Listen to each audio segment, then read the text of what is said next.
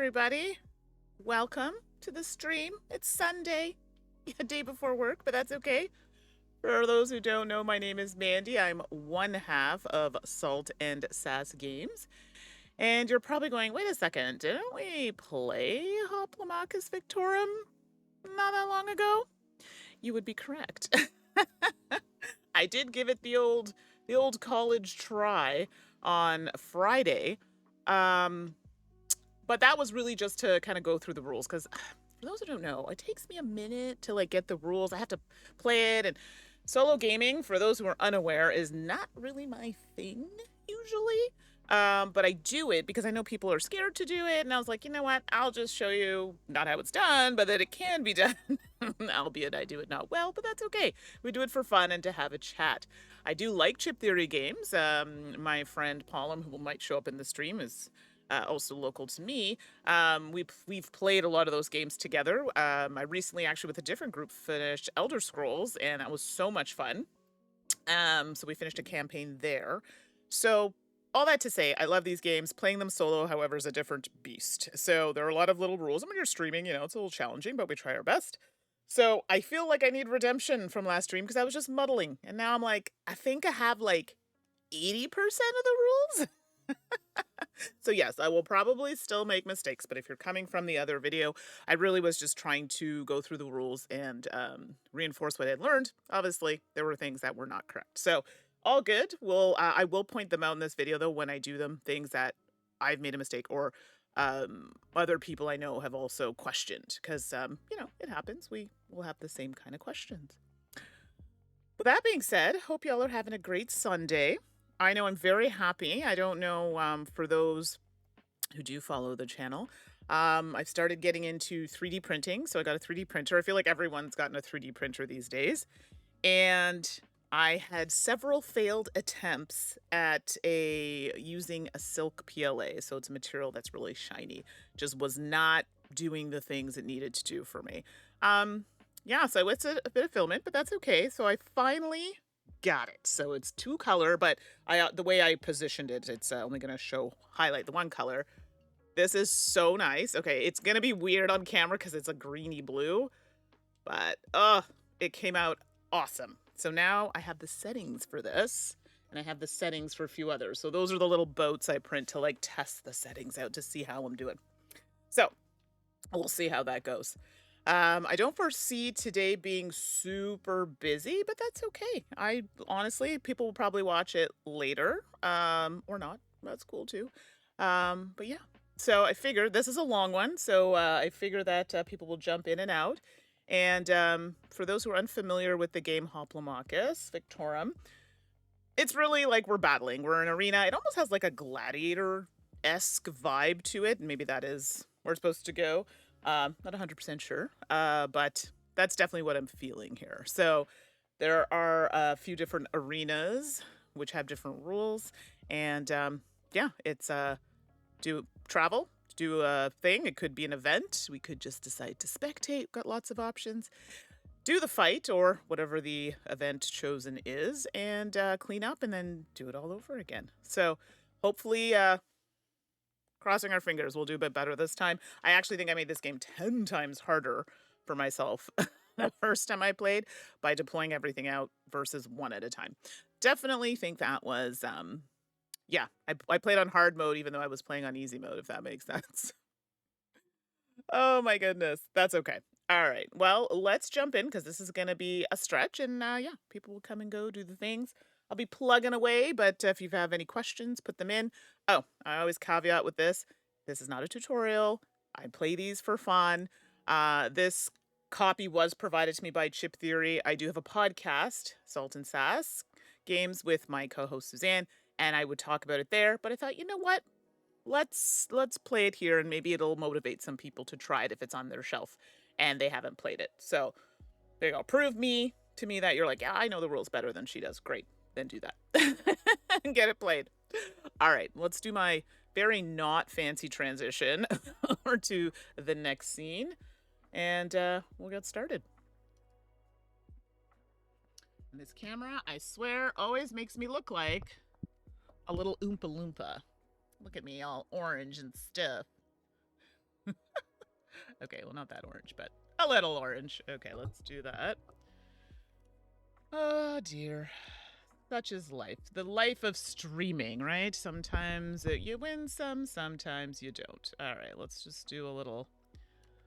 I'm going to fix that, because I don't really want to be orange, but what do I know? All right. Where are we here? There we go. You would think that they would sort this out at some point. It's like every time I start a stream, it like resets me back to a delightful orange tone. But this looks somewhat normal, so we'll stick there. All right, let me just sort myself out here. We're going to move this so I don't get impaled. And we'll give it a go. All right. So here is the lay of the land. Now, this literally takes up what little table I have here. For this game. I have a pretty small table to stream for this, but that's okay. You can see it, so it works out. These are all the things for the most part we're going to be working with. I have some other things off screen, like the mats that we can change out. We can bring those into play, but everything you see here, cards, chips, these are what we're going to be using. So, someone had asked me if there's like a lore. I didn't feel that was the case. There's a little bit of a story, but you know, it starts off the story so far. I won't read the whole thing. The year is AD 79, Anno Domini, and Roman sage Pliny the Elder has learned of the imminent eruption of Mount Vesuvius. Seeking to save thousands of lives in the nearby cities of Pompeii and Herculaneum, he invokes the Eleusinian Mysteries, a series of ancient rites that allow him to communicate with Proserpina, goddess of the underworld. Proserpina bestows her mercy upon those who live near the volcano and forestalls the eruption, but Pluto, lord of the underworld, is not pleased. So there's a little bit more there. Not a huge story, but there's some there. And it specifically says that we are the hero in this game. It is a solo game of adventure and arena combat, so exactly what we were saying, in the world of ancient mythology. So there are other games in this series. I've played the other one, escaping me off the top of my head, and that one I think is a 2-player. There's also an expansion for this, but I'm like, let me just get through the base box, and then we'll see about the expansion and how we do. Today we're going to try and do as much as we can of Act 1. I may not finish it, but if I don't get to the Primus, which is like the final battle, I'll talk a little bit about it, and there are plenty of other videos if you're really curious to see how it's played, exactly. No thinking about rules. There are a few online. This is just a chill, check it out, see if it's a game for you. So, that's it. So, let's take a look here. Let me pull up the old Stream Deck so I can smooth some things out. Okay, just a quick overview before we jump in. If you were in the last stream, this is going to be a little bit of a repeat, but hey, can't hurt to review. So, we have the main area, which is where all the combat's going to happen. And then we're going to be using this a lot. This is going to allow us to pick the different cards for the different events that can happen and the different enemies that are indigenous to that specific area. Okay? Or sorry, I shouldn't say indigenous. That's a poor choice of words. That are local to that area. Okay? Excuse me. So that is the main area. Then I've got my stat sheet, and I have my hero, which is already loaded up with some health, some buddies that are going to help me out, some tactics, and I have some other cards here, special prowess cards. Now those cards, I'll just swing over here. So it might be a little hard to read, but these cards, I'm playing on like chosen mode or easy mode, so I get 3 of these. If I was playing in the regular game, it'd be 1. But that's okay, and we get a little extra health. So I think I get 6 instead of 5, and there are a few other caveats that are going to be different because I'm playing on an easier mode, okay? And then I start with an archer, an attacker, and a defender, and then we start with tactics. And we'll explain how that all happens as we go. Again, not a tutorial, but at least you can see how it works. All right, so that's kind of my camp, my area. And then if we go to the other side of the board, oh, not that side, this side.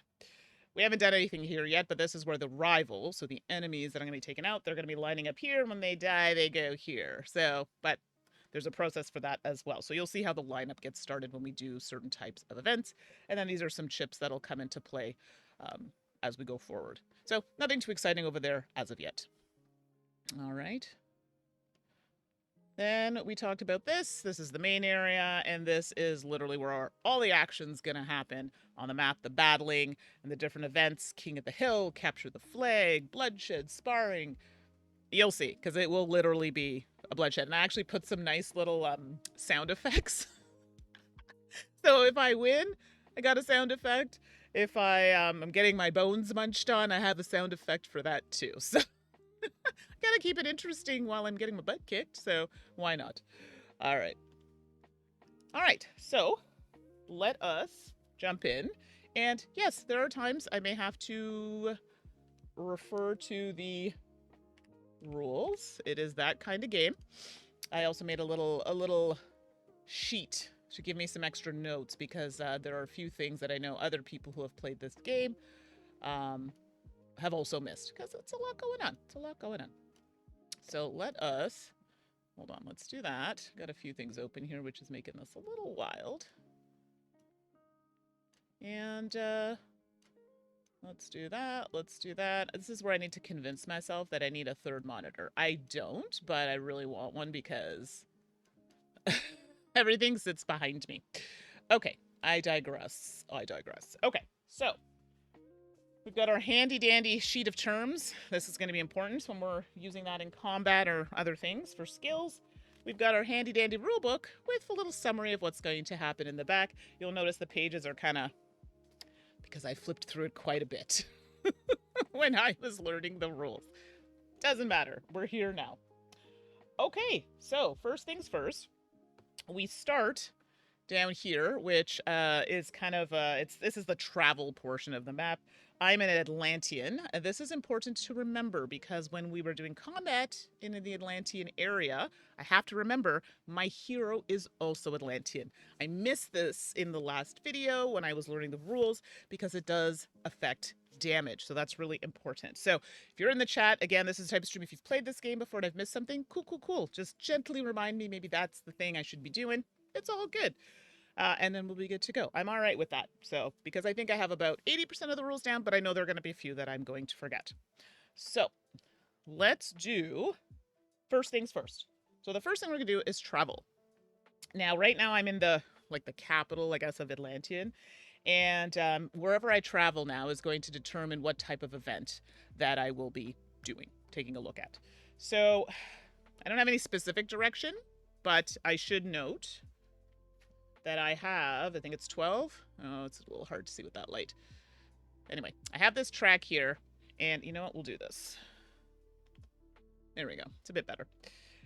This is Act 1, so I have up to here before I have to face that Primus. Again, we may not get to it in this stream, see how far we get, but just so you know, that's how many days I have before I have to get there and face it. Otherwise, we're going to have a problem. I may not live to see another day. All right, cool.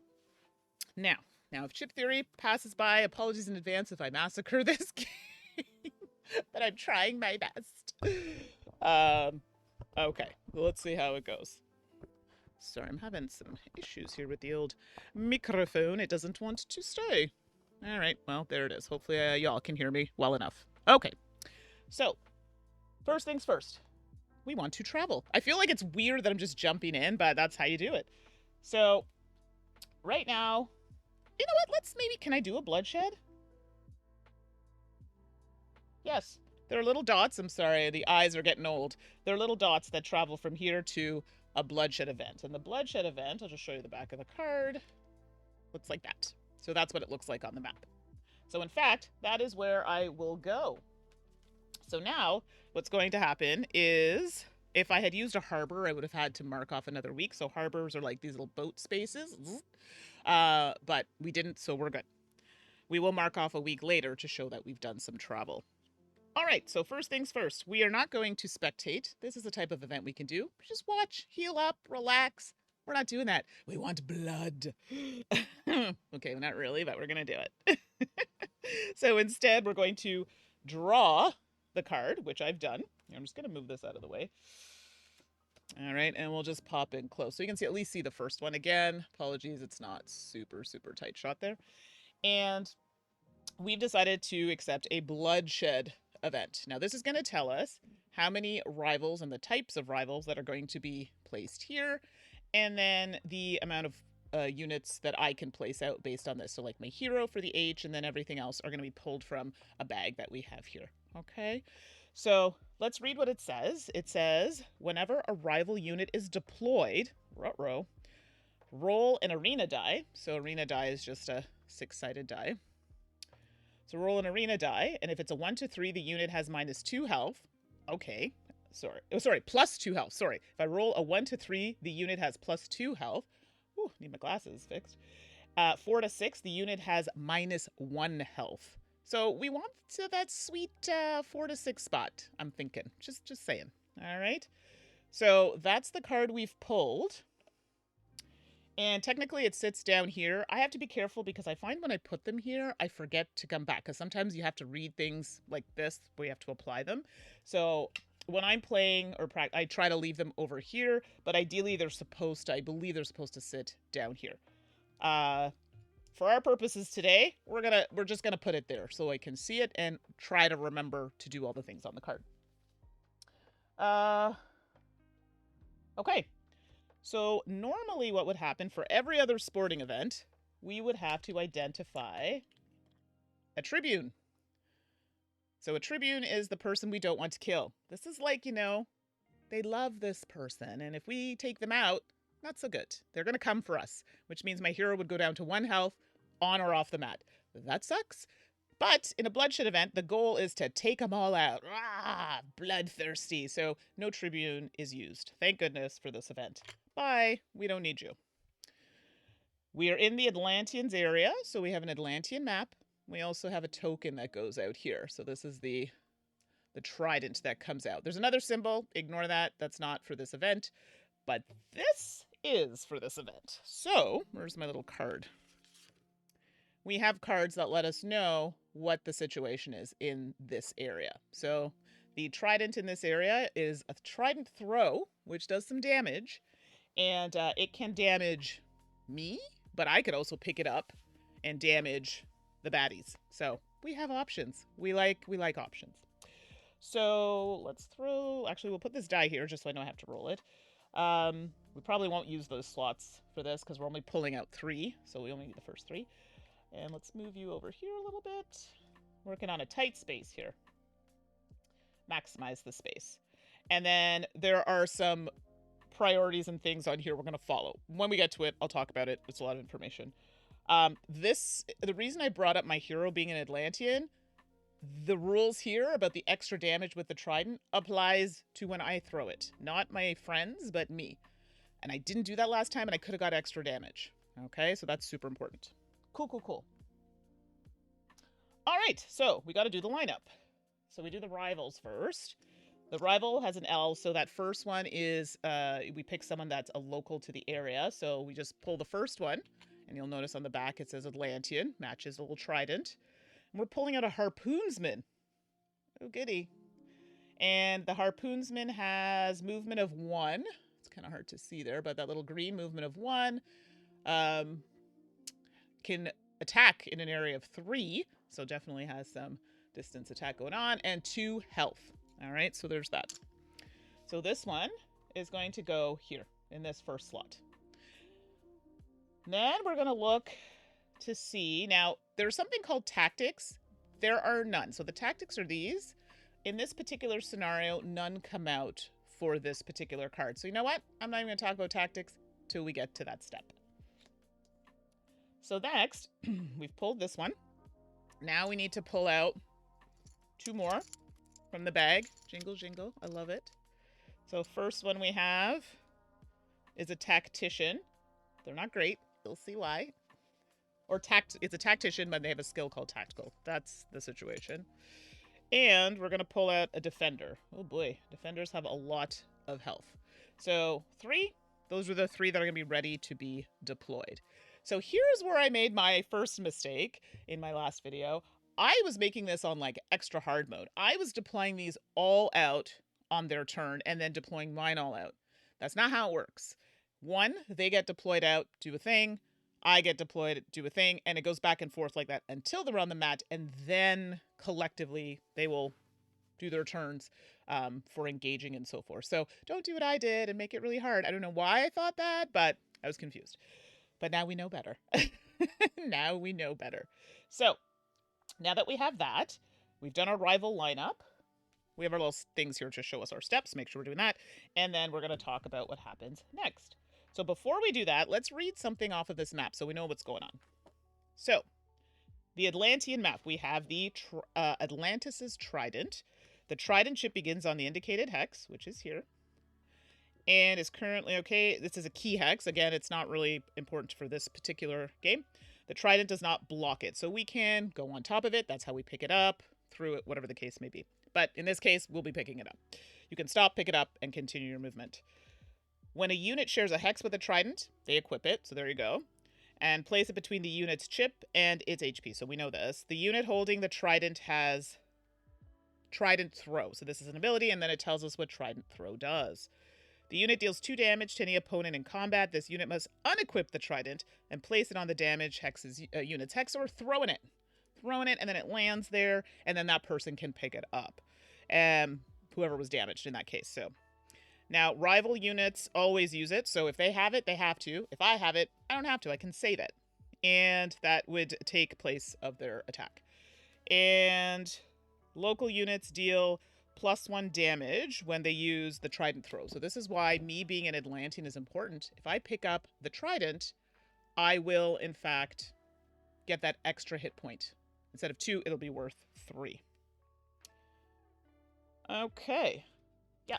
So the Trident Throw is a special ability, and if I'm not mistaken, it's a special, not an ability, they're different, takes place instead of your attack. All right. This is a lot. Cool, cool, cool. Great. So first things first, and the step of things we need to do is we have to deploy. So we're going to deploy, and it's the rivals that go first, I should say that. We're going to deploy the Harpoonsmen. So they have a health of 2. They get blue health chip tokens. Versus I get red, they get blue. And they get deployed to the lowest number on the map. Okay, so let's come in close so you can see. So they get deployed here. Now, when they come in, I think the term is dazed. I might be wrong on that. But what that means is that they come in, they can't do anything on their turn. So, and we'll verify. But yes, when they there are abilities that will negate that from happening, but that's usually what happens. So daze is correct. So they can't move, attack, or use abilities or special on the turn that enters play. But if they have innate type of abilities like tactical, that changes things a little bit. So this one has first strike. And that is, yeah, innate ability. So first strike is, this unit can attack or use a special the turn it's deployed. Well, that's great, but there's nothing to attack. So in this particular case, they would be allowed to attack, but there's nothing. Now, this would be the step after they've been deployed and they've done the things. Actually, before we do that, I knew I was going to forget. Our little card says when a rival unit is deployed, we roll an arena die. This is going to determine if it gets any extra health. Please, no. That's bad. Because if I roll between a 1 and a 3, it gets 2 health. No. Oh my god, why? So, immediately, it comes in with an extra. So now we're at 4 health. Good times, everybody. Good times. Okay, so that's our card that we had before. Then we've done that. Now, if we had any tactics, so there are these tokens here, which are tokens that could be good for them, like giving them health, or bad for me. I could put something like a hamstring, which prevent me from I could either move or attack, so it inhibits my actions. That would happen now. Now, they generally have to be placed on an opponent that's adjacent, but again, there are skills that will negate that. So that's it for the rivals. This is better than what I was doing. I was deploying them all now. Nope, that's the rival's turn. Now it's over to me. Now, in my particular case, I get to pull out... Oops. I get to bring in a hero plus 3 of my people. Now, this is a lethal event, which means if any of my people die, they're gone. Like, I don't get them back. So I'd have to find another way, like winning certain combats to recruit, or using, I think a blessing allows you to recruit as well. So there are options, but I don't want to lose my people. Just saying. So I don't have to bring my hero in. And remember, the goal of bloodshed is to take everybody out. Like, kill them all. And yeah, I'm concerned. Well, let's see here. Hold on. Just want to make sure stuff's working here. Okay, so, I'm almost tempted. He has an ability when he comes on the map that he gets to roll some dice and like do some crazy damage, but it's based on how many people I already have out. So the defender's great. He's slow, but might not be bad. Yeah, I think that's probably the way to go. Okay, so the defender's going to come out, and I have these spaces that I deploy on, and I get 5 health. So he's a chonky guy. Chonky. 1, 2, 3, 4, 5. And there's nothing wrong with that. So ideally, we'll put him there. I think that's a good spot for him. Again, he comes in dazed, so that's it for that. So he doesn't get to do anything, just move, attack, nothing. Yes, no, I don't think... Do you get to put tactics out when you're dazed? I don't think so. Let's just verify that. Or use abilities. Yeah, tactic placement. I think you still can do tactic placement. It just says that you cannot move, attack, or use abilities or specials. So, I would think so. But I also don't want to be too frivolous with throwing those out there because I don't get those back either. So, again, let's be a little frugal for the first event that we're doing. Okay, so that turn is in fact finished. I think so. We doing a thing? Yeah, good. It's important to just double check because there's so much happening. I miss things. Now we're back to deploying the next one here. So next in order is going to be the tactician. Oh boy. So unfortunately, the tactician will get to move and do things on their turn, if I'm not mistaken. So they get 2 health. 2 health. Oops. And they go to the next available space, so number 2 in this particular case. However, don't forget, for our event that we have over here, I gotta roll a die. This lets us know if it gets more health or we can knock a health off. Please. Oh my gosh, I just added 2 more health. What is happening? Literally, I feel like this is what's happening. They're laughing at me. They're laughing at me. Okay, so... Good gravy. So now we've got 2 of these baddies with 4 health. Now, tactical... Tactician. Let me see. Tactical. This unit can move during the turn it's deployed. This unit's troop can play tactics on non-adjacent opponents. So if I was putting out these tactics like I told you about, they could put them anywhere. They don't have to be beside them. We don't have any in this one, so we don't need to worry about it. They do move, however. Now, this was a doozy for me to figure out. Movement? Oh my god. So on the bottom of this card... This is the priority for marking, so where you're going to move toward, and then the priority for attacking. And they're 2 different things. I was very confused. I think I got it. For the most part, when you're marking, you go down to, you want to try to get to the highest priority, meaning this is from the left to the highest priority to the lowest priority. Trying to make that. Attacking, you're really looking at the bolded items. Because a lot of these ones that are not bolded are usually like trying to get to a tile or something like that. It's confusing. I'll explain when we get there. It took me a minute to figure it out. I got there, but it took a minute. So, this deployed will move. This is also going to move, by the way. So this is where I was making mistakes, but the movement is now going to be all of these things that are on the board will move. So, let's do the harpoonsman first. So, first, sorry. What did I pull up? Not the harpoonsman, excuse me, the tactician. The tactician gets to move on their turn, their days. To be fair, I could really do these in any order, but if they weren't able to move somewhere, I'd have to reevaluate after I moved everybody. Okay, so the first things first. They all are going to want to move toward the flag holder. There's no flag holder in this game. Not what we're looking for. So now they want to go to the unequipped trident. So this has a movement of 1. This has a movement of 3. So in fact, this one can make it there, and it's going to get that trident. So it's going to go 1, 2, and I believe it stops movement once it's reached its destination. So the priority, next highest priority was this. So this is not great. It's good they're not local, because local local enemies get an extra hit with that. So thank God for that. Then they've done their move. They do not attack, though. They just move on their turn, but they don't attack, as far as I'm aware for the tactician. Or tactical, yeah. It just says it can move. Doesn't say anything about attacking. So that's, it's got it. It's ready to use it. Well, it's ready to use it soon. Okay. Next, we have the harpoonsmen. They also have to move.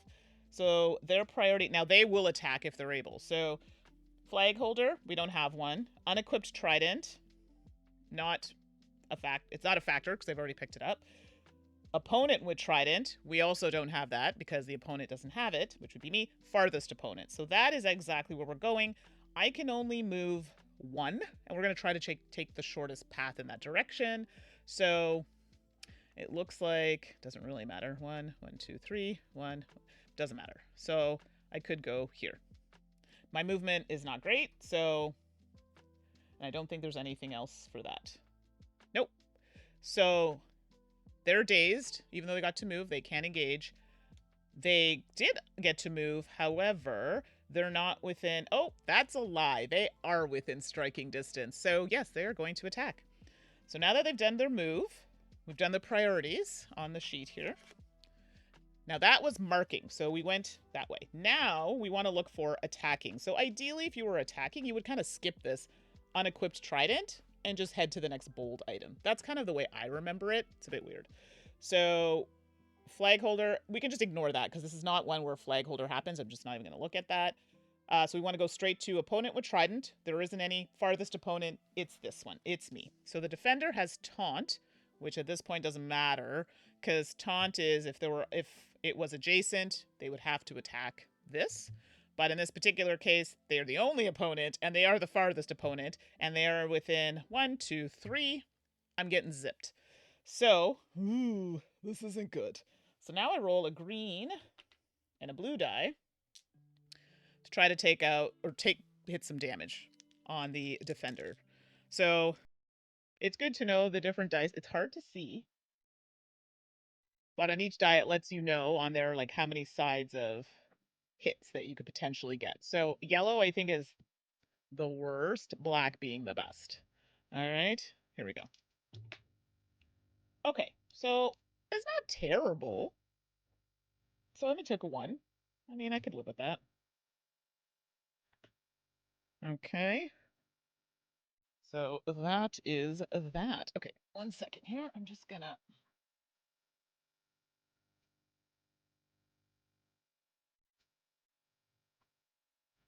My desk is a little low. There we go. My little thing didn't want to sit properly. Okay, so that's that. And if they had any other abilities or whatnot, those would have happened, but they didn't. So first strike was the only thing that they had. Cool. So that's their turn. Now we're back to me. So now this will be able to move. The defender will be able to move. But first we have to deploy.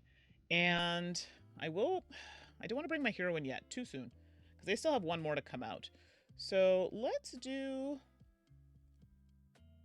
I also want to pick the one that has good dice. But anyway, I have an ability with Kraken Lance that allows me to kind of bolster, give them some extra help. Something I should also note with Kraken Lance, this side of the... I did this when I first played, not on the video, on a different thing. It has stats on the other side. Do not use this. These are for when you're playing, I think later on in the game, potentially some kind of upgrades. You start with the blank side. Oops. That should not be in there. Don't know why that tile is in there. This starts on the blank side, and you get stats based on the back of the book. And then change it based on your difficulty. So I do have 2 movement and 1 range. Okay. But we're not going to bring the hero out yet. I think what we're going to do is I'm going to bring out the attacker. It seems like an event where the attacker might be needed. Their health is a 3, so it's not terrible. And they have retaliate. So first of all, they're going to come in. I'm going to put them here, actually. And they're dazed, so they can't do any attacking or anything like that. I don't want to put out any of these because that would be the next thing to look at. But retaliate is After this unit is dealt damage from attack, if this unit is not defeated and its attacker is within its range, it deals the attacker 1 damage. So exactly how it sounds. Okay, so I did that. They can't move or anything, so that's going to be like that. But the defender can. I don't want to move too far out of range because I want my hero to come in and kind of bolster them when they are ready to do more attacking. However, the defender doesn't have great movement here. And actually, the defender is probably, well, I'll get a choice. One of them is going to get hit with the trident, so I really need to deal with that. Huh. Wow, I didn't think this through. These only have a range of 1, so I do in fact have to move this, but at least if I move here, then I'm beside, so when it attacks, it has to come for me. And then my hero, I can put them here, and they have the ability that they'll be able to move on their turn. So I'm not mad at this. So I'm going to move there, and then we're going to attack the tactician because they're within range. And yeah, unfortunately, I get 1 black die. So the black die is like the best of them, but I only got 1. So let's hope I get some kind of hit. Maybe? Yay! Did I get a hit? Sorry, it's hard to see. Yes, I did. So that zips. Oops, just 1. There we go. All right, very exciting, very exciting. I have nothing else that I can use, specials or anything. Well, instead of the attack, it would have been a special. That's it. So make sure. That's it for me. So now we're back to the enemy. They're going to deploy. So this one, oh gosh, this one comes in with 5 health. So it's another defender. 1, 2, 3, 4, 5. And this will go on the 1 spot. Now I also have to roll the die to see if they get extra health. Wow, I really know how to make this challenging. Ah, so I rolled a 5. This means they lose a health according to this event. Between a roll of 4 to 6.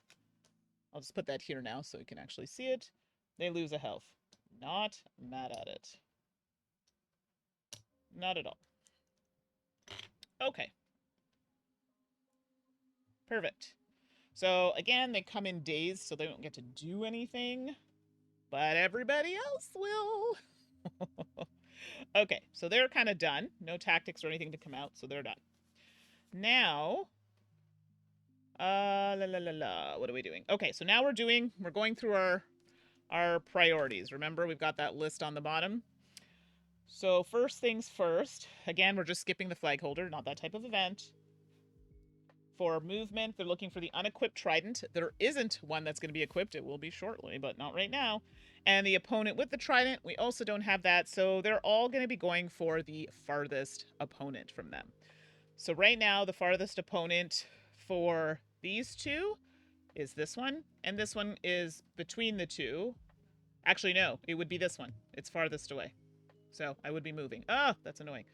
So again, they're going to take the shortest path. The defender moves very slowly.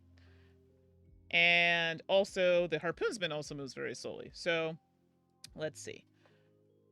Going here. Well, if I move... Actually, yeah, this is going to be interesting. So let's move you here. So we want to be beside it.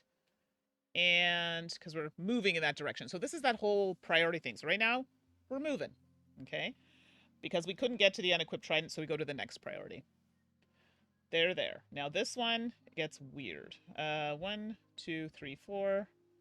1, 2, 3, 4. It doesn't matter. So that's going to move there. That's going to move there.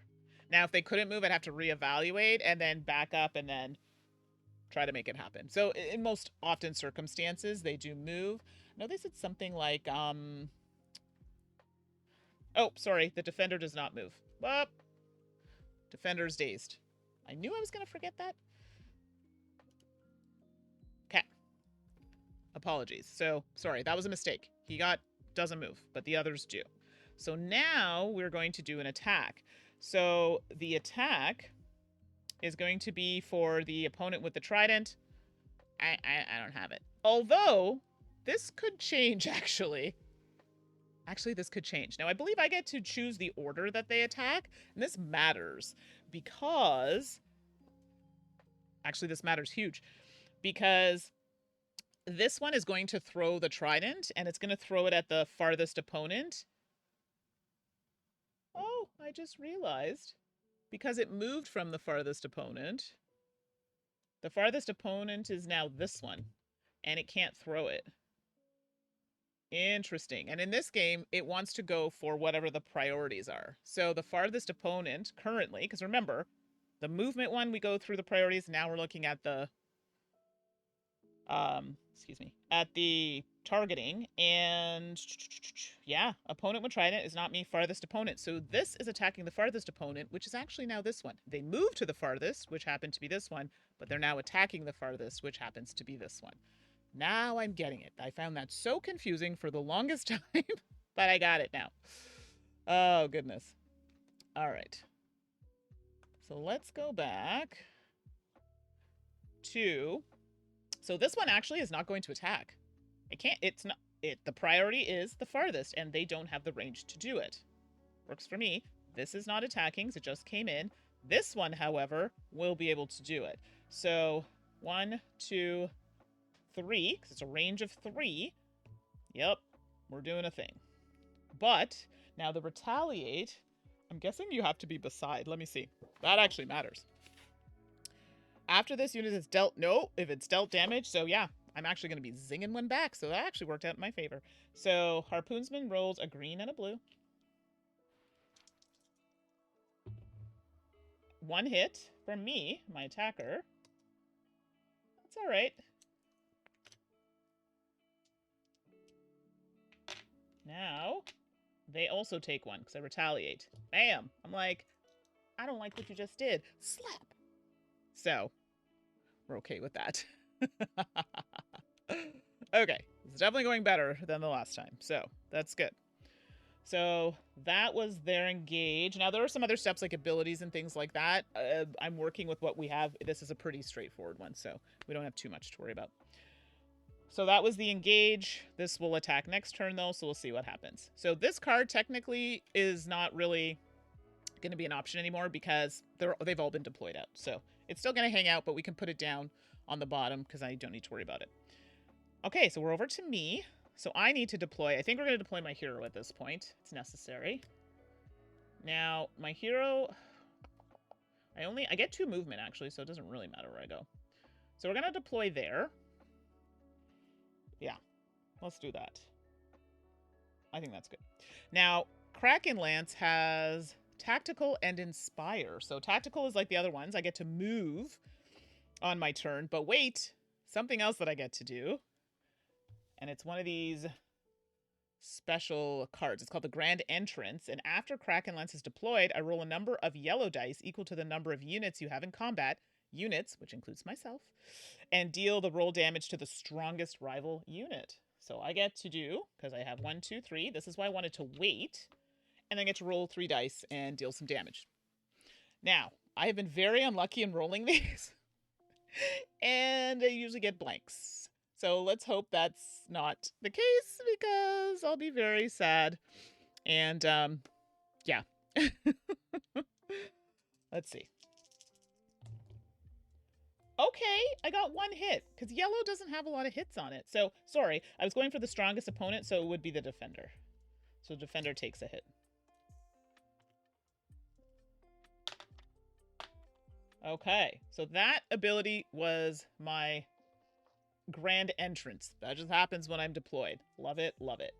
I also get to move when I'm deployed because I have that tactical skill.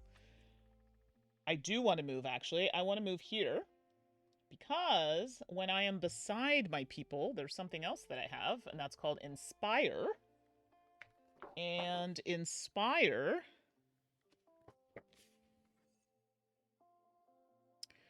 allies adjacent to this unit, they get a blue die to add to their defense. To their attack, excuse me. So, yeah. So, once you start going through these rules and stuff, it's actually easier. The first time I played it, I was like, I thought I had a grasp on the rules, and then until I started playing it, I'm like, no. And of course, we all interpret things differently. So after sitting with it again, going through it, it definitely is a bit better. So if anybody's watching from the last time, you'll see that there are some differences which make it a little easier as I am playing on easy mode. So, we'll see how that goes. Okay, so that's fine. I still don't get to attack. I come in, I got to move, but I don't get to attack. But I do... Now, do I get to use my abilities? I might not, actually. So hold on. If that's the case, I might not have moved, to be honest. So let's take a look. I don't remember. So it says... They cannot move, attack, or use abilities or special on the turn they enter play. In this particular case, I was allowed to do that. Are these considered... Is prowess considered an ability? It does not affect innate skills. Okay. Oh no, inspire is an innate skill, I think. It is, so they do still get inspired. This makes me very happy. So even though I don't get to attack, they do, and they get extra dice to do so.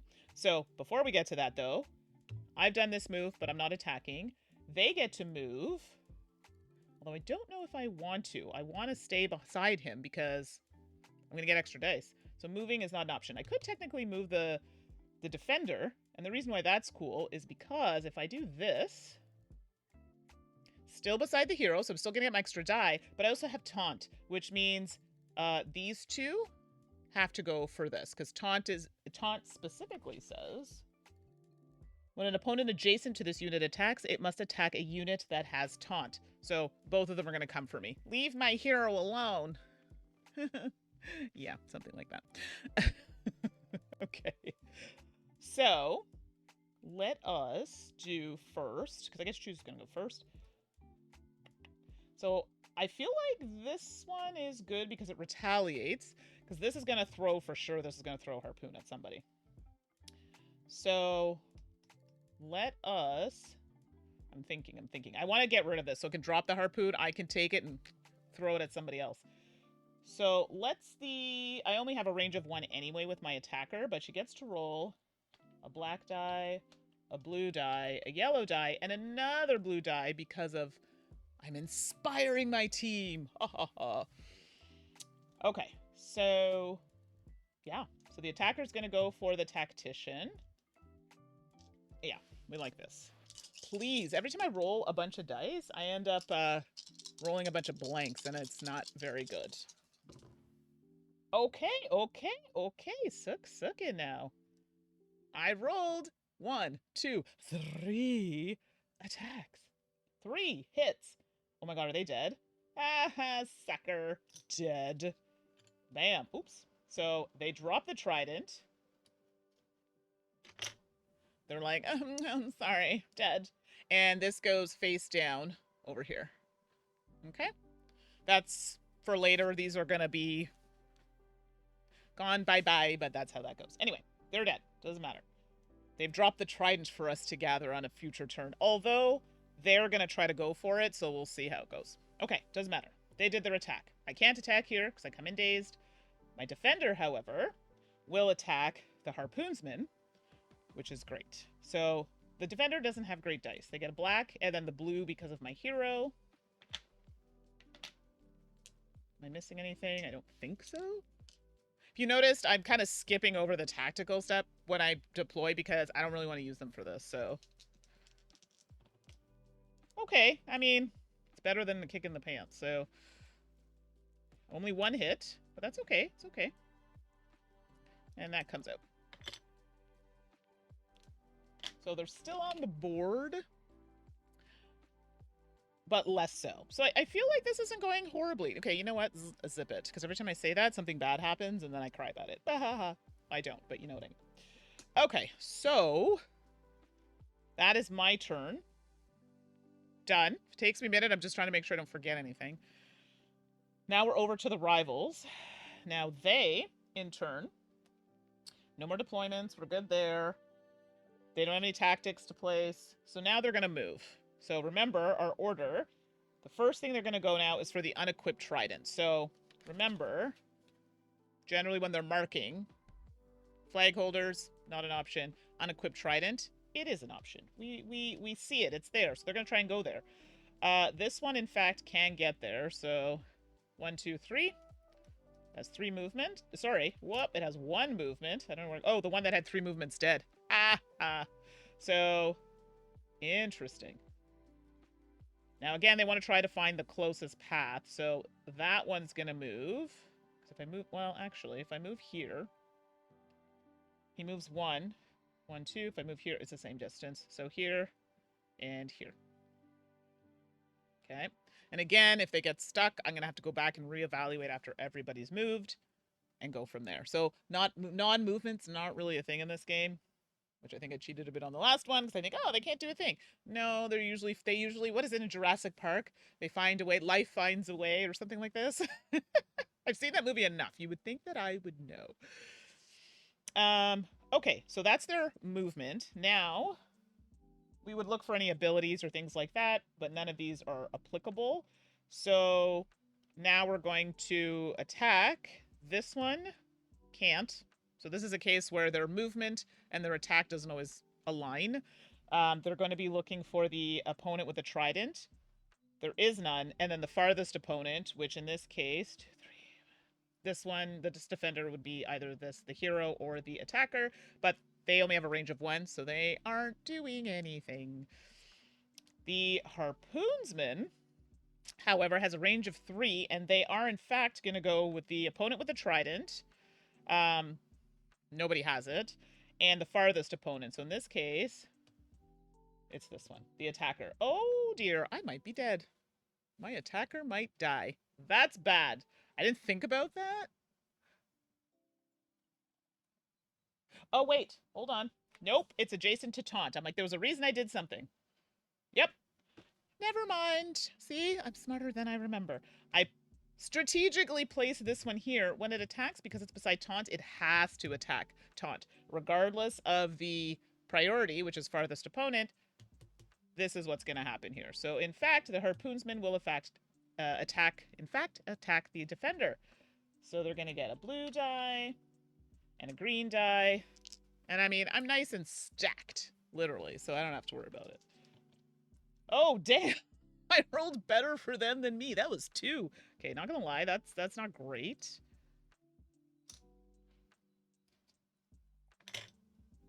Yeah, that's bad. That, I honestly thought maybe would get 1 hit. I wasn't expecting 2. Oops. So yeah, so that's that. So that's their turn. Okay, so now it's my turn, and my hero is in action. Wahaha. Actually, let's see if we can take him out this turn. I think we should. So now, let's move... Well, I want this trident, which needs to get thrown. Now, if I take this trident... Yeah, anywhere I take this, I have to move close. I need someone who has movement, which is my hero. My hero has the most movement. So, if I do... come on, you can do it. 1... I pick it up. Sorry, technically it should go... Oh my gosh. See, this is where nails are a problem. I love you, nails, but Lord... It's supposed to go underneath like this. And then put this. So, I think it was here. So, 1... Was I here? Yes. 1, 2. So I can pick it up, and then I can keep moving. And that was that movement. And then the attacker can move 1. Sorry, the attacker moves 2. Oh, well, that's interesting. Actually, and this does 3, because I'm an Atlantean. I'm going to get an extra hit. So the attacker does 1. Oh, well, 2. I didn't really think that through, unfortunately. So... Hey, TTV peak performance has followed. Appreciate you so much. Thank you. It must be the, you know, a win might be coming my way. Probably not, but that's okay. I appreciate it. Thank you so much. Okay. So, okay, move that. My defender, I don't want to move, actually. We'll keep it there. This is kind of a bit of a waste that I did that, because now... I'm kind of just hanging out and I can't actually do anything. Actually, I might die. Actually, I'm 100% gonna die. Oh, you know what? I'm actually only gonna move that one 1. I had moved it 2, we're gonna move it 1. Mistakes would be made if I did that, so no, no, no. Okay, so now that I've done all my movement, then I would do abilities and whatnot, keeping in mind that I have my Inspire, so anybody attacking is getting an extra die. Unfortunately, my attacker's out of range for anybody, but I do have my trident, and my trident, actually, this is going to be very good. Because I'm an Atlantean, and local units deal +1 damage when we throw the trident. So I am a local unit to this area. So I have the trident. If I throw it at the defender, yeah, guess what? You dead, son. So that's what I'm going to do. We're going to do, bam, throw it. Normally, so it comes off, it hits here. You're gone. You are now in the defeated pile of enemies. And we're one step closer to winning this bloodshed event. So, cool. I didn't have to roll some dice. That was my attack for my hero. So now my defender, now this is where my defender needs to pull it together, because the harpoonsman needs 2 hits. So I get the black die, and then I also get a blue die because of the inspire ability from skill from Krakenlance. If I don't roll 2 hits right now, I swear to you, well, I don't swear anything, that's gonna happen, but oh, I got 2 hits. Yes. Sorry, you don't know how exciting this is for me, because I usually lose at these things. Oh, so technically, bam, you did. That goes away. This also dies. And guess what? I won the bloodshed event. Woo! And I didn't have anybody die. That's the biggest thing. Sorry, this is very exciting for me. Very exciting. Okay, so, woo, okay. That is amazing. Actually, I had a specific button I made for this because it rarely happens. Yay, I'm the winner of said battle. For now. Just wait for it. Okay, let's bring it back here. Let's bring it back. So now we're going to do a cleanup. So, sorry, at the end of the combat, we've met the goal, which is bloodshed event. We got to take them all out. We've done that. Then, let's see. Okay, so cleanup. So this is lethal, as I said before. So if I had anybody that died, they would be going back to the bag, which is what's going to happen to these ones, including these. But I can potentially recruit those, so it's not necessarily a bad thing. Okay, so in cleanup, we have to mark off a week, and that's going to show... Oops. Let me just do that before I forget.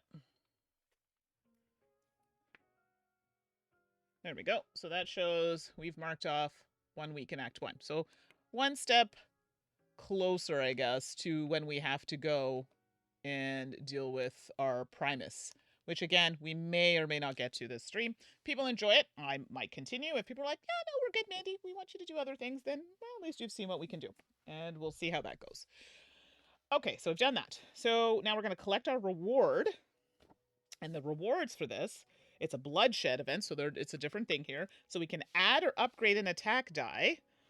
Increase my leadership by 1. So leadership allows me, if I'm not mistaken, to have more people that I can hold in my team. Increase my health by 1. And that's it. So I have to choose one of those. I mean, having that extra die is really nice. Upgrading one is really good.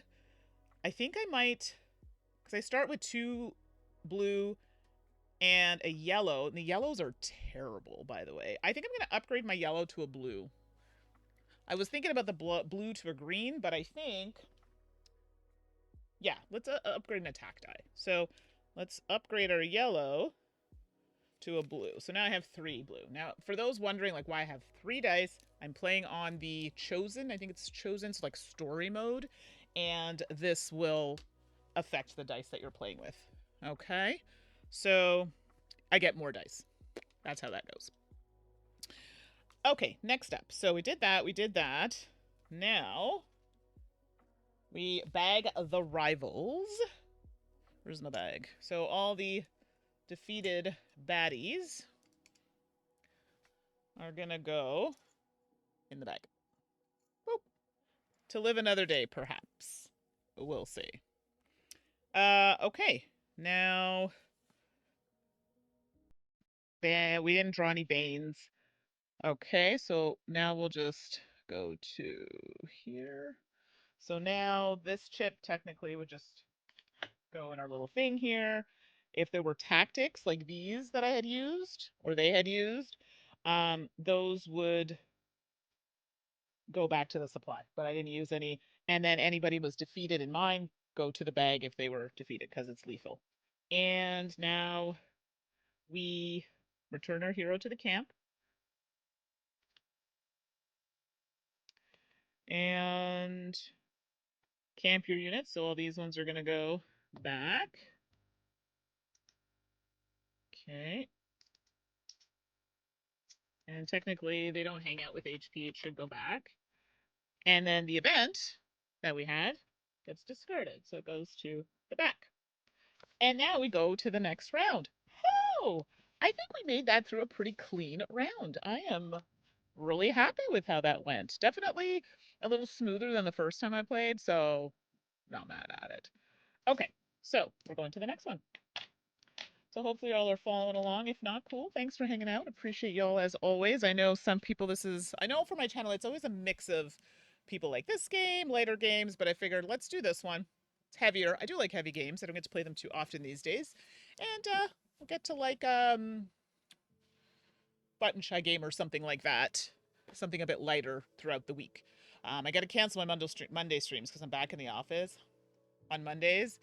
But yeah, my schedule will be sorted out soon. We'll see how that pans out.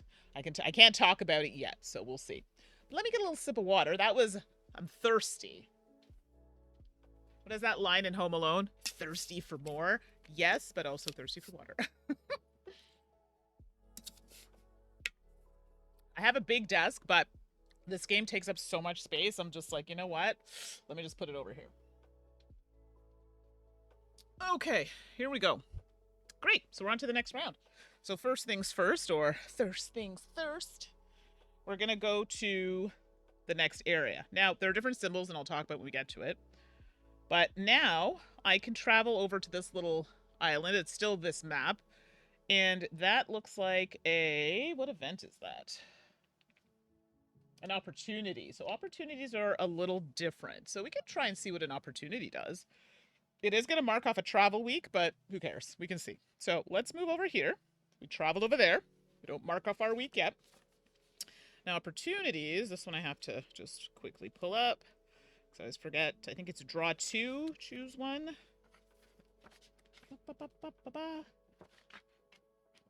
Okay, here we go. Yeah, so draw 2 cards. So take the top 2.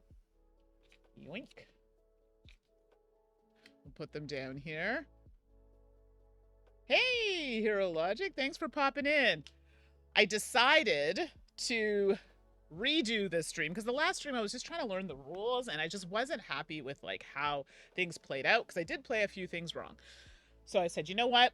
Let's recalibrate. Let's come back and take a breath, redo. So now I think I'm on the right path.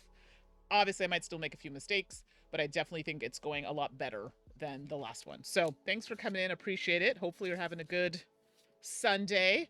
Yeah. And I don't remember if I asked if you had played this game before. So, or if this is a game you would play. I know this is not for everybody, but now I'm always curious. So for the opportunities, we draw 2, and then we choose 1.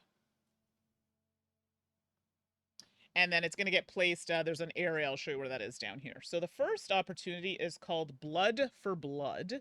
When creating the rival lineup in a bloodshed event, for the first chip that would be drawn from the bag, draw from the Bane stack instead, treating it as though it was drawn from the bag, win the event. Oh, but then I do get a special prowess card, which are those cards that allow me to do those cool things with Kraken Lance. So that's an option. I don't love pulling a Bane, though. Banes aren't great. So.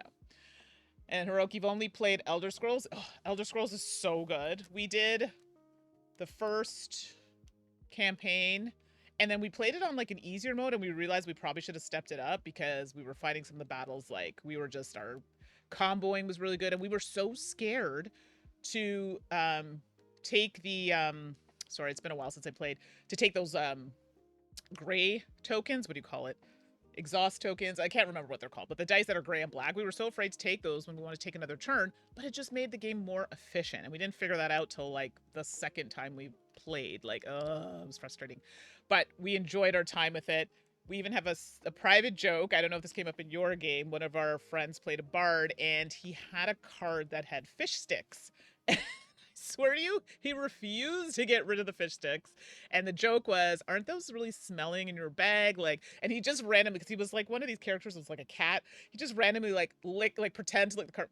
These fish sticks are delicious. I'm never letting them go. Anyway, it's stupid, but little jokes like that from the game just made it so much more fun. Anyway, I hope you had as much fun with it. Any private jokes in your plays? But my game group was like, we loved it, but it's like a once a year thing because it's a lot. So we'll see. Maybe I can convince them again to play. So this opportunity is looking nice. The second one, win a sport event without defeating any rival units. And then I get hero prowess. Well, this is interesting. Because there are some events where you don't... Your goal is not to kill rival units, but if they're coming at me hard, that makes it really hard. You know, I think this is not going to happen for me. I think this is more likely to happen. I'll take a Bane, throw it in, makes it interesting. What else can go wrong? So, this actually is going to sit here. So, just hangs out until we meet that condition. So, think of it as like a side quest. That's probably the closest way to describe it. Okay, so now that we've done that,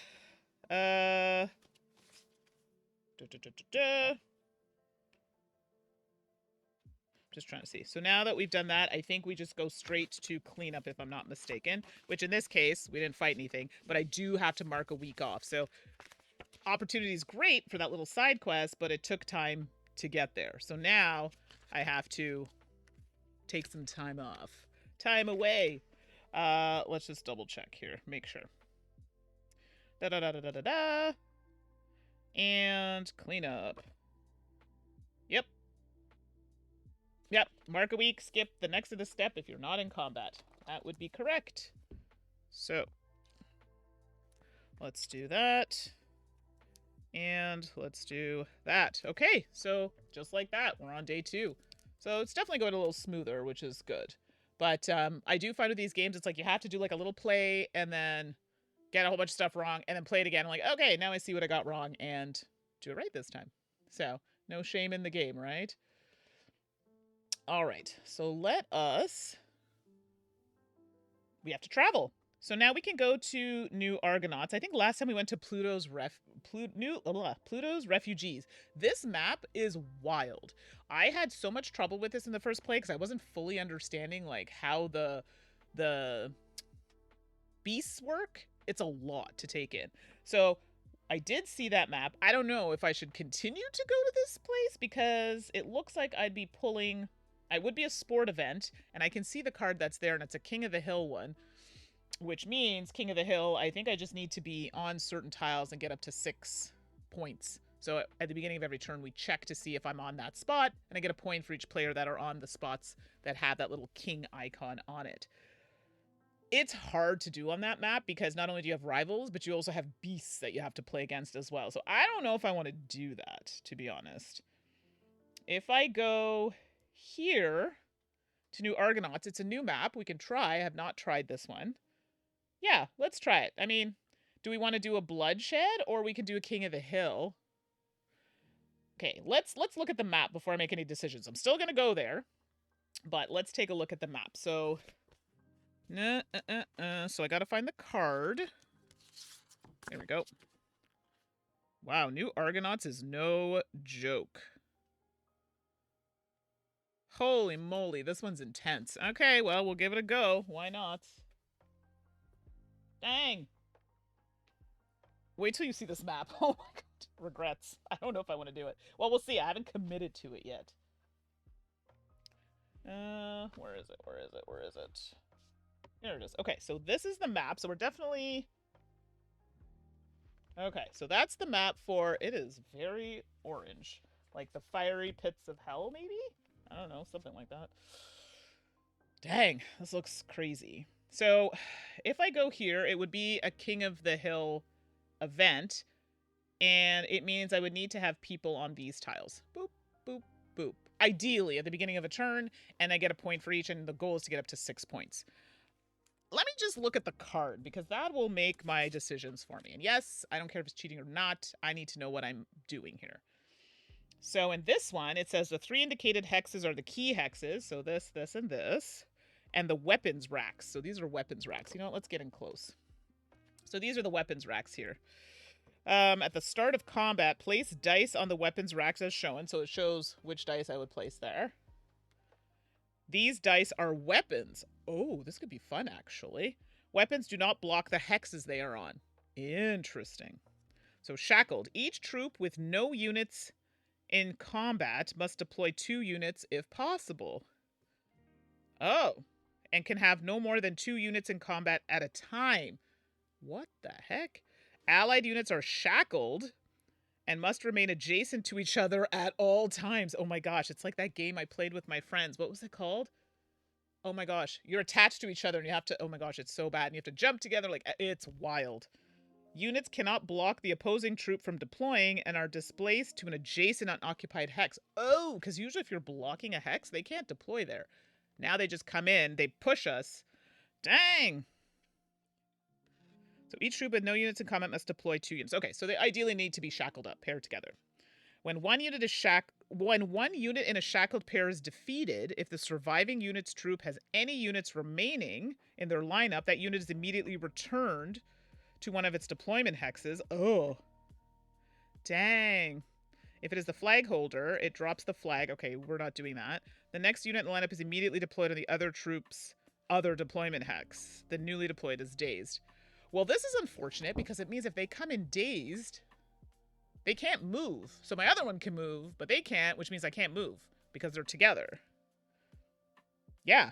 Oh, this is terrible. When a unit moves onto a hex with a weapon on it, that unit immediately equips any weapons on that hex by placing it on their chip. Units add their weapons to their attack. That's cool. When a unit is defeated, the weapons are dropped in the hex where they were defeated. I don't know about this. This seems challenging because, remember, I don't know if I want to do King of the Hill on this one because I would come in, I'm just talking through it here so you can see my train of thought and you can tell me if you agree, or not agree. It doesn't matter. Opinions are obviously welcome, but not mandatory. I would deploy in here. I have to deploy, when I deploy in, I need to make sure there are 2. So if there was only 1, 2 would come in at the same time. And they have to stay together. Hey, Time Roller. I'm having a crisis here and debating what to do, and I'm thinking it's not going to go well for me here. Oh, this map is terrible for the type of event I'm trying to do. Hopefully we're having a good weekend. So my concern is that they need to move together. So that means for each of these hexes, if I want to have people on them, because we're doing the King of the Hill. King of the Hill means, see this little symbol? For every unit that I have on those at the beginning of my turn, I get a point. And the goal is to have 6 points to win the King of the Hill. This is going to be very challenging, depending, I'm only going to have, I'll have a lot of, I'll have a total of 4 units. My hero would not come out at all next round. Yeah, I don't know about this one. And that means, yeah, this is way too hard. They have to move together. So I would have 2, 1 could be here, and then I have to move another 2. You know what? I think I've talked myself out of this completely. Ooh. Yeah, I don't think so. Nope. I think New Argonauts is not where I want to go. Now, if I'm doing a bloodshed event, I don't know if that's any better. I think it's better than King of the Hill. You know what? Let's try it, see what happens. So, I've already pulled the map out. We are, in fact, going to travel to Argonauts. So let's just pull that out so you can actually see what I'm doing. So I went from here to here. That is a bloodshed event, which we just did. So let's pull that out. And let's see what fresh hell awaits us here. Let's pull that in so you can see. So it says, each time a rival unit is defeated on a key hex, so the key hexes are these ones, your hero may heal for 1 HP even if not in combat. I mean, I don't know how useful that is for me right now, but I'll take it. It's better than the alternative. So, and Time Roller, is this a game that you've played or would be interested in playing? I know it's solo, and I think we had this discussion that you don't really do solo games, I know, on your stream, but have you played a lot of chip theory games? Okay, now tactics are going to come out in this one, so you'll get to see how those work, but this map is wild. All right, you know what? Let's just do it. It's better than the King of the Hill. The King of the Hill was an absolute, I don't think so for me. So we're going to do Bloodshed. So Bloodshed, unfortunately, is not going to show you anything different than from before, but that's okay. We'll move on to other things later.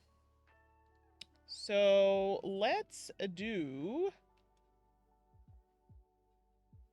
Okay, I don't know why I'm looking at this like something is going to happen. I need to start my lineup here. So first we got to pick the local unit. And this is New Argonauts, which is... I think it's this one? No, that's the Suvians. Wait, what are you?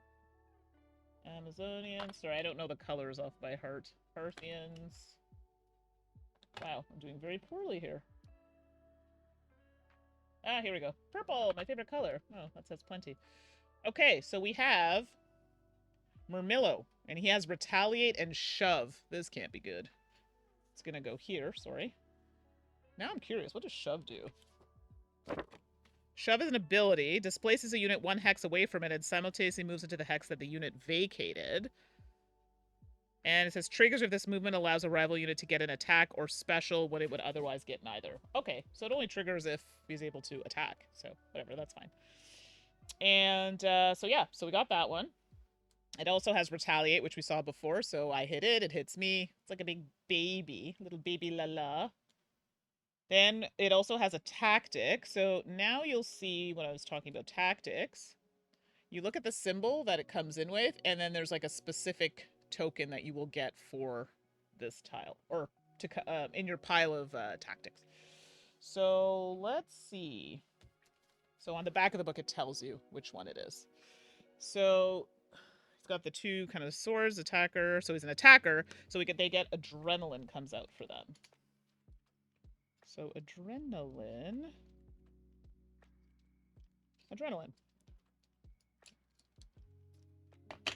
So adrenaline it's a permanent one, and this unit has +1 movement. So chances are this one's getting that. So we'll just throw that there. So throw it over there. Okay, so next up is another one from the bag. So not a local unit. And we'll talk about what local units get in this scenario. Okay, so now we're pulling out, great, an attacker. This is terrible. 2 attackers. This is real rough out here. And Retaliate, which we saw from the last time. That's totally fine. But they also get a tactic, and it's, again, going to be another adrenaline. Great, so they're just going to be moving all over the map. Now, reminder, this is a bloodshed event, so at least it's an easy goal where I just have to take them out. I kind of like these ones because it's like less complicated. Just take them out. Then we have 2 more from the bag, but they don't get tactics. Thank goodness, because this is looking real scary. So we've got this one, which is a defender, which has the taunt. So if enemies are adjacent to this, they have to go for the defender. This just has a lot of health. It's not like super scary. And finally, a tactician. Don't love this one because it gets to move when it comes out. That's its like ability. Okay. Let me just get a sip of water. Because I know I'm going to be thirsty.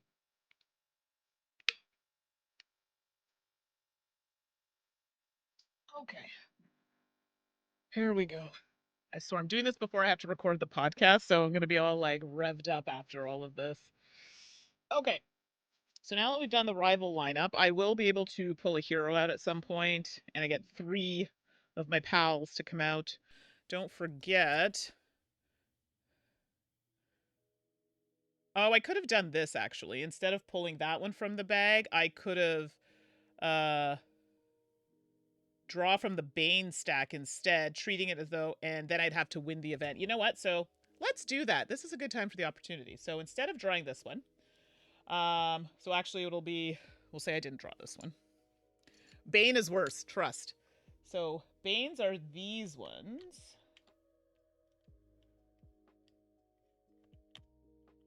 Okay.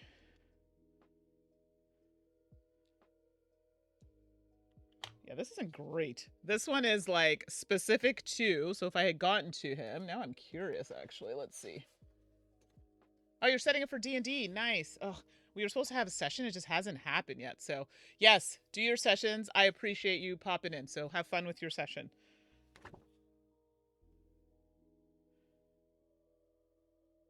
Okay. So this is fun. So this Bane is for this. You put it in when you put this Primus in, but we don't get to that till later. So now doing this, it specifically says when creating this lineup for the first chip that instead draw from the Bane stack. And this is at the front of the Bane stack. This is concerning to me. And this says, okay. And then this would be the first chip that would be drawn from the bag instead. Oh, okay. So I guess technically I don't have an enemy, but this kind of hangs out. This is not great. Double the health of the first rival unit deployed. So that's going to be... oh my god, my defender's going to have 10 health. So yeah, I've got fewer, but this has got 10 health. That's wild. And unfortunately, the fact that it came in... yeah, okay, mistakes were made, but that's okay. We're going to try and win this opportunity. I haven't done that, so we'll see how that goes. Okay, so we've set us up, and now reminder, each time a rival unit is defeated on a key hex, this, or this, my hero may heal an HP even if they're not in combat, but we'll see how that goes. We're just going to throw that there so we can see what's happening. And, yeah. So again, bloodshed. Take them all out. And that's how we win. So that's a choice. Yeah. Oh, technically, this goes here.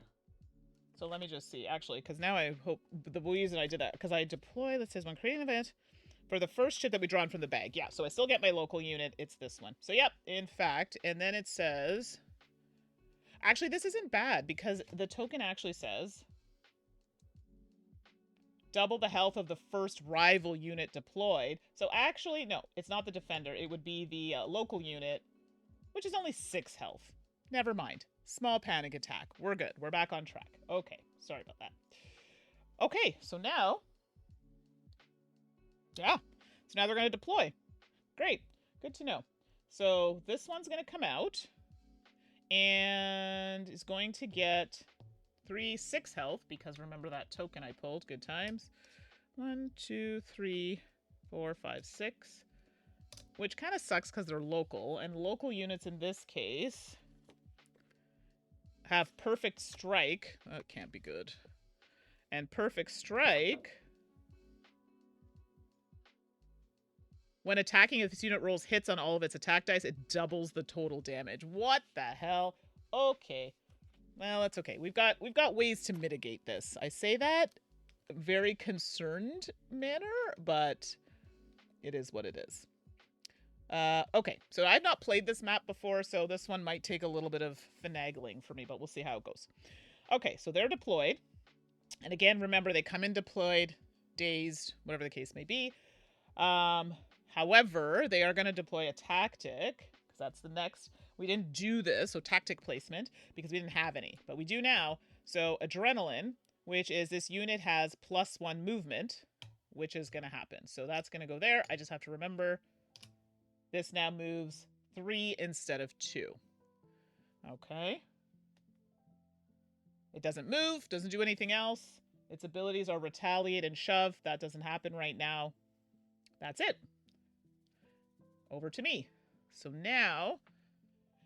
yeah, this is... oh, and I just realized on this map, there are only 2 spaces for deployment here. Oh, not so good, not so good. Yeah, okay, now I see why this matters, because this one had it deployed later, can shove stuff off. Or, sorry, no, this is the one they bumped them off. Never mind. This is one it says... oh, right, this is one where they have to be in pairs. I forgot. So... they're shackled together. When a unit moves... okay, so this is when they're deployed. Okay. When one unit is shackled. Okay. Here we go. The next unit in the lineup is immediately deployed on their troops' other deployment hex Okay, when it moves in, okay, blah, blah, blah. Oh, that's right. I forgot to set this up.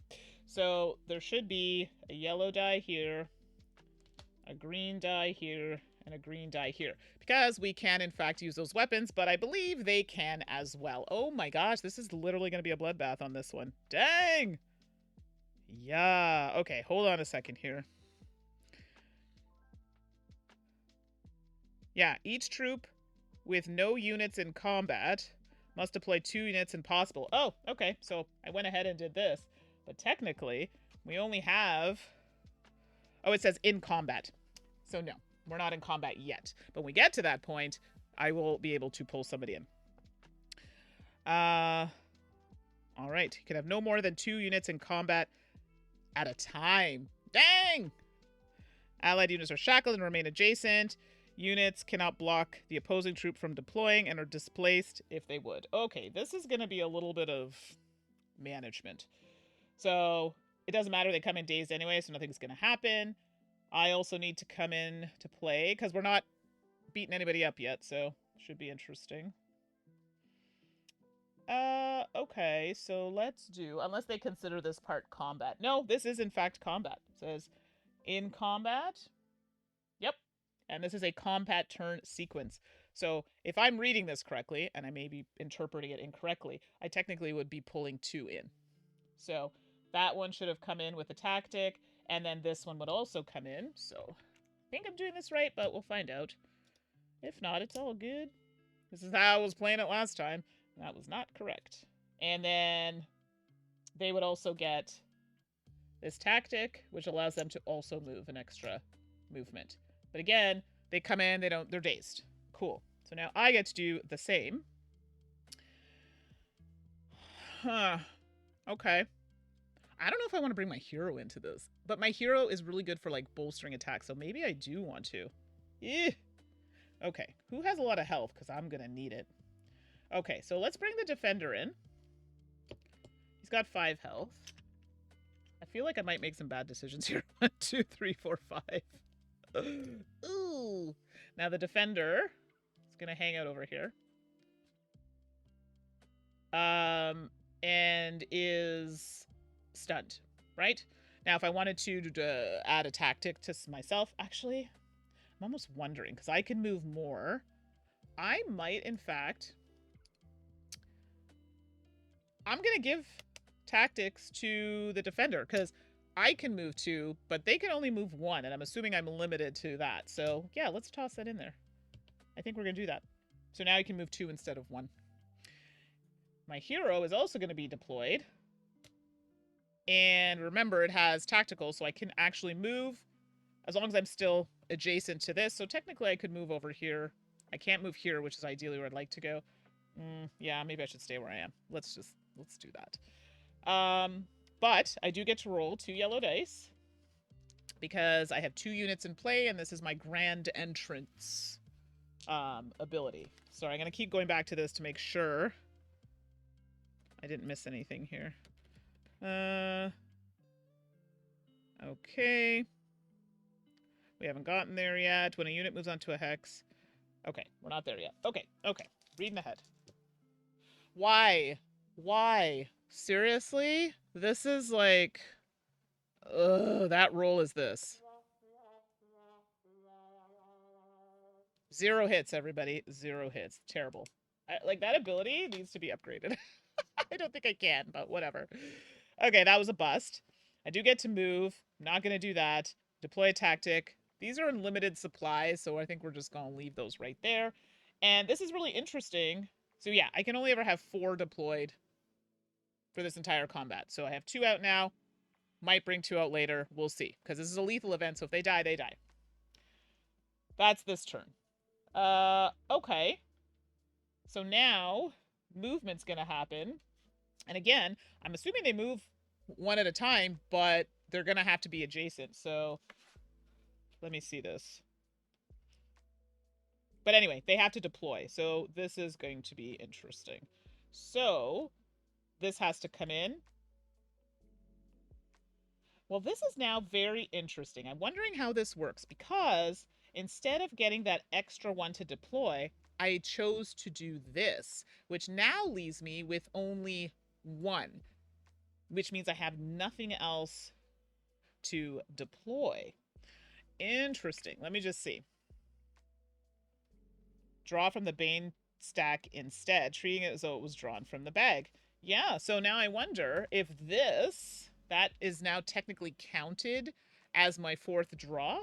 And if it is, that means this can't get deployed till something dies, which is a problem for me because, yeah, I can't do anything about this, and I have to defeat all enemies, so this can't come out until something dies. I might be misinterpreting that, but to me, that's what it would seem like. Might be doing this opportunity. It says when I'm creating the lineup, instead of drawing from the bag, I would just take from this like I had drawn from the bag. Interesting. Okay, so this is actually a new thing for me. Let's look this up. That's how I would do it. So I think, here we go. While creating a rival lineup, apply the effect. Okay, so I do, in fact, draw a replacement chip. It does not count toward the lineup. That's unfortunate.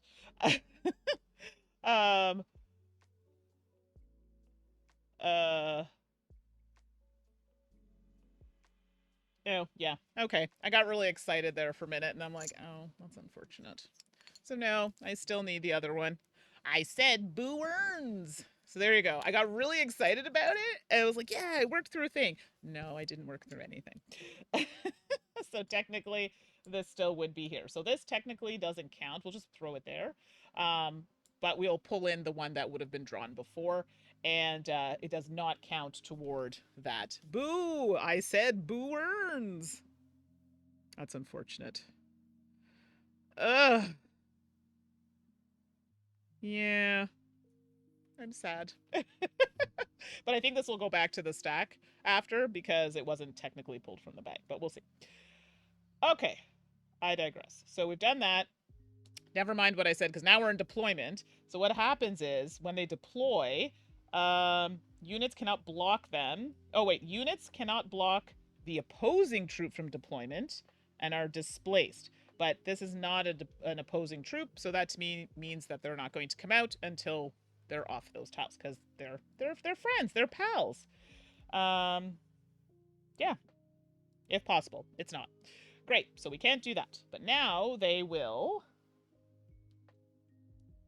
Tactics, we have no more. We've placed them out already.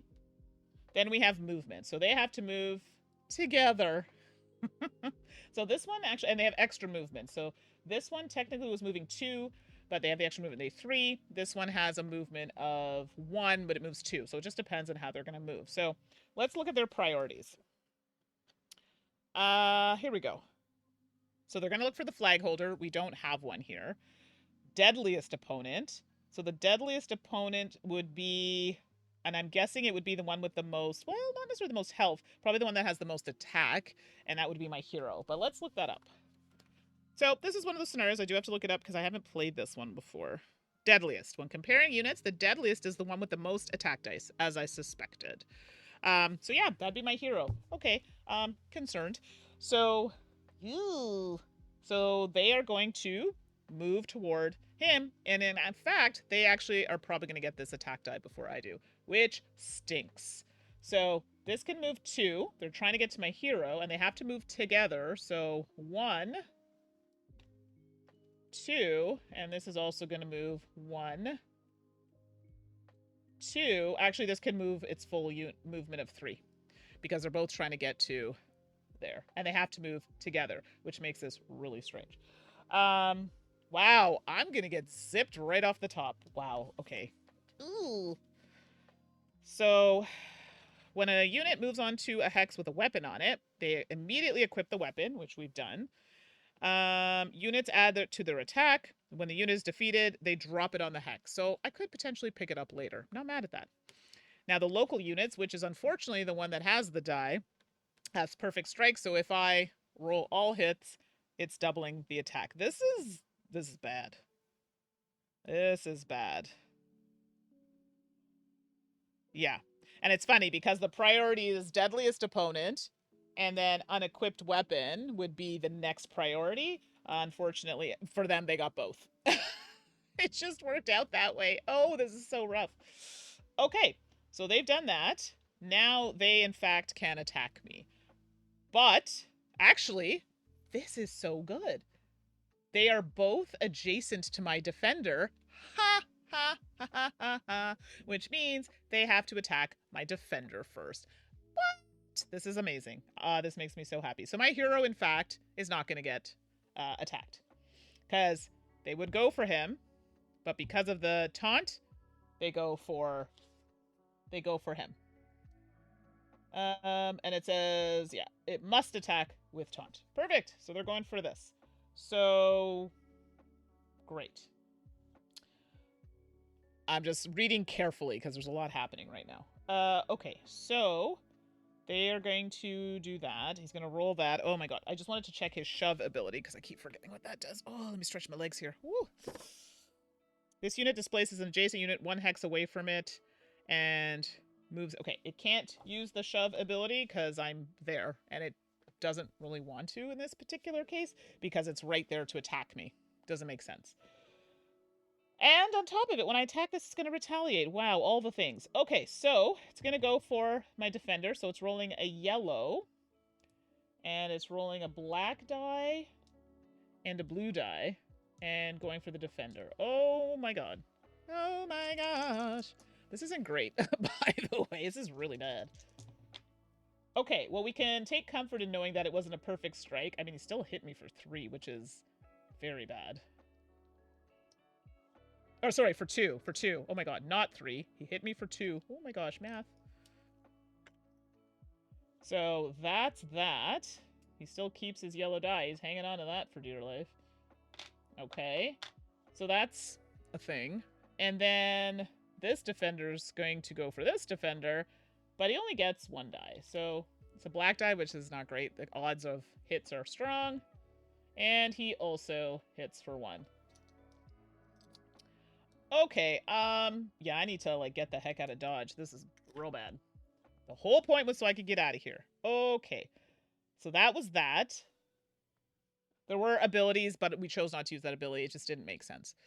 So, oh, okay. That didn't really go the way I would have liked, to be honest. So, unfortunately, I can't deploy on my turn. Sorry, we're over to my turn. I can't deploy on my turn because I'm in... Or can I? Nope, I'm in the spaces. So we need to move. We need to hustle. So I'm going to go... I can move 3, but he can't. So 1, 2, bam, get me a die. And you're going to come follow along. That's as close as he can get. Now, my only concern with this is... Oh, I can move 3. Sorry. I can move 3.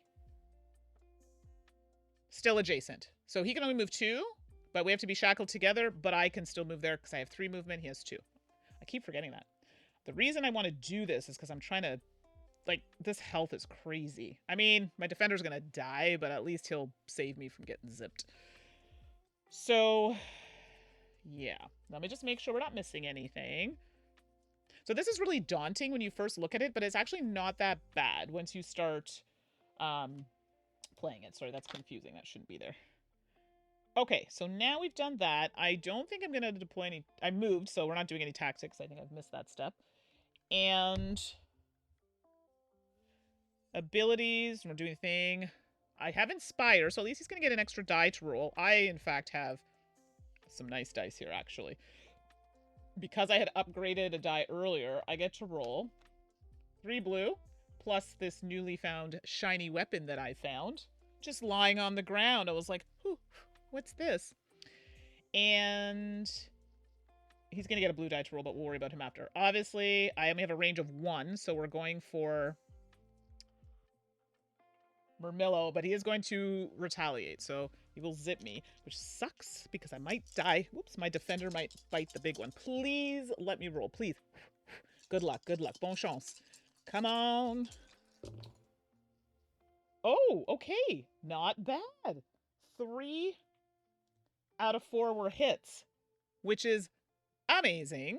So this one goes down to 3 health, which is probably what they started with to begin with, but here we are. Okay. I mean, I can't be mad at that. That's actually really good. Yeah, that's great. I still get to keep my weapon. Oh, he's going to hit me for 1 because I decided to get all up in his face. I was like, yeah, get some, take it. And he was like, nah, I'm going to take it, but I'm going to slap you too. Or whatever he says. So now I get to roll a black and a blue for my defender, who is also going to attack the Murmillo. Murmillo? Okay, here we go. Please, if you give me 2, it's not going to kill him, but it'll be real close. My prayers were answered. 2. Dang. Too bad I didn't have an extra die, but unfortunately, he's not dead. Oh, come on. But that's okay. That is a-okay. I mean, I couldn't have done any better. Well, that's a lie. I could have rolled 4 hits and he would have been dead. But I'll take 3. I'm not mad at it. That actually wasn't a bad round. I mean, my defender's probably going to die, but... Oh, and I take a hit back because he said, yeah, I'm not taking that crap from you either. Bam. So, let's do that. Okay, cool. And that's it. So now deploy is in fact going to happen. So the tactician comes out for the rivals with 2 health. Oops. 2 health. And this one is in fact going to move. Now I don't know if it's immediate, so I should know that's that. Can move during the turn it is deployed. Yeah, that's fine. So it'll move. And then... Oh, we have 2 tacticians. Great. They're both moving. Good times. This is bad because they're going to get that other weapon, which I was trying to avoid. Okay. So they go there. There are no tactics to play because we've played them out already. However, these 2 are going to move. They're not going to attack, though. So they are going to move toward... Again, we're just going to skip flag holder because it's not that type of event. So they're going to move toward the deadliest opponent, which would be me, my hero. They only get to move... Oh, they get to move 3. So, yeah, they're coming over here. Bang! 2, yeah. So 1, 2, 3. They're going to take the shortest way to get there. 1, 2, yeah, here. Okay, I'm not so good about this one. Okay, well, choices. But they don't attack because they're dazed when they come in, so this is good. I mean, it's not good, but you know what I mean. I'm concerned because my defender's roll dead soon, so I think I'm going to deploy. Like, this defender is massive, and it gets to move quite a bit.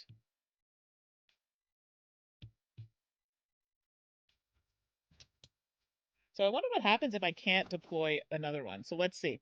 Each troop with no units in combat must deploy 2 units if possible, and have no more...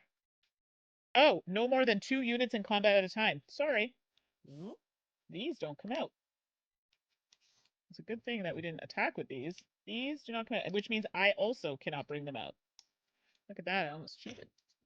So, in fact, you and you stay here. It's a good thing we read that. It says, specifically, each troop with no units in combat deploys 2. And can have no more than 2 units in combat at a time. Allied units are shackled. Yeah, so unfortunately... This battle's gonna take a minute because I actually... Oh my gosh, so I actually can't do anything until he dies. That sucks. Sorry, everybody, I didn't mean to confuse you there. So, rewind. That should not have happened on their turn. The part of their deployment step shouldn't have happened, which is what we're doing right now. So, they actually don't come out, so we skip deployment. And it's just for this particular match. Skip tactics, there are none. Movement... So we're looking at these ones to move, and they're trying to move toward the deadliest opponent, which is in fact me. This is already there. He is not. So I'm going to go here, because I want to try and get there, right? And I have movement to do so, so I stop my movement. And that's it for movement. Any abilities? Now, let me just check this thing. The shove is displaces an adjacent unit, 1 hex away from it, and simultaneously moves into the hex that unit vacated. Oh. If it allows a rival unit to get an attack or special when it would otherwise get neither. That's not the case. They're in a space that they can do that. I could technically boot this, move this, and then push this over, but no, it would only go there. So yeah, no. It doesn't make sense. They can get there. So now they're going to attack. So let's see here.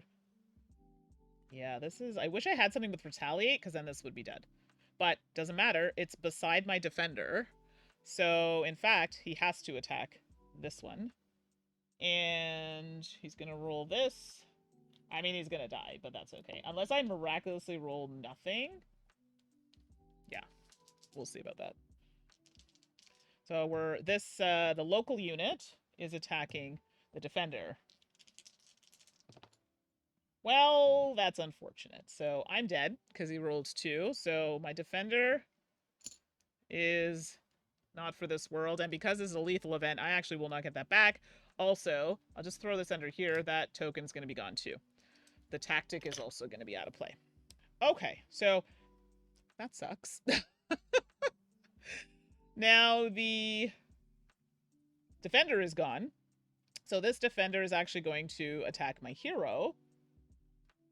Oh, this yellow die goes back there. He still has his weapon until he drops it.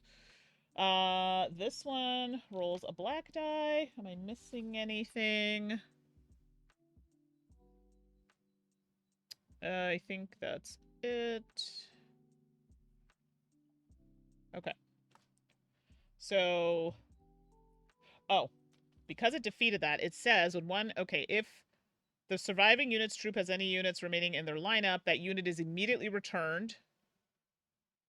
Oh, wait a second. When one unit in a shackled pair is defeated, if the surviving unit's troop has any units remaining in their lineup, that unit is immediately returned to one of the deployment hexes. So does that mean it doesn't die? Like, this is gone for sure. Let's just throw that down there. But wait a second. When one unit in a shackled pair is defeated, which is what happened, if the surviving unit's troop has any units remaining in their lineup, I do, that unit is immediately returned to one of its deployment hexes. As a flag holder, it drops the flag before doing so. The next unit in the lineup is immediately deployed on their troop's other. Huh. So I'm not really sure if that means this is dead, because usually in a bloodshed event, this goes, see you later. But it almost sounds like it has any units remaining in their lineup. That unit is immediately returned. Yeah, the way that's worded is super strange. So I thought this would be dead and then it would pull in the next one. But now I'm concerned. So let's do a quick check on this because that doesn't make sense to me.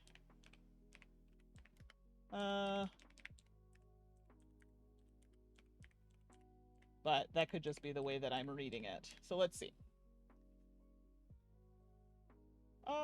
Okay, let's see what it says. Okay. But we might have to kind of leave it and then just deploy the next one. I would assume it's dead, to be honest. So let's see. Let's see. Yeah, it doesn't really say.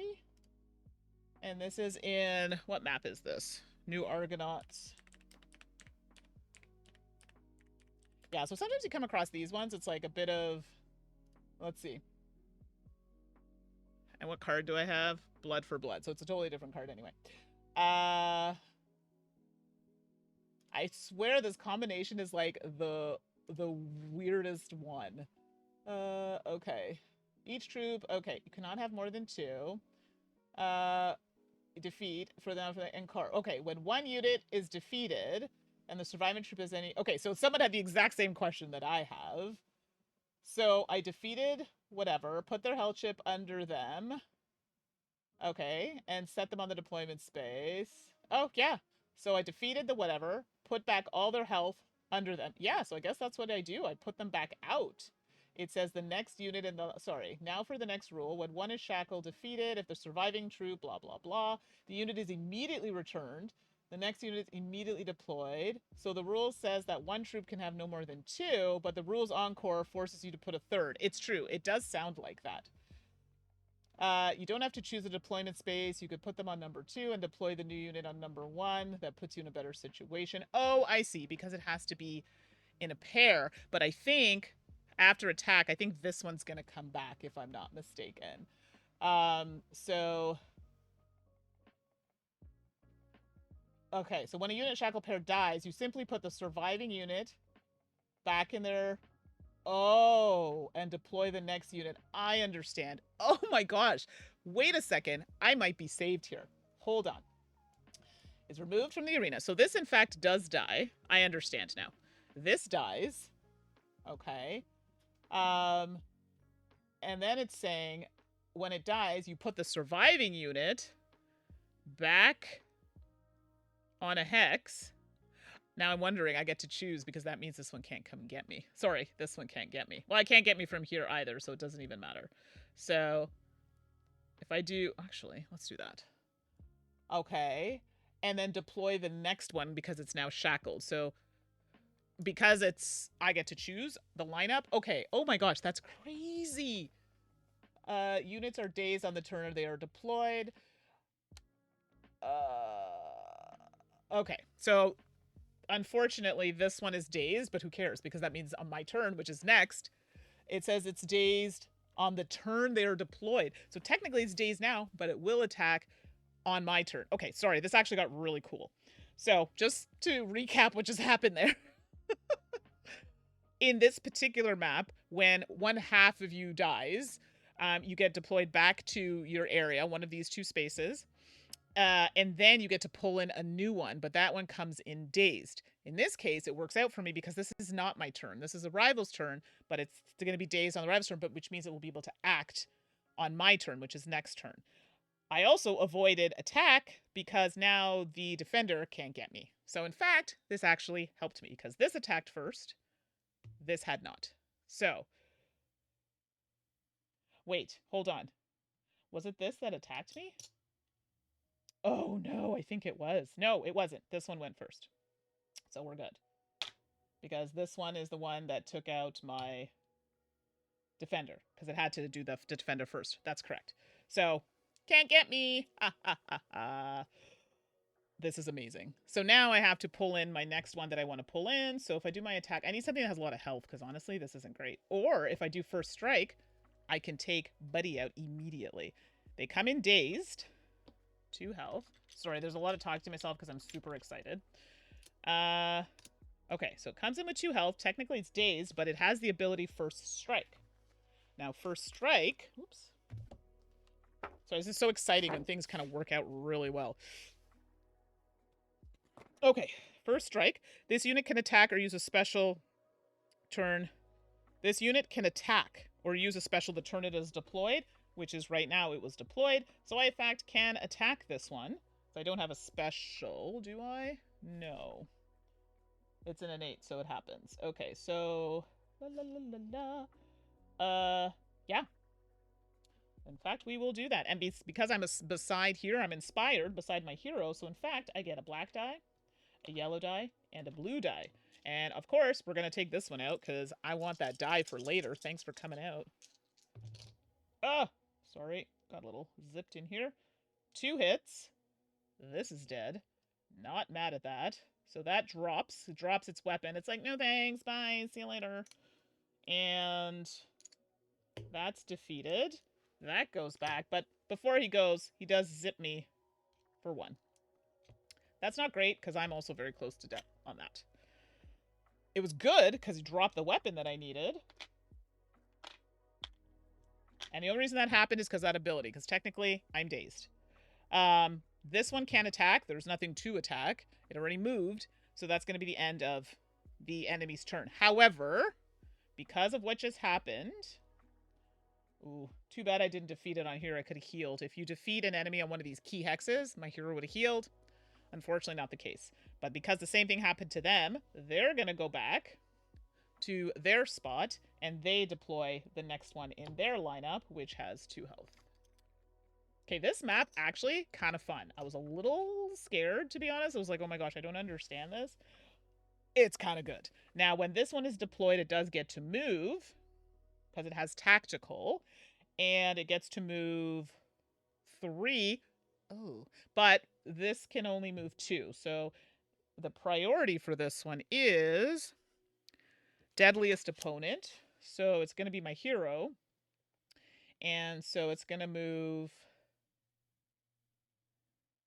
Well, now this is interesting because it is allowed to move, but this can't move with it. So in fact, it can only move 1 because this has to move with it. So, and I will double, it has to be adjacent. And this can't move because, well, it's not a move turn. This is part of their ability. So, that's cool. So, let me just double check. Yeah, they have to remain adjacent at all times. Cool. Now we're back to my turn. Let's see what happens. Okay, this actually worked out really nicely. Now, I might have made a little mistake there, but I think that's pretty correct. I had to look it up because I was a little confused, but that makes sense. Okay, what time is it? It's still so early. I promised Suzanne I'd record later this afternoon, but now I'm fired up. I'm like, the heat is in me. Okay, that was a little excessive, but you know what I mean. Oh, gosh. Okay. I feel like I need, like, one of those, like, I don't know. Okay, I'm getting ahead of myself. So now we're back to my turn.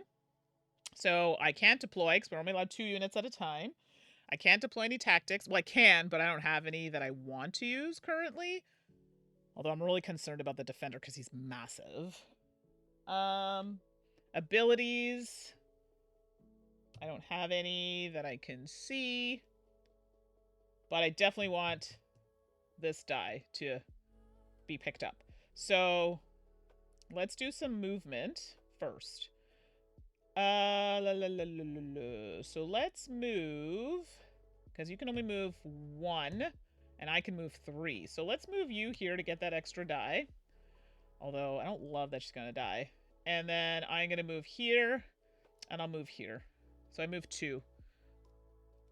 Just because I'm a little nervous about what potentially could happen here. Ooh. Okay, so I cannot attack. Actually, that's not true. My archer can attack. My hero cannot, just because of the distance. I can only do melee, so really close. This one is 2 spaces away, so I can hit the tactician, and I have that extra die for this weapon, and I also have a die from being inspired. So I'm going to get a blue. Oopsie. A blue, a yellow, and a black. Okay, so if I can do 2, tactician's out. Tactician's out. Wah, wah, wah, wah. Look at that. And just like that, 2 hits by tactician. Nice seeing ya. So that goes there to the side. And now, oh, I had the yellow weapon, so that is my weapon. I pull out, because I only have 1 enemy, I do have to bring in the tactician, the other one. That comes in for 2. Now this one has the ability to move. So again, it still has to stay adjacent to this, so we'll move it there. Because their priority is deadliest opponent and then unequipped weapon. But it's the highest priority, so it would be deadliest opponent, which is the hero. Okay. That's my turn, because I can't attack. That happened. That wasn't terrible. I can't bring anybody else in, but so far, defeating is looking good. And if I win, then I'll be able to fulfill my objectives card. So my opportunity. I keep saying objective, but it's opportunity. Sorry, this is going to go out. Okay, so actually we'll do that here so we know that I've used it.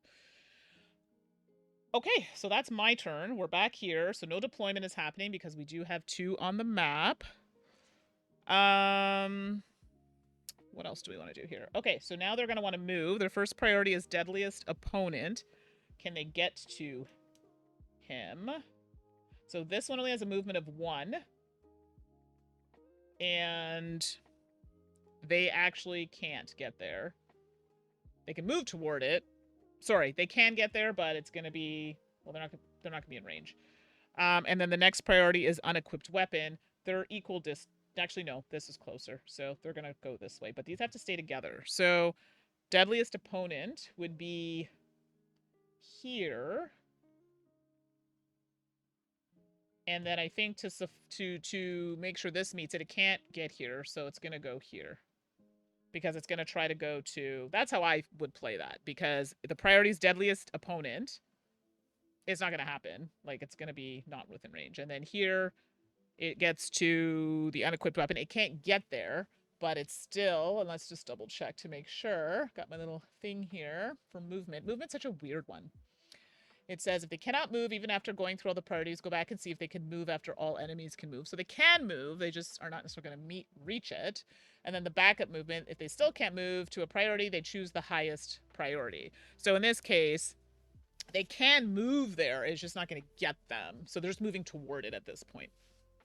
They can't get it. They also can't get that. So I'm debating if it would be here because it's closer. It's more closer within range than that. So that's how I'm going to play it. I don't know if it's 100% right, but we're going to go with that.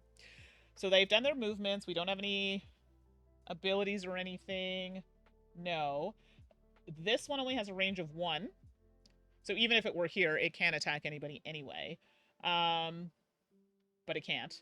And then we have the tactician, who is going to attack me because deadliest opponent is the priority. They can't reach me, so it's not going to happen. Now, they hit for... Oh, they have a red die. And to be clear, red dice, I don't even need to roll it. I think it's 100% hits. Yep.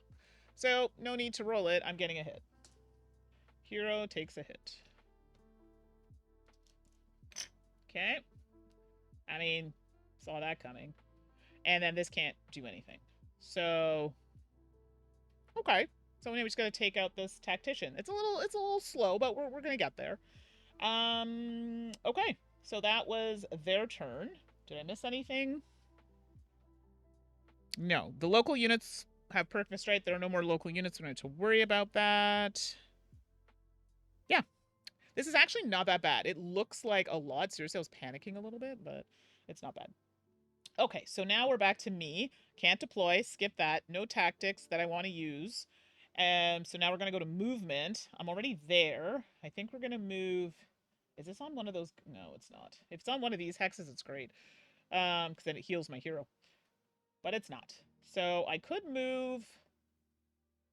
Well, this has a range of 2. So technically... But if I move beside this, I have to attack this, and I don't want that. And you don't want that. Okay, actually, I could move my hero. 1, 2, and then this moves, because I have to be adjacent, right?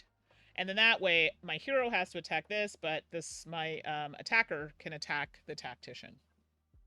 Let's hope that works in my favor. Could have gone for a die, but that probably would have been the better way to go, actually. No. I don't remember where I was. Dang it! I should have done that. And then moved that way, because then I would have got the extra die. That would have made sense. But I've already moved, so for those watching, I should have moved this way and gotten the extra die.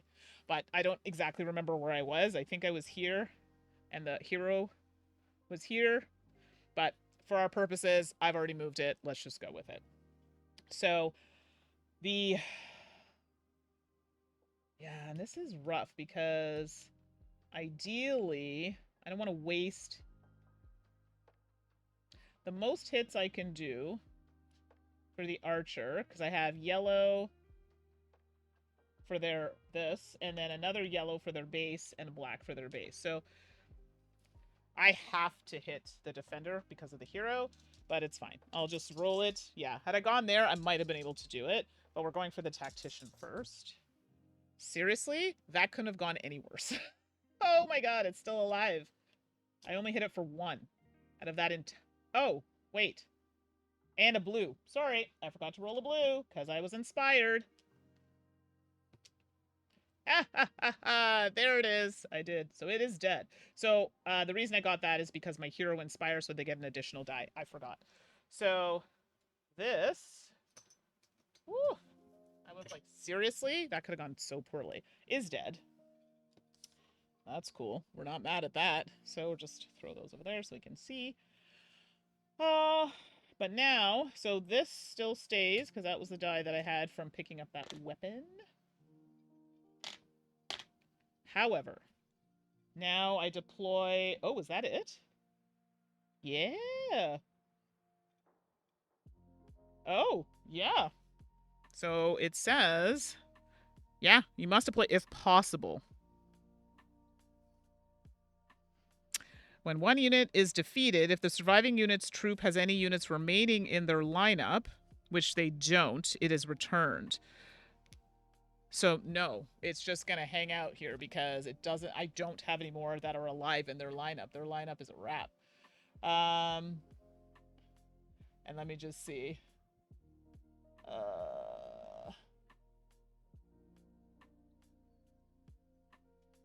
Okay. So that happened. That's dead. Not mad at it. That's the name of the game. Now we have to defeat this defender. Unfortunately, it's going to pick up this die that I should have picked up, but let's not belabor it. So I get 3 blue dice plus my green weapon. This has way more health than I can do, but we're going to try our best. I mean, it was kind of mid. I only got 2 hits. But now, this is like free as a bird. 2. There we go. And I want to make sure... Yeah, must deploy if possible. So... Yep, it's only if possible. And in this particular case, it's not. So I hit it for 2. I mean, it is what it is. There's not really much I can do there. Yeah. Okay. That's my turn. It is what it is. Yeah. And this technically was dazed on its turn, but it's going to not be dazed now. So it is going to move. I'm skipping deployment and all those steps because we don't have anything to deploy. It's going to go toward the deadliest opponent. Hi, you found me. And in fact, it's going to roll just 1 die. It's just going to roll a black die. I mean, just a little bitty old black die. It's fine. And, oh my gosh, please don't hit me. Don't hit me. Oh, sorry. Yes, because it's already here. My apologies. I forgot to say the movement. It is already at the highest priority. And it does, in fact, hit me. Yeesh. Okay. So it does hit me for a health. I mean, it's not the worst thing, but it's not great. And that's it. Now we're back to me. And I'm hoping I can take it out, but I do get to move, but I don't need to. She's actually in a really good distance, so she can hit from here. Although, I could move and get that extra die to clinch it. So she can move 2. So I, in fact, can go 1, 2. Pick that up. And I have to be beside. I have 3 movement. We're good. So we might as well use the archer. So my 2 weapons plus my black and my yellow. Remember, yellow doesn't roll very well, so... 3. And that's all it took. They're dead. 3 health and they're dead. That goes away. And they're dead. What? And all of these tactics are there. Well, I mean, not bad. Did I lose anybody? I did lose somebody in that match, which really sucks. But, let's, before we do cleanup, remember, I have this opportunity card. And it says, when I'm creating them, we did all that, and it says, win the event, and then I get special prowess, burning blood. So let's see what that does. Burning blood. Oh, here we go. So let's see. Your hero has sanguimancy, so something to do with blood. Defeat a non-elite unit, so one of the ones that are not thick-chipped like mine. Defeat a non-elite unit within range. Your hero is dealt damage equal to the amount of HP the defeated unit... Okay, I'm sorry. Hold on a moment. Your hero has sanguinancy. Defeat a non-elite unit within range. Your hero is dealt damage equal to the amount of HP the defeated unit had. Why would I want this? I'm very confused. Why would I want this? Your hero is dealt damage equal to the amount of HP the defeated unit had. What? Okay, maybe I'm thinking that's like... That seems bad. Am I wrong? Like, that seems really not good. Let me read this. I was very excited about this, not realizing that it's not good. What? Okay, let me read it. What am I missing? Exactly. Literally someone wrote, why on earth would I ever want this? It seems like certain death for my hero. Yeah, I'm kind of feeling that way. It's situational. Like, a lot of the game can be incredibly powerful, like knocking out a unit with the innate absorb in a single turn instead of having to wait a long time. It lets you dodge stuff like retaliate and quick strike. Oh, I see. It wasn't thinking, boom, you're dead. Oh, it makes... Okay, so it's saying... Let me read it again, because what the heck? Burning Blood. Defeat a non-elite hero within range. Your hero is dealt damage. Oh, okay, so defeat doesn't necessarily mean attack. It can be any ability. So, knocking out a unit with innate absorb in a single turn instead of having to wait a long time. Okay. I was like, why would you want this? And then Chip Theory saying you don't have to use it on a unit with full health, knock its health down a little, and then use this to be sure it's taken out rather than risk. I understand. That makes more sense. So I would use it if I'm like, those situations where I'm like, oh my gosh, great, attack, and then it didn't do, like, whatever unit attacked it didn't take it out. So this would just finish it off, and I would just take a little bit of that damage. That makes more sense. Oh my god. I was like, who the heck wants this? Okay, I'm glad I'm not the only one asking these questions, by the way. So anytime it's met, we've met the opportunity. Okay. Great, great, great. And then it says, so we've done that. And I think that was a hero-specific one. Oh, that says special. Let me just make sure. It's not that, but it did specifically say Burning Blood, so I'm pretty sure it is that one. Yeah, okay, good. We picked the right one. And... okay. And it says perfect. Okay, special, we did that. Perfect. So now, I'm guessing it just goes to... Do we keep these? I'm guessing once they're completed, I've done it, so... Oh, we discard it. Yeah, we discard it. Cool. That is what we're going to do. So we discard that opportunity. And we've received the card that I was panicking and I thought was going to kill me. No, no such thing. All right, so now the special event. So we did, in fact, also meet our goal of this, which was defeat all the units. And I didn't, unfortunately, defeat them on any of these special hexes, so... I didn't get any healing, but that's okay because now I get some rewards.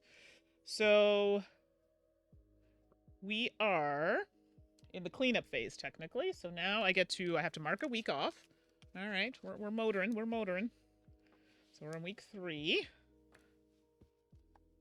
and then because this was a bloodshed event, we add or upgrade a die, or we get +1 to health or leadership. Leadership being that I can hold more people in my crew.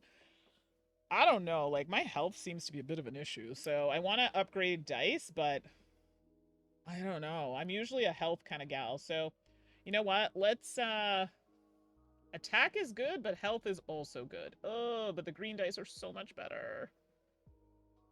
You know what? I have so many blessings, which we haven't talked about, but I can do it. I'm going to upgrade. So let's upgrade this blue die to a green die, because I want a black die. Black dice are where it's at. So let's do that. And... okay.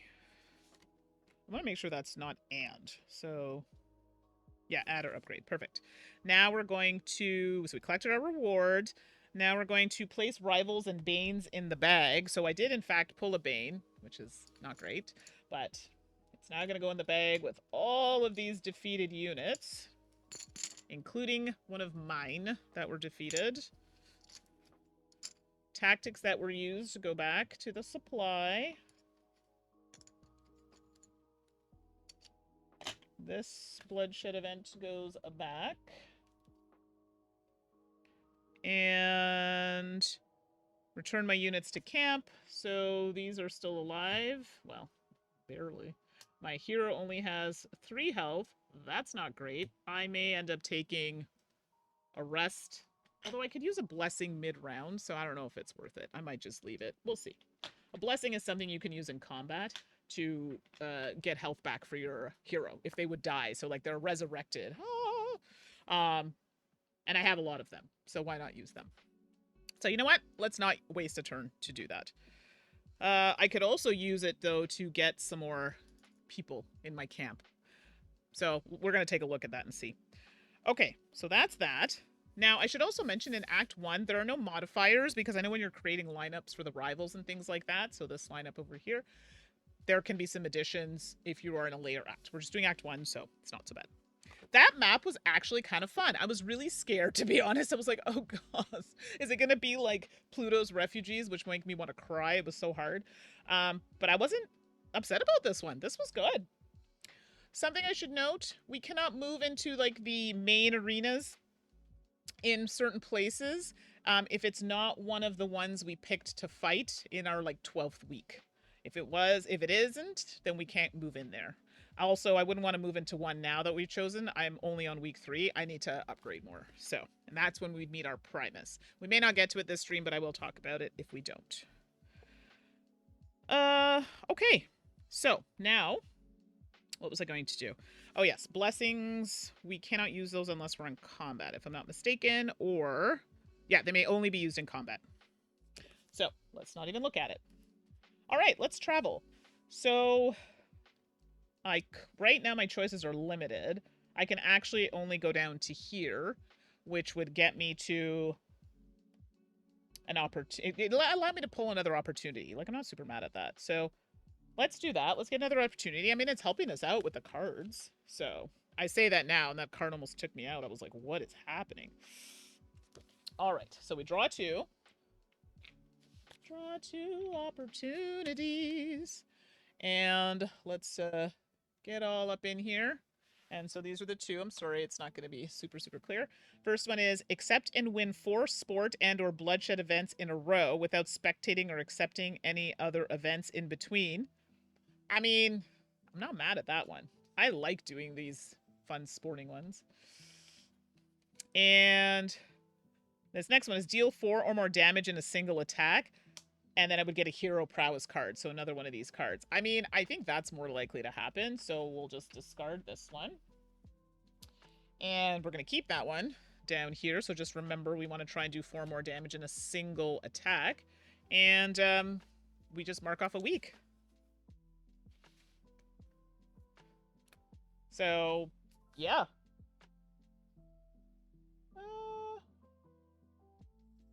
Okay. Now I can move. I feel bad because I'm literally only showing you bloodshed. It's just these are the ones that I'm going to. But the next one after bloodshed, we can do a different event. We can do a King of the Hill, so you can see how that plays out. Okay, so now it's another bloodshed. I'm sorry. It's just the way that it's going. Because there are dotted lines on this map. Sorry. There are... I'm here. I was here for the opportunity. There are dotted lines. I could literally only move... Well... Can I move? Is that... Yeah. There are no lines. I can't move to this one, so I can only move to here. Or I could have traveled here to Pluto's Refugees and done a King of the Hill, but honestly, I do not want to do a King of the Hill. I would rather do it on this map, to be honest. I don't want to do it on this map. This map is not great for that. I'd rather do a bloodshed event on this map. So no thank you. So we're going to swing back here to bloodshed. And again, you've seen bloodshed and how that pans out. So let's just go with it. All right, so we know how this works. I mean, at this point, we're pros, and we've done this map before, so this is great. I do think, though, I need to, like, my lineup is looking pretty light. So let me see for Blessing. I think I have to do it during combat. Let me see when it happens. Blessings can be used in combat. So Reinforce, use a blessing at the start of your turn to recruit random bag units until you have units equal to your leadership. So my leadership right now is 1, 2, 3, 4, 5, 6. So I can pull another 3 because I have 3 here already. Yeah, so I'm thinking at the start of my turn, I might pull out some more because this is rough out here. Rough out in these streets. All right, so now let's start the lineup. So the lineup for this, start the lineup for what? We need to know what we're doing. So we are still in New Argonauts. Let's go here. So we're doing another bloodshed event, meaning I gotta kill them all. And it says here my hero has 1, so it has absorb and dodge. I don't know what that is, so let's see. Absorb is when this unit is attacked, it ignores all but 1 damage dealt. Oh, this is great. And dodge, when this unit is attacked by a non-elite unit, the attacker rolls blue dice in place of any red, black, and green dice, attack dice it would roll. Okay, this event was made for me. This is awesome! Wow, I wonder why they're being so nice. Seriously, why? Your hero has absorb and dodge. Oh, I just saw why. Only my hero gets deployed. Oh, that's bad. Guess I should have taken that extra health, shouldn't I? And it means I have to take out... But they don't get any tactics, which is good. And they only have a total of 3. Oh my god, okay. Let's set up this map before I change my mind. Okay, so let's go here. I was really excited. I was like, why are they being so nice to me? Yeah, I see why. I only get to pull. So there's no point in me recruiting anybody else because I can't pull anybody else in. Technically, this map is supposed to be done in pairs, but it says only if possible. It's not possible in this case, but they're going to be coming out in pairs. Which means I'm just going to get attacked from all sides. Oh my god, I'm going to have to use a blessing. I'm going to die. But when I use the blessing, it'll allow me to get full health. And I have a lot. So we're good. Okay. Sorry. That shocked me for a minute. So now let's pull up our lineup here. So I've set up the scene here. So these are weapons. So you know what? My butt better start picking up all these weapons because we're going to have a problem if I don't. So let's now pick up the local.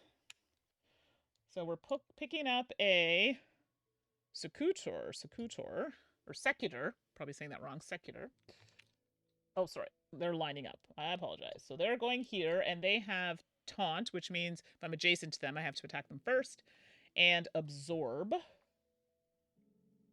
And Absorb is the same thing that I have, which means, oh my gosh, it ignores all but 1 damage. So it doesn't even matter how many dice I have. How much health does that have? 4 health. Great. So it's going to survive for at least 4 rounds. Goody. So that's the local unit. Now we got to pull 2 from the bag. Oh my gosh, this is rough out here. Oh, goody. Another local unit. Because remember, when we kill them, they go in the bag. Oh, this actually... I was like, it couldn't have been worse. No, this is pretty bad. This one retaliates and shoves, which we saw. So, good times. Oh my gosh. Seriously? 2 local units on this is terrible. Because local units have perfect strike. So, if they roll all dice have damage, it's double. And I have an attacker, which, again, not great. Attacker's pretty strong. And they have retaliate, which means when I hit them, they hit me back. Oh! Okay. I'm stressed now. I'm actually very stressed about this map. I was very excited for this map, and now I've changed my mind. Okay. I digress. So, 2 at a time come out. So they're gonna... Sorry. Did I do everything? No tactics? Great. I only get my hero, so I need to make busy work and get all these dice. Okay, so the secular is going to deploy first, and the secular has 4 health. 1, 2, 3, 4. And they're going to go on space number 1. And they do come in dazed, which is good. They don't have any abilities that allow them to move on this turn. And then Mormillo is going to come in with 3 health. You know what? This burning blood is actually going to be useful. Because remember, I was like, how is this going to help me? But I can defeat a non-elite unit within range, and then I just take the health, the hits. This is going to be good. Okay, so they come in. They're both dazed, so nothing happens. But they're shackled together. They move 2 at the most, so it's not so bad. Okay, they can't do anything. So I come in. Actually, I'll go here. Yeah, I don't come in dazed because I have tactical, which allows me to move on my turn. But also when I'm deployed, I get to do my grand entrance, and I get to roll a yellow die. Yellow dice are the worst because I don't really have much happening. Let me just make sure I'm not missing anything, because I have to remember I also have absorb and dodge. And that's fine. That doesn't apply for this. So I roll a die, and of course, nothing. So that's okay. I do get to move, however. And of course, I'm going to move over here and pick up this die because, like, sorry. Not about to let that hang out. And I can also play tactics. So, sorry, deploy and then tactic placement. I'm wondering if there's something I can give myself that will help me. Nope. I can hamstring them. I might in this case because this is rough out here. I don't know. I don't know if that's worth it. You know what? It's fine. So I'm going to move 2. But that does get me an attack die. I don't attack. I can't really do much there. But it gets me something. So again, if you see something that might have been a better move, let me know. But it's rough out here. Okay. So now we're back to the rivals. I'm 100% going to have to use a blessing. But now you'll get to see how that works. So the order of priority is flag holder. Again, we're just going to ignore that, so I'm going to skip that when I say it because we don't have one in this event. Deadliest opponent. It's the only opponent. So it's going to go to the shortest path to get to my hero. Again, they have to move together. So this one can move 1, this one can move 2. So 1, 2, 3, 4. 1, 2, 3, 4. Shortest path. So yeah, they're going this way. 2. And this one's going to move 1. 1, 2, 3, 4. 1, 2, 3. No, it would move here. Closer. Okay, so that happens. And then it's going to go to attack, but they're not... They can't. Actually, that's not true. Nope, they can't. They only have a range of 1. Let me just make sure there's nothing else that says otherwise. Now, shove... I think I have to be adjacent. So let me just see here. No, it says this unit, yeah, displaces an adjacent unit 1 hex away from it. I'm not. So moves it onto a hex the unit vacated. So no, I can't use that right now. Okay. Nothing they can do really either. So yeah. Next turn, I can't deploy anybody. Great. I'm real tempted to just move over here and grab this other die. I really think that's my... To be fair, though, they have absorb, so they can only ever take 1 damage, but I guess it just ups my chances. Like, I don't even know if I should bother. But, if I defeat them on these spaces, I can heal. I don't think that's going to happen, but it's fine. So 1, 2. So I'm going to take that die, which really absolutely does nothing for me right now, but it could later. Yeah. I don't even... Oh, God. So I'm attacking with a silly amount of dice, but it gives me more chances, I guess, to make sure that I do get a hit. Because they both have... Oh, wait, sorry. This one has absorb. This one does not. But it does retaliate. sorry. So this actually matters. So I have the 2 green dice plus my extra green die for my own attack and 2 blue. Okay. Okay, I'm seeing how this is shaping up here. So we're attacking the Murmillo. It is gonna retaliate, but I'm hoping I can just take it out. It only needs 3 hits to die, which we can be thankful for.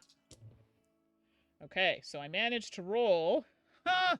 Thank God for all those dice. I literally only rolled 3 hits, but it's dead. However, it dies. Sorry, that goes over here.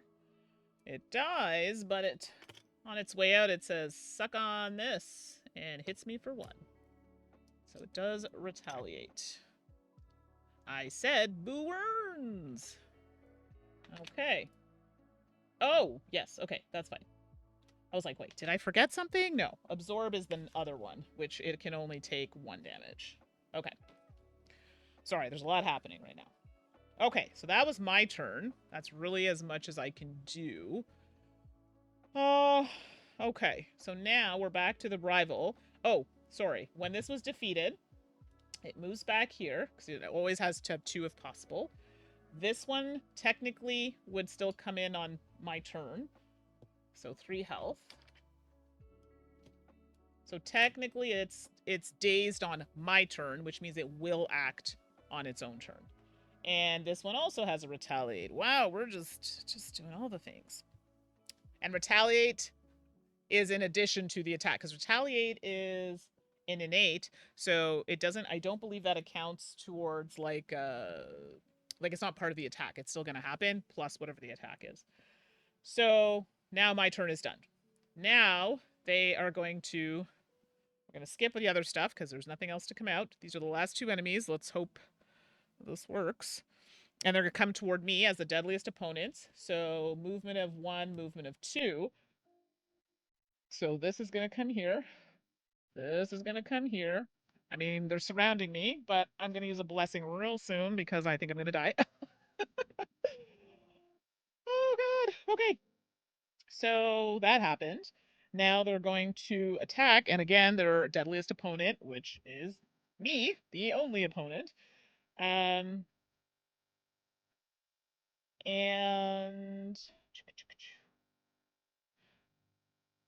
let's see. So let's go to, okay. Oh, it's taunt. Okay, that's good to know. And this is retired. It doesn't even matter who attacks me first at this point. But this one is only rolling a green die. But because of my dodge, hold on, they roll blue instead of green. So they're going to roll a blue die, and then it's only 1. So if I take it, I'm only taking 1, I think. So, hey, Variga. Is it Variga? Variga, I apologize if I'm pronouncing that incorrectly. Thank you so much for the follow. I see I've captured you with my crushing blows in Hoplomachus. Maybe. We'll see how it goes. I just realized something. My text completely turned off here, but that's okay. Okay, so I still take... Hey, Victorum is so good. Glad to see it streamed. Oh, okay, so you've played it. I've been playing... So my first stream was a bit of a debacle. I was just kind of learning the rules, and I played a lot of things very incorrectly. So I was like, you know what? We can't go out like that. Let's regroup, try it again, and I think it's going a bit better. This is a new map, this one, for me, so I'm like, oh gosh, but... not gonna be perfect, but I'm having fun doing it. So have you played the expansions? They also, I do have, is it Pandora's Box? But I'm scared because this is challenging. Pandora's Box could be a whole other thing, but not to put you on the spot. I'm just curious. Okay, so I will take this damage if it does. So that's going to be a blue die for secular, and it's 0, so I do not take anything from that. So wait. I'm like have like a struggle to see here. That's correct. Okay, so now the attacker, however, so I was saved there. The attacker, however, is going to hold on. So they still roll their yellow die, but all their other dice will be blue, which they had a blue anyway. Okay, so there you go. Just means fewer chances for hits. But I only take one of these if they hit me. So, a chip theory game being complicated? Never. Right? So I've played Too Many Bones. I've actually streamed it. So anybody who's interested in checking that out with my friend Michael, and we did a really long and detailed stream. That was really fun. I finished the campaign for Elder Scrolls. I was telling a few people. I don't know if you've played Elder Scrolls. It's so good. So many private jokes there. I wanted to make shirts for my friends, but anyway. What's the other one we played? The only one I haven't streamed is Cloudspire, and that one's challenging because I need to get people to play that one, and I have a hard time getting people to play. The other one that I played that is a bit more approachable is what is it called? It's one of their lighter ones. I can't believe I'm saying lighter and chip theory in the same sentence. It starts with, is it a B? It's in a white box. Oh my gosh, it's escaping me. Anyway, if you remember the name of it, that's another one that is, I haven't gotten to the table as often. But Cloudspire is probably the one that I have the hardest time getting to the table. No, it's not Roth. Roth is great, actually. Sorry. And I see why you say Roth, James. Thanks for popping in, because that literally is the most approachable one. I apologize. You're right. But there's another. Burn Cycle. That would be like the next step up, I would say. So Burn Cycle is another one. So Burn Cycle and Cloudspire, I have the hardest time getting to the table. Unless I go to this big event, and then us gals, and I say gals because it literally is us gals, will play Cloudspire. My favorite, though, is when, I won't say what group walks by. Oh, that game might be a little too hard for you. Seriously, buzz off. We're having fun. You go have fun somewhere else. It's all in the name of gaming and having fun. But anyway, we won't get into all that. So you've played it a bunch. Pandora's Box, and the other one adds a compact theme mode. Oh, I like that. So maybe I should try it. Like, I may not get through all of Act 1 today. I just wanted to let people see how it plays, because I'm not a hugely solo gamer, even though I do solo streams. It's just to encourage people to try it, even if you make mistakes, you know? So that's good to know. And Burn Cycle, Elder Scrolls, okay, you liked it, love it. And Burn Cycle's your favorite. Yeah, Burn Cycle's really good. I just have a hard time getting that one and Cloudspire to the table, unless it's like that big event that I do once a year. And then I can get the gals to play it, but yeah, I don't know. I have a harder time. I think it's because it's super competitive, and a lot of my friends are not really into that. Not the ladies that I do it with. They don't care. They'll rip you apart. In a good way. But Roth is great, James. I love the color combo. Oh, they outdid themselves with that. So good. And Legends, you own Roth and 20 Strong. Yeah, 20 Strong is good. I have that. You know, that's another one I should play. I've only played it once on stream with Suzanne, and I think I should do it again. It's quite good. I might have lent it to a friend, but it's good. I liked it. And hello, Legends, to you too. Your big team games are Guards of Atlantis too. Have I played that? I don't think I've played that. Has anyone else played this game? Cards of Atlantis 2. Okay, hold on. Let me finish this attack, and I want to look it up. So, I picked up my dice. The attacker's going for my hero. I think I'm about to die. I might need a blessing in a minute. So let me finish this. I'm going to look it up. Mind you. Oh, I only take one because I have Absorb. Huh? I can't die. Well, not yet anyway. Not today, Satan. It did roll one attack, so I do in fact take one hit. Yeah, I'm down to 1 health, but we're going to bless myself soon. Okay, so that Absorb is very helpful, by the way. I'm trying to do this opportunity where I deal 4 more damage in a single attack, but it's not going to happen. It's not going to happen this game. So, or this round, excuse me. Okay, so they've both done their attacks, and it will come back to me. Okay, I have to reset, otherwise I'm going to forget. So, reminder, my turn to attack. Okay, so, let me see here. It's good to take a chat. I feel like I've been doing this. My mouth is parched. I'm stressed. Hold on. Let me get a sip here. People want to talk to me. Let me take a minute so we can chat, so I can take a break. Okay. The thirst is real here. Okay.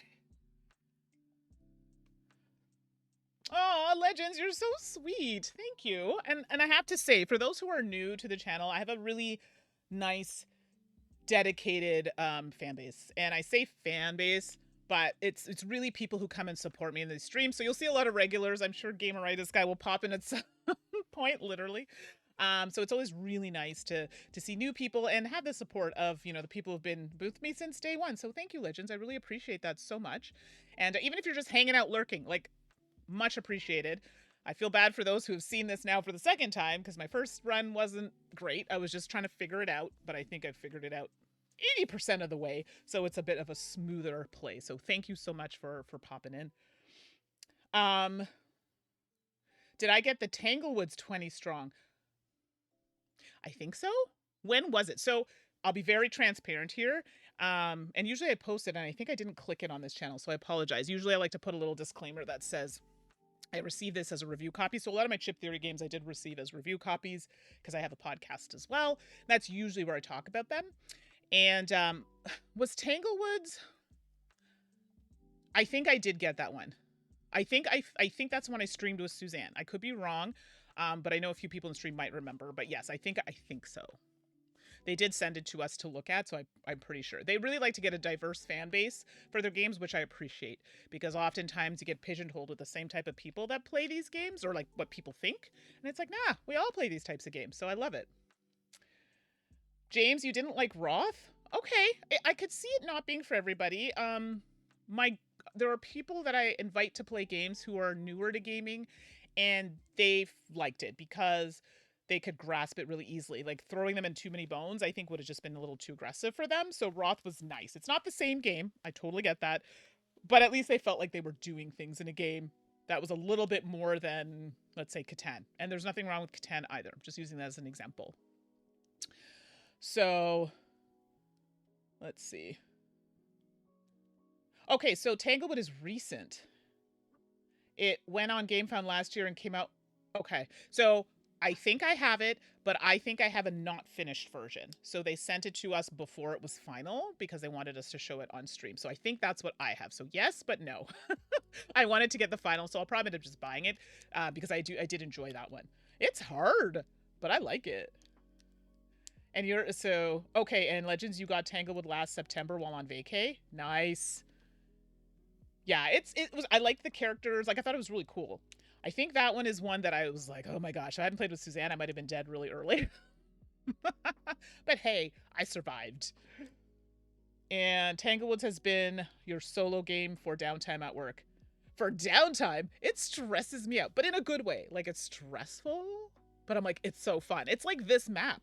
I was stressed. Like, I saw this and I was like, oh my gosh, look at all the things that I had to do for this map. And now that I'm doing it, I'm like, it's like the video game Chained Together, but in a map. Yeah, don't watch that stream. We performed so horribly playing Chained Together, but that's what this is. That's the vibe. So I love this, though. This is great. And that's funny. Playing these types of games brings in different types of viewers. Now, I play all types of games on the stream, but it's nice. So it's nice to hear people talking about it, because I don't get to talk about it too often. But let me look up this other game here. Guards of Atlantis 2. This sounds like a James game, if James is still there. Of Atlantis. Oops. Atlantis 2. Oops, Guardians. I spelled it wrong. Okay, I'm looking it up. Oh, you've never heard of it? Yeah, I have not heard of it either. Hold on. I'm looking it up. Guards of Atlantis. It's not that old. It's 2022.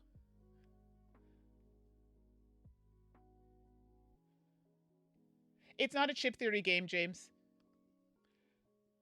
Because if it were, I'd have it. So, sorry, but I'm going to be real direct. I would have it. I have every single Chip Theory game. Every single one. And to be fair, they are very supportive of me and Suzanne and the channel. And they'll always reach out to see if we want them. And I play them all. This was the one that I hadn't played. So I was like, I really got to get it to the table. So, oh, it's a big number count. 4 to 10. Wait, 4 to 10 people, and it's 3.34 weight? Holy jeez. But then it says playing time's only 90 to 120 minutes. Now, we all know about playtime, but still. Huh. Okay, so let's see. It's a team-based MOBA game. Played up to 10. It's super fun, but pretty rare to get. I have never heard of this game. This is great, by the way. I love being introduced to new games. Okay. One moment. Doggy wants up. Come here, little one. You're going to make it difficult for me to play, but you can hang out. Okay. So, hold on. Let's see here. I'm looking at it. I have, like, my other monitor up here.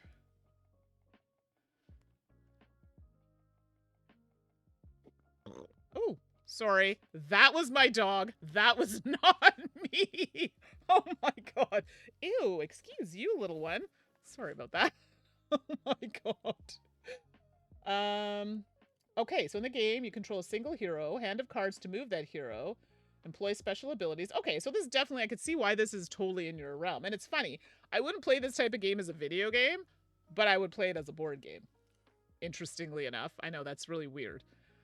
Like, Elder Scrolls for me was like, yes, please, because anything in the Skyrim, like, I play, those are the types of video games that I play, so. Interesting. Okay, I have this on my list to look into more. So it's that's pretty accurate. It's all simultaneous play, and there's a cool rule that all table talk is public until you flip your cards and table talk stops. Yeah, see, I feel like the people I play with would have such a struggle with like anything with table talk. I don't know about y'all, but it's like, shh, okay, no eyes, no talking. It's like they can't help themselves. And I don't know if it's the ADHD or, you know, the other, like, you know, other parts of me that are like, stop talking. I'm such a rules, like, it says don't talk. But I'm gonna add this to list because I have a group I think that might actually enjoy this. Oh, thanks for the recommendation. Cool. See, look, this is great. Now you're all making me buy new games that I can't afford right now. I'm spending all my money on 3D printing stuff. So, and actually, James, if you're still around, there's a question I have for you, but I can ask you offline. Okay, so you do have people do the talk, but it's awesome. Okay, as long as it's going with the vibe, I'm cool with those. Feels like playing a MOBA, except with the people you actually like. That's my problem. So I'm digressing to video games for a second. There's a reason I don't play certain games online or certain types of games. I don't like playing. I just, it frustrates me, and my patience is very thin for people who are rude, intolerant, whatever the case. I just can't. Even if I don't talk to them, if you're annoying me in some other aspect, I can't do it. This is why I have issues with these types of games, and I generally will play solo only, kind of RPGs, or play with a co-op game with like my friend or my brother. Although playing with my brother, like, we were playing Fallout 76 and he used to like take off all the time. It used to irritate me. I was like, where are you? He's like, oh, I'm doing the other side of the map. I'm like, sir, like, we're supposed to be playing this together. Anyway, now I'm just getting personal.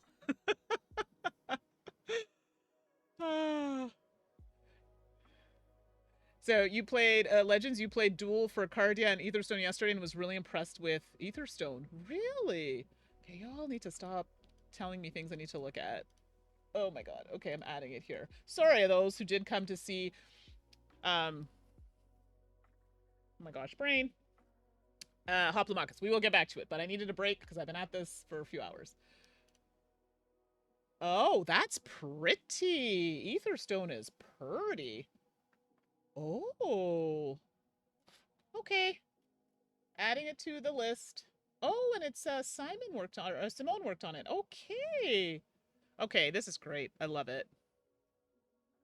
Legends, mobile online, you always seem to get awful players unless you pick everyone. That's the problem. And sometimes I'm like, whatever. I'm like, no, I'm done. I can't. It stresses me out, and life is too short to be stressed out about things like that. You want to play to have fun, right? Just saying. So, absolutely. And that's probably why I shy away from those kinds of games, but depends who I'm playing with, you know? James, I must have forgotten. Oh, wait, James, you have a brother? I have two, in fact. They don't live here, so that's probably why we don't live in the same city. One lives in Montreal, so pour les personnes dans le stream qui parlent français. Yes, à Montréal. So, yes, I probably shouldn't speak French because my little thing that picks up what I'm saying does not understand it. But yes, one brother lives in Montreal and the other one lives internationally in doing business things. So, yeah. No, I may not have mentioned it. I don't talk about my family too much. Not a bad thing. I just, you know, doesn't come up. I don't talk about it. Legends. Etherstone has card drafting and dice drafting. Dice drafting? Oh, I love dice drafting. Great combos and cool art. I do like card drafting. I'm not a deck builder kind of gal, but some games have made me pause there. So I'm into it. Okay, this is great. Thank you for people who've just joined giving me ideas. Thank you, Legends. This is a really pretty game, too. Okay, I'm putting it on my list. And to see... Now, I have no issues. Like, I do get a lot of review games. Like, I'll be very point blank about it. And if it's a company that I know, I'll reach out. You know, obviously I'll stream it or whatever. But sometimes I'll just buy it. Whatever. If it's depends on the funds situation. I work for the government of Canada and there's stuff going on right now. So, you know, holding those funds tight. But, very cool. Thank you. I appreciate that so much. Okay, let's finish this battle. Because it's looking a little rough out here.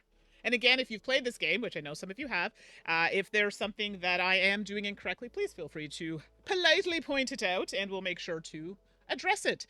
Because there are some maps that I haven't played with yet, and I'm still struggling, I find, in this game with the priorities. Like, I get it, but then sometimes, like, on this map, I'm like, do I get it? So, we'll come to it, if you're still around when I'm playing.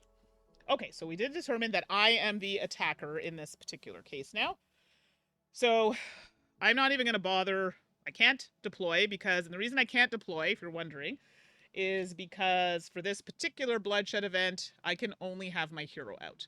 But they did try to make me a little powerful. However, I have 1 health left. A blessing may be used soon. Okay, so I have to attack this one because it has taunt. It also has absorb, same as me, so it doesn't matter what I roll at this point. It can only take 1, but I at least need to roll 1. So it is going to... yeah. Sorry, brain was doing stuff. So I have to go here and attack this one. That's just how it is. So I get the 2, because these are the 2 weapons I picked up in the arena. Plus my regular dice, which is another green and 2 blue. I mean, it feels like overkill because I can only hit for 1, but it is what it is. All right. Okay, doggo. My dog is, like, so uncomfortable on my lap right now, and you brought me bad luck last time, Missy. Okay, so I had a very nice roll, and I also have an opportunity I'm trying to fulfill. Deal 4 more damage in a single attack. Unfortunately, I can't do 4 more damage to this one. So I can only do 1. That's just the way it is. At least it doesn't have retaliate, because then I would be dead. Well, I'd have to use a blessing right now. So it just takes 1.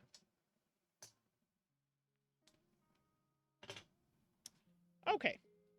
So that is that. I still get my 2 weapons back. Bam. Bam. So what other games are y'all playing? I'm open to suggestions because I find like my shelf's getting a little dry. But now, after talking to Verega, I apologize if I'm not saying that correctly.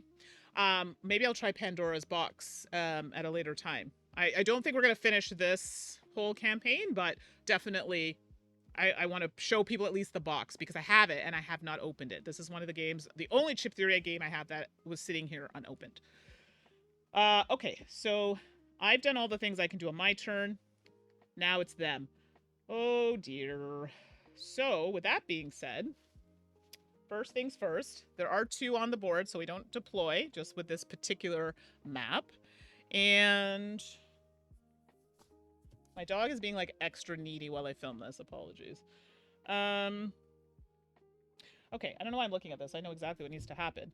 We have no more tactics. We didn't have any for this one. Now they're going to move. Now in this case, the priority is flag holder, then deadliest opponent. They don't need to move. They're right up on me. So that was a choice. And, oh gosh. Well, okay.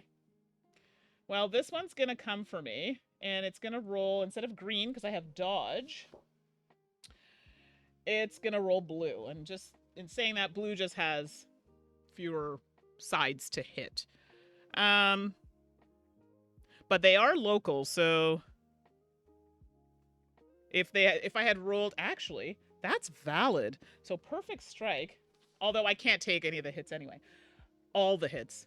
But perfect strike is when attacking, if the unit rolls all of its attack dice, hits on all attack, it doubles the total damage. In this case, it doesn't matter because I have absorb. I'm only taking 1 anyway, so.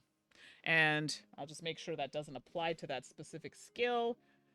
It ignores all but 1 damage dealt. So there you go. Well, ma'am, you left your warm bed to come over here to watch me get flambéed. And you're shaking now. Okay, so let's roll this. It, in fact, does hit me. So this is where technically I would die. However, I am going to use a blessing. So you can only use these in combat. So let me just mark that off. Blessing has been used. And I have not used a blessing before, so let's see here what happens. I think I just go back to full health, but I don't think I take any extra damage. In this case, it wouldn't matter. But it says, use a blessing when your hero would be defeated to fully heal your hero. That's it. So, bam. We're going to come back to 6 health. I really regret not taking that extra health. 1, 2, 3.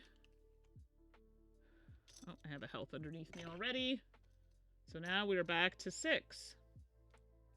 Now, I get extra blessings because I'm playing on, like, the easy mode, but, I mean, this would be more...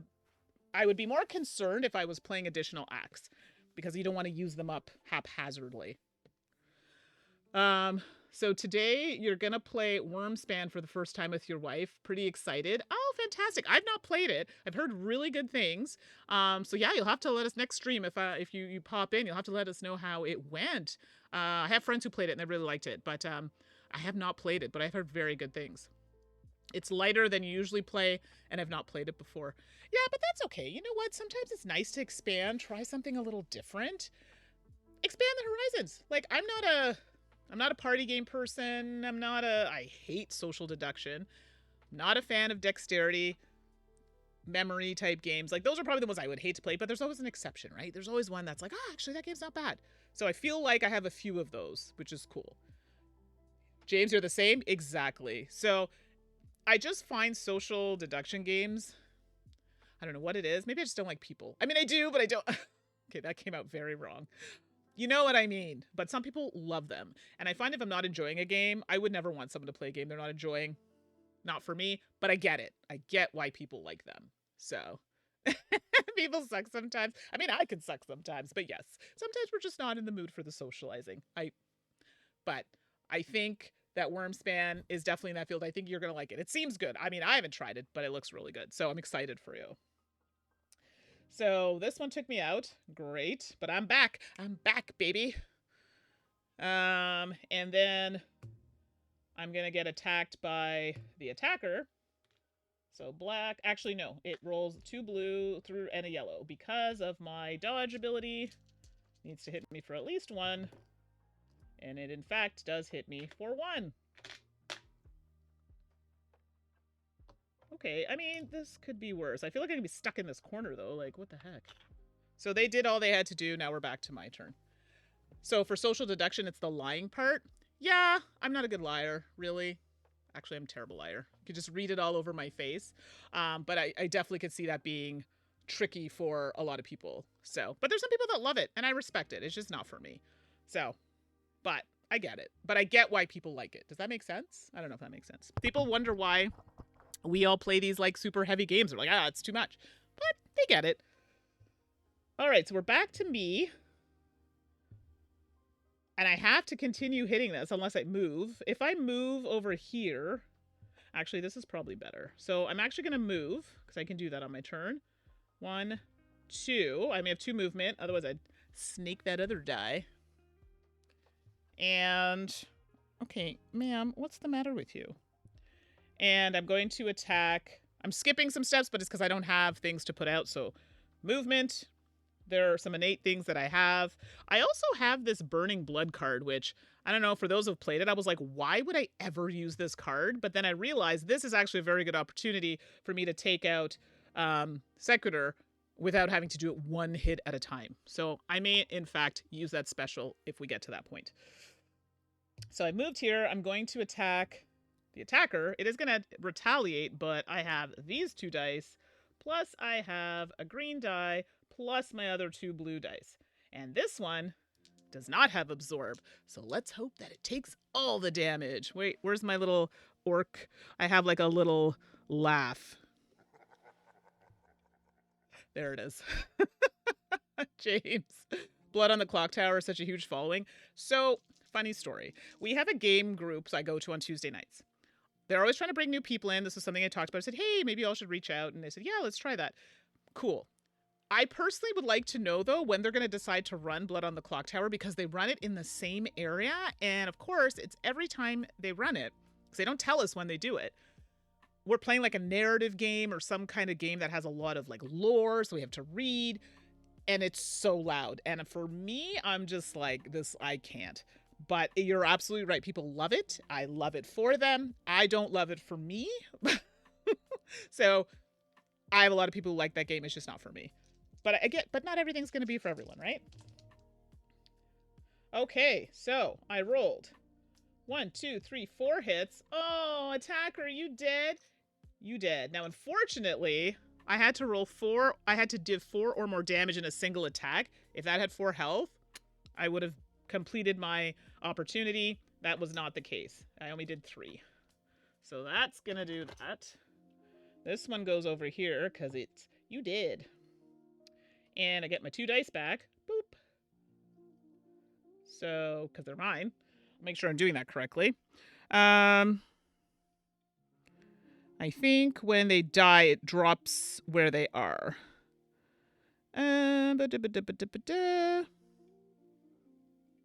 Yeah, drops where they're defeated. So we're good. I wasn't defeated, so we're okay. Perfect. All right. So that was my turn. Now, Secutor, whatever, we're going to say it like that, is going to make its way over. So it's by itself. So technically what would happen is when their, sorry, I should go back. When their person was no longer with us, they would have deployed back to this space, and then their next alive person would come beside them dazed. I had to look this up because I was very confused by the wording. But in this case, it's not possible. So they're a lone wolf in this particular circumstance because it says if possible. Okay, so before I do this, because they're going to act next, Suzanne just pinged me and she wanted me to ask you, for those who listen to the podcast, or if you don't, we have a segment on the podcast called Game Pie. And it's where we talk about 3.14 games based on a specific theme or, you know, that we come up with. So last week's was games that we indulge in. So, you know, maybe games that we love, we play a lot, but we're like, oh, we had to put it away because we just played it too much. Still love it, but needed a break. Stuff like that. So she told me to ask the stream what our next Game Pie should be. Throwing it out there. No pressure if you have something good. Okay, so movement. This is going to move to deadliest opponent. It's me. It moves 1. Whoa, shocker. It's right up on me. Now, it's going to, well, it's going to attack me with 1 green die, but in this particular case, it turns to a blue die. And yeah, that's it. It attacks me, and it does, in fact, hit me for 1.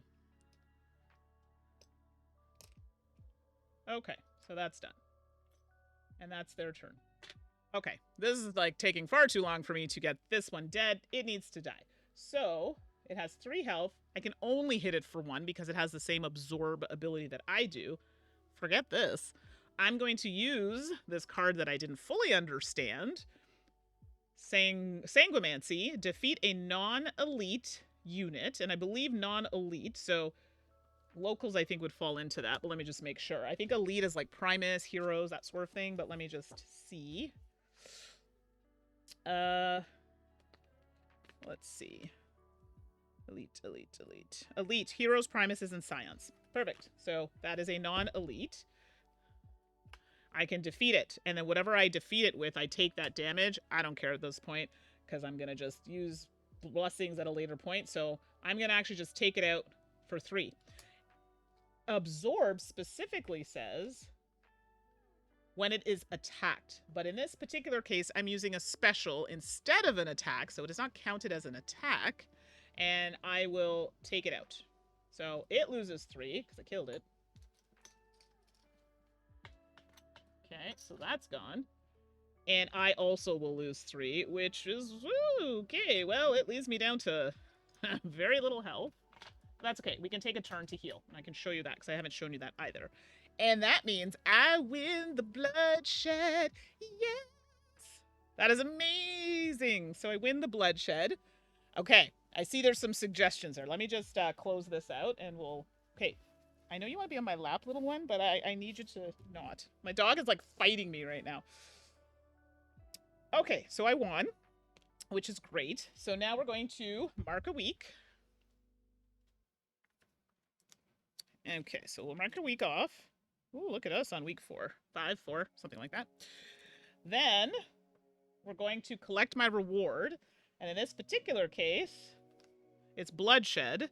So I can add or upgrade a die or get some health. I'm going to get health because honestly, it's a little scary here. So let's get a health. So now we're up to 7 when I decide to fully heal. And now it says to... Now we got to put all the things in the bag. Oy. So all the rivals go in the bag. Okay. And return arena chips. We don't have any. And if I had people that died, they'd go back into the bag. And then all the things go back to camp. Okay, so we did in fact complete this. I did not in fact complete my opportunity, unfortunately. So that's just going to hang out. These go back. And that goes back, because we're not going to be doing that. And my hero goes back with his 1 health. But we'll show you there's something that you can do to get some health back, other than blessings, because it's only in combat that you can really use that. Okay, a win is a win. I'll take it. A win is a win. All right, so now that was bloodshed. I've been doing all bloodshed. I'm sorry if you popped in. I was trying to get to somewhere else. It just worked out that way. So that's that. So now we're on to our next travel day, but this is where we're going to do something a little different. I'm going to spectate for this one. Before I do that, James, what's the suggestion? Winter versus rain games for Seattle versus Canada. Nice. Okay, I will suggest that one to her. Nice, nice, nice. I like this suggestion. Okay, so now we're going to spectate. So that means we're not going to actually do any battles or anything like that. But it's good if we're low on HP, which we are. We're very low on HP. We're at 1. So this is what we do. So we discard the top event. So first we have to travel. So I do have to move somewhere. So we're going to move here after I promised you all that I was going to not do another bloodshed event, but sorry, that's just the way it worked out. Or, to be fair, instead of moving there, I could move here. I just really hate this map. I find it very confusing. But, okay. Let's do it. I'll move here instead. Oh, this map haunts me. And moving there, it says I have to discard the event of that type that was in the front. So this one would have been at the start of each of your turns, deal 1 damage to your hero if they are not in combat. I'm not mad at that, actually. So let's do that. Although the card that's in front of it looks terrifying. So now it says... draw the next 3 cards. Oh, that's right. And then I get to put them in any order. So 1, 2, 3. So we draw the next top 3. Sorry, the next 3 cards. Let me just... Okay, oops. Might be a little hard to read, but as you can see, I've drawn the 3 cards, and then I get to put them back in any order. This one is, anytime a unit of yours is dealt damage from an attack or special, it is immediately defeated. No thank you. This one is, all dice rolled for attacks or skills are converted to yellow dice before rolling. I could handle that. And then add a number of blue dice to your hero's attack equal to the number of undeployed units in your lineup at the time they attack. That's actually the best of the 3. I'd probably do this one, then the one with the yellow dice, and then this anytime I get hit with a special malarkey can go right at the back with that one. Yuck. Okay, and then I have to increase my Scion influence. We haven't really talked about that, but Scion influence is this track here. Now we're in Act 1, so it's not so bad. So I only have to mark off... Okay, I am not left-handed, so let's do that. Okay, so I mark off 1. If I were in Act 2, I would have marked off 2. In Act 3, 3, and so forth. So you can see in Act 1, they're being very kind and generous to us to allow us to only have to mark that many off. Fantastic. We like it. Okay, so we've done that.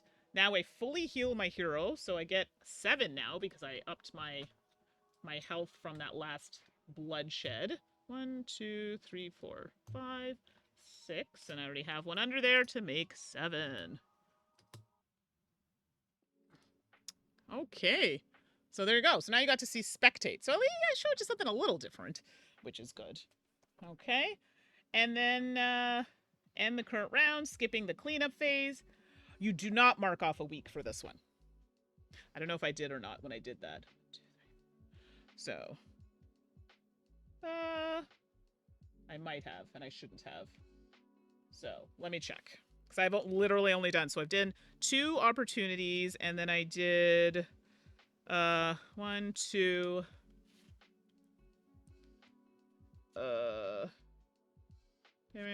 3, 4. Oh, yeah, okay, so I should have marked off 6 days. That's a good thing. I can actually go back and count it, which is really good. So I should have 6 days. 1, 2, 3, 4, 5. Oh, whoops. Okay, actually, no. 5, because I put 1 extra from back. So that is correct. So I do not, in fact, mark off another day for spectating. And, okay, what is happening here? And I think that's it for that one. So, which is interesting, because I thought spectating you would, it says end the current round, skipping the cleanup phase, do not mark off a week, and then we begin a new round. Maybe because you get that scion marking, that's what causes that. Okay, so let us do... All right, so here's where we're at. I could do another type of event. I haven't done a King of a Hill or Capture the Flag. It'll be in a new map, which I'm thoroughly scared for, to be honest. Or we can end it here. What are we thinking? So I could go the next map. I'll just show you what it looks like.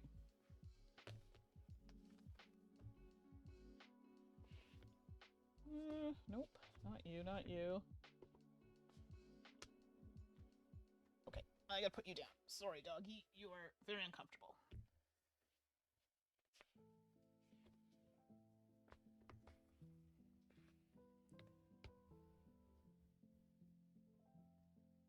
Okay, so this is the map that we'd be playing on, and Lord, this map stressed me out last game. There was a lot happening. You get 2 things that come out, and it's a whole thing. So I could do this, and we would be doing King of the Hill, which makes this so hard because it means I have to try and get my units on these right here. And there are 2 beasts that come out that are going to try and prevent me from doing that, but it's also 2 more things that I have to defeat. Not defeat, well, I have to contend with. I shouldn't say defeat. So we can end on that one, because I'm not going to finish a whole act. It is quite lengthy, so I could go into another stream of another act if people are interested. If not, we can just do this, and I can kind of summarize so you have an idea of how it's played. Yeah, totally up to you. So, you know what? We'll move over then, because starting a new day. We are now in Pluto's Refugees, which is this, and we're going to move to this. Sorry, I can't see. We're going to move to this space here. It might be a little hard to see, which is going to be this. So now we're doing a sport. So there are some changes in sports, so you'll get to see that. So Lesson of Leadership is what I've chosen to pull. Now, have we accepted it? Not yet. But in this one, we'll get 1 local unit and a bag unit. It says it is a King of the Hill event. So we're trying to get our units on these tiles at the start of our round because our goal is to try to get up to number 6. So every time there's somebody on here, 1 here, 1 here would be 2. Just having 1 of my units here at the beginning of my turn, 1 point, trying to get to a total of 6. So that'll be to track. It says you cannot use your hero in your lineup. Okay. I don't know how I feel about this one. If you fail this event, you gain 3 Scion influence. That's not great, because I'll get a Bane in the bag. We don't want that. Separate from the sign influence gained from failed combat. Okay, well, I'm definitely getting it regardless. And that's it. So I get to deploy 1, 2, 3, 4. Now, I don't even have 4 units to deploy. Hey, Amanda. I know on Blue Sky, my little thingy just didn't turn off. I don't know. It was being real weird. So no, I only started at 10:30. Sorry about that. It's confusing. But yes, I decided to do, we're doing a redo of this stream because there were a few rules that I missed in the last one because I was just trying to learn it. And I've actually had some time to sit with it, so I know the rules a little better now. So I wanted to redeem myself and try it again. And we're back to this map, which scares the crap out of me, but we're going to do it anyway. And no matter, I'm going to do a King of the Hill event. So, oh gosh. So first things first, this is bad. I need to recruit people. So this I actually might have to use a blessing for. So I think for this one, because it's a different type, I think it's that one. Yeah, I can use a blessing at the start of my turn to recruit until I have units equal to my leadership. So my leadership is 6. So, yeah, I can then get another 3 units. Queenie, what are you doing? All right. Before we jump into it, though, sorry, everybody, I hate to do this. I got to let the dog out. I think she's looking at me like I let her out, but she doesn't look so hot. So I will be right back. Talk amongst yourselves. Shan't be long, and then we'll jump right into a King of the Hill. All right? I'll be right back.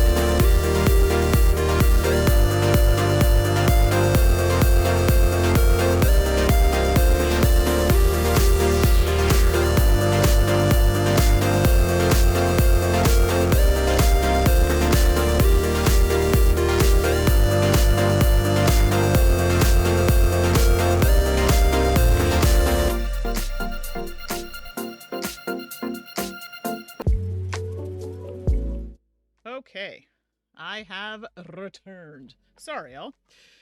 Nature calls for all of us. Oh, goodness. You had a notification of being... Oh, yes, that is correct, Amanda. I was live 4 hours ago. I started at 10:30. But I figured I'd stream till about between 2 and 3. So this will probably be the last battle, and then just anybody who's not played, I can quickly talk about the Primus event. Okay. So I know people are saying, though, too, that they prefer longer streams. So we'll see going in the new year how that works out. It's just sometimes the hours are not great. So we'll see how that pans out. You had poke. Sounds delicious. You also realize that your knitting project is not the right stitch count. Oh, been there before with a project. You're like, great. And then did you start over, or are you just going to go with it? I've done that. I'm just like, no, I'm not starting over. Been there. All right, so King of the Hill. That's what we're going to do. I can't use my hero, but I'm definitely going to need a blessing at the start of my turn because I only have 2 people to deploy, and we're going to need much more than that. And because this is going to be probably the last one I'll throw out here, we'll just all of them out because I get to deploy 4. So I might as well try and throw 4 out there. Unless y'all think I should do a part 2 to finish this act, we'll probably just end up doing that. Amanda, you're just going to fudge it? Yeah, that'd be me too. I wouldn't start over either. Totally would not. Okay. Well, it looks like I'm watching this battle go on here where one of the dogs took the other bone and she's like, no, I want it. Anyway, it's very amusing. There's a battle going on over to the side as it is. Okay. So we're going to do it. King of the Hill. So now there are some changes that I didn't talk about. So we have a tribute we need to do. So we'll get to that in a second, which means I don't want to kill this one. If I kill it, my hero is going to go down to 1 health, whether they're on the board or not. And in this case, I won't be on the board, so I'll just go down to 1 health. Oh, James, I had 3D questions. Yeah, so you know what? I'll ask it and then marinate on it while I ask the question.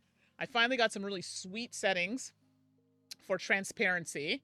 I got some sweet settings for Silk PLA, dual and regular, matte. So matte I haven't had a problem with, but I wanted to tweak them. So if you have any suggestions for really good matte settings for PLA, let me know. That's all I wanted to find out. Because I print little benchies, for those who are wondering.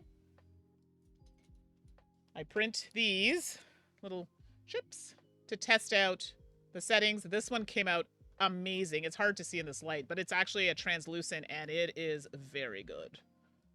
Flawless. Like, the settings are chef's kiss. And then the one that was giving me the business was that dang Silk PLA. It's a dual color, but the way I shifted it is just going to show one. But look at the shine. What? It is looking fabulous. So I'm very happy with how that turned out. It took me like 4 tries, but I got there. Orca Slicer and then do their calibration prints. Yeah, I could, but I like to tweak it and play with it. So, okay. I've seen Orca Slicer. I was just hoping to kind of muddle and fuddle and see if somebody had something, and then I can test it out and check it out that way. But I appreciate it. Thank you so much. I'll take a look. Okay, so we eventually will need to get you still have to do the tweaks after the print results.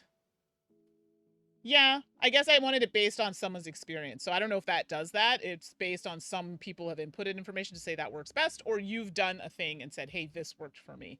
So that's new for me. So we'll see. But I'll check it out regardless. Thank you so much for that. So we have the Tribune. We'll get to that in a second. And we're doing a King of the Hill. So just so I know, the Tribune will be attached to, because it's different for different events. Come on. The current event is a sport event, which rival in spar events. It must be the first unit. In Capture the Flag and King of the Hill, I get to choose who will be the Tribune. Great. Leave it to me. So we are in Pluto's Refuge. This place is a whole thing. Let me get the card. Oh, this map is wild. So here's our little card for this one. So we have, so not only do I get a turn and the rivals get a turn, the arena gets a turn. This is why this one is a little stressful. So we'll play it out the best we can. So first things first, we got to get the lineup, and I always forget. Pluto's Refuge. Okay, good. So we're starting off strong with Fury. Gets to roll a red die, which is literally a hit every time. Tactical and Agile, so it is going to get to move when it's deployed. And I don't know what Agile is, I forget. Agile is this unit rolls dice equal to its attack and deals the roll damage to its target. It always uses Agile instead of attacking. So this is another one I didn't fully understand the ability, and I think, if I read it correctly, it gets around several defensive abilities that only protect from attacks, absorb, dodge. I see. So if it had something had absorbed, this would be a way to get around it. So there's that. Okay, but that doesn't go out yet. And now we also deploy one from the bag. Are there any tactics? No tactics on this. Okay, so I'll wait for it, though. We gotta get the beasts out. James, I calibrate each new brand of filament, but not color. Not much difference between colors, just a temp lower and max flow rate. For high quality, you want pressure advanced stringing temp test. You can also try 0.2 nozzle for even higher quality, but 4 times longer print. Yep, and that's great. And that's what my friend was saying. I do have those nozzles. I'm printing a transparent or translucent thing for my colleague now. It's taken, normally it would have taken like 8 hours or something. It's taking 17 because I've slowed it down and yeah, stuff like that. Hey. Oh my gosh, the dogs are fighting. They're fighting. Great. Just give her the bone. Jeez Louise, don't be mean. There are 3 of them. Oh, so this has never happened. I pulled a Bane. Great. That's not good. Oh, the translucent has been great. So that has been amazing. It's just, I just wanted to tweak it. But that's great to know. I didn't know about that little trick.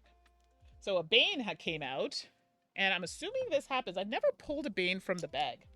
So, I know. Lucky me, right? So let's see. I know it ain't the stallion. Alright, so let's see here. Bane. Of course, now the one I'm looking for, and it's going to be like next to hard to find. Okay, Banes. Bane. When you draw one, you apply the effect. It does not count toward the rival's lineup. If it grants a bonus, place the Bane under that chip to remember.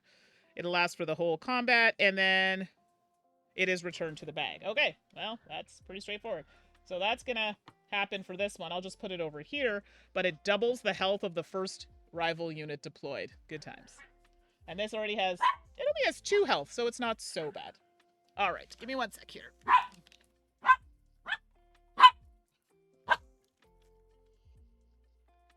Okay. Of course, as we're nearing the end, they get a little saucy. Okay. So, that's going to happen. Now we have to pull out an actual rival. Oh, goody. It's not local, but it's another one of these ones, so it's kind of strong.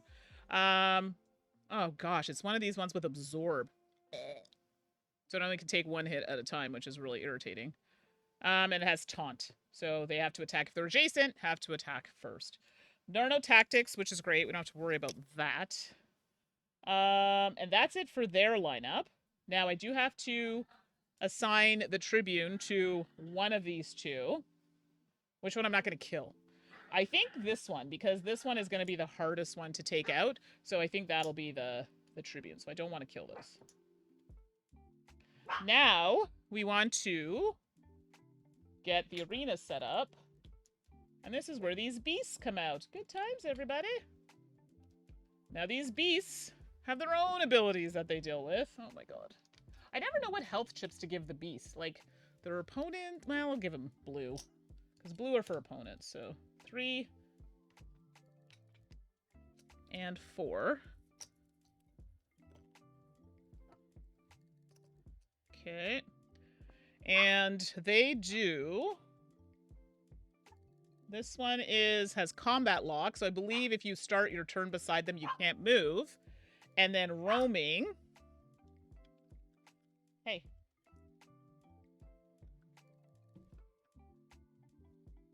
Roaming is... We have to roll the die, so there's a die for them that we roll. All right, you want to come hang out or not? Okay, I'm not chasing you. And they both have the same abilities. One has a little bit more health, and this one rolls a slightly stronger die, so we'll see how that plays out. But they have their own turn.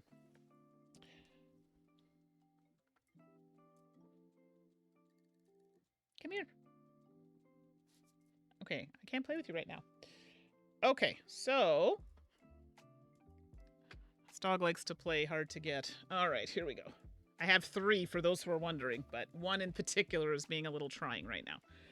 Okay, so now for this one, the arena turn, the beasts act during the arena turn in any non-sporting event. This is not a non-sporting event. It is a sport event. I would have to defeat them, but that's not the case. So I don't have to defeat them to win. We just need them off of these spaces so I can get on those spaces. Non-local rival units treat hexes adjacent to beasts as if they are blocked.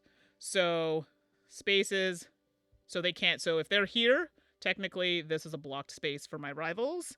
That I'm going to forget. I'm going to try not to. Rivals will never place tactics. We don't need to worry about that on this one. Okay, sorry, there's a lot on this card. Local rival units will not mark or target arena beasts. Okay, so this one will not target these. I think they just basically ignore each other from what I'm gathering. But let's see what it says. In Pluto's refuge, I made some notes. The beasts consider local units not opposing, so not in the rules, but it is confirmed. Okay, so they're not opposing. So in all of those games, the beasts should have been... So beasts should ignore local units. There you go. So they ignore them. But these don't care who they attack. Think of like Gladiator when they pull the like lions into the arena. They're attacking whoever's closest to them. So there is that. Rival units will never place tactics. We said that. Okay. Local rival units, we said that. They're ignoring them. Combat lock. Okay. Arena beasts will not mark. We said that. Do not stop moving if adjacent to only local units. Okay. So it's trying to get up to either the other unit or mine. Perfect. We got it. So I'm going to leave this here because I often forget. So it just says I can't use my hero and I don't want to fail this event, ideally. So we've assigned our tribute to this one right here. We don't want to kill it. And our goal is to get 6 points by at the start of our turn, making sure we're on these spaces to get a point for each space that we're on. Okay? Cool. I didn't play Capture the Flag, but if you're wondering, Capture the Flag is one where you would have a flag on the board, and then you have to get it from one end of the board. So I would start, for example, here, and I would need to get it down here. Again, you don't need to kill everybody. You just need to get it there. So I didn't play that one, but it's based on the symbol that's on the card, and this is King of the Hill. Okay. Ooh. I feel like it was a lot of talking. Let's just get to doing all the things. Okay. I feel like my heart is just super fast. I don't know what it is. Maybe the meds are kicking in. Who knows? All right. So hero, you can just hang out because you can't come into play. I might actually use these this round. So rival's turn is first. I don't think there's anything else with King of the Hill that I need to say, but anyone, if I miss anything, you let me know. So first we have to deploy this one. So this deploys with 2 health. So for those who are just joining and were here for the last stream, I made a mistake. When I was deploying, I was making this like hard mode and I was deploying them all at the same time. They come out one at a time. So that comes out to here. Okay. Now it comes in dazed. And so it's not, unless it has, it does have tactical though. So it is going to move. And that's it. It won't attack this turn though. Oh, sorry. But because we have this Bane, we double the health of the first one deployed. So it only gets another 2. I mean, that's not the end of the world. I don't need to kill them. So it's not that big of a deal. James, is it storming? Not yet. And this is why I kind of wanted to do this stream early because I was afraid that it would start storming and then, hey-oh, no stream. So, yeah. Is it storming where you are? Sorry, that was my print. That's done for my 3D printer. If you heard that. I don't know if you did or not. Okay. My lips are a little dry, so let's undry then. Oh my gosh, it's been snowing over there. 1 foot of snow so far. Dang! Well, it's coming here soon. I got to go into the office tomorrow, so this should be interesting. All right, James did a dad joke. Milk is also the fastest liquid on Earth. It's pasteurized before you even see it. Oh my gosh. It's pasteurized. Wah, wah. Wait, I have a noise for that. Oh my goodness. Okay. Well, stay safe out there, especially where you are. I know y'all are not used to the snow. Just kidding, James. All right, so it's tactical, so I do get to move on this turn. And it's a movement of 3. The priority here is the flag holder. Don't have a flag holder. And hero. I don't have a hero. Not on the board yet. Weakest opponent. I don't have that either. Interesting, because remember, we just read that this does not see these as opponents. So, in fact, I actually don't think it would move in this case. This is actually one of the very few situations where I don't see it moving. I could be wrong. Someone may disagree, but it doesn't meet any of the priorities, even if I go back to them. And these don't count for local units as opponents, as we've mentioned. So, I mean, I'm not mad at it. So now, the start of my turn, I can, in fact, use a blessing.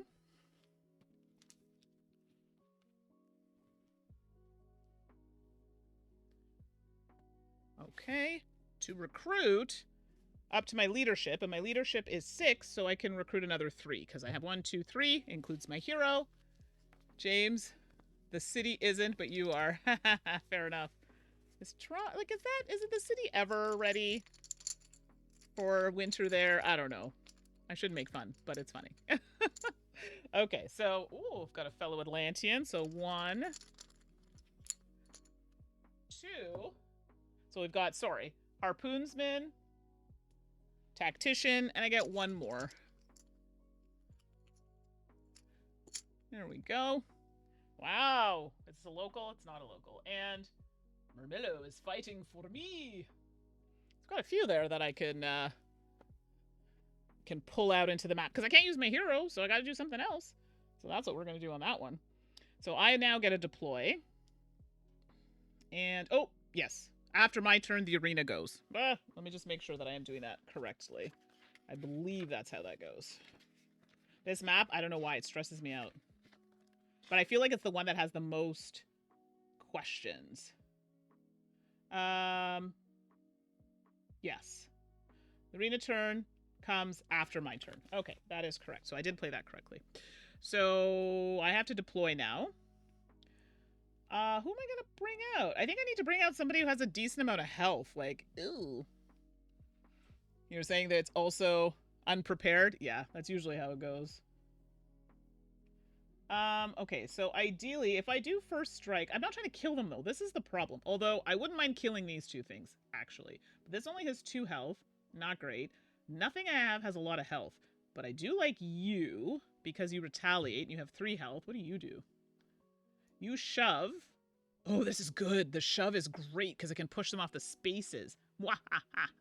And I retaliate. Oh, yeah, you're coming in for sure. You are coming in, buckaroonies. So there you go. You're coming in. Okay. And I come in over here somewhere. Sure. We'll put you there. Right in the middle. That seems like a safe place to go. I'm dazed. I don't get to move. Sorry, before that, I do get to use one of my tactics, which I sure will. Now, I can use tactics. I don't think I can use tactics. Can I use tactics on locals? I don't know, actually. I would think so. But what do I know? They are only added, 30. I forget, actually. This is the only thing I don't fully remember, because I don't really use them. Oh, no, just on elites. So I can, in fact, play them on these ones here, which I'm kind of good with. So I could stun it for a turn. I'm not so worried about that. Hamstring. This unit cannot attack on a turn. It uses its movement. That could be good. Because I don't think I can... I don't think I can give tactics to the beasts. No, it just says that local rival units will not mark or target arena beasts. All local units ignore combat lock. Arena beasts will not mark or target local units. Do not know. So it doesn't say that I can't. But ideally, I just want to kill them. I'm more concerned about this. So we're going to do that. So it's either move or attack for that baddie. Mwahaha. Now I have something else coming out that I'm a little more concerned about, but for our time being, that's where that'll stay. Okay. So that was me. So I brought this in, their days, did a tactic. They don't get to move. I've retaliate and shove, doesn't do anything. That's it for my turn. Back to the rivals. They get to deploy. Goes on the second space. This is the Tribune, so I ideally don't want to kill them, but if I have to, I will. It's just not the best tactic. It's not the best method.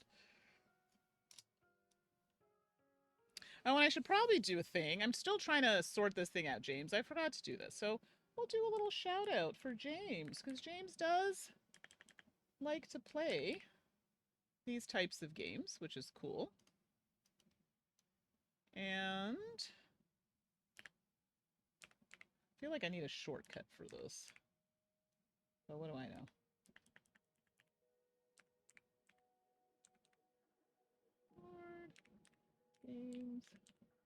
James. So yeah, you can check out James's channel. Amanda's out there too, I think, as well. There you go. So you can check out his channel. I have a thing that does something a little nicer for this, but for some reason it doesn't seem to want to be working today. And yeah, so James, if you like these kinds of games,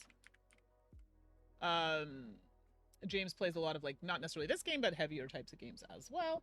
And then I know we have Amanda in the chat there. And Amanda also plays some games. A little mishmash like me of the things. So, but I gotta give it a few minutes and then I can do you a little shout out as well. You were going to, oh, you were gonna do Tend. Nice. Yeah, Tend was a good stream for me. So yeah, I can't wait to see how that works out for you. I'm sure you'll enjoy it. Okay, so I think I did all the things here. What happened? I deployed you. Sorry, that was my turn. I gave you this. Then on their turn, I deployed this. It has... It's dazed. It doesn't have anything to move it. This can move, which it will. And it moves towards the hero. I don't have one. Weakest opponent. I only have an opponent. So, because it can't do these ones, it's going to move 3. 1, 2, 3. Damn, it got there fast. But because it moved, not going to attack because I gave it hamstring. So, that's all it can do. But it will do it next turn if I don't move my butt out of there. Now, this is where stuff gets annoying. Oh, God. Yeah, this is bad. The combat lock ability on these two is going to literally... I can't move if I'm there. So I need to kill these. But anyway, that's neither here nor there. But for their movement, I roll a die for each movement they have, and they move in that direction based on what it is here. Oops. So this one moves first in the direction, so 3, it goes... Well, that's really weird. So I guess it goes here. And then for the next one, it goes 5, which is here. And then this one moves. It has 2 movements. We're going to roll a die for each one. So 2. And the direction for 2 is this way, but it can't move that way. So I'm assuming it doesn't move that way. 1, roaming to move. Do not stop moving if adjacent to only. Okay, let me just keep going here. Oh, roaming. Let me just look that up quickly. Okay. And then we do another roll. It's a 5, so it's going to go this way. I mean, I'm not mad at that because it's not right on me. But these two are going to roll. Let me see. They only have, this is melee, this is melee. They're not going to attack me. They're not close enough to do so. So thank goodness, because that would be very bad. But they're now off the spaces, although my travel here is 2. It's not great. So James, you've already played a few times, but you haven't done your public coverage yet. Oh, okay, yeah, that's like me. I had played it a few times, but I just hadn't played a solo. I played with a group, so it was nice to do that. So that was the arena turn. And...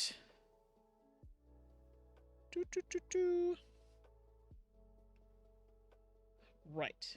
Now, I have to remember... They treat spaces beside the beast as blocked, so I have to remember not to move them into those spaces. That's going to be tricky for me to remember. But now we're back to the rival turn, and they have no more things to deploy. They're all out. So now we're going to go move... We're going to move a few things here. We're going to move Secator for 1, and they're trying to go toward the weakest opponent, because that's the only priority that you can meet. So... they can go here. They cannot go any closer if they wanted to, because technically that's blocked, because they're blocked by these. Then we move this one. Now, moving this one, it's not going to be able to attack me. I feel like that's so strong. But to be fair, it's not going to move because it's right where it needs to be, so it will attack me this turn. Okay, that's concerning. All right, let me... got something in my eye here. Yeah, this one might be... I find these ones hard to win, and especially on this map in particular. Yeah, I might be in trouble.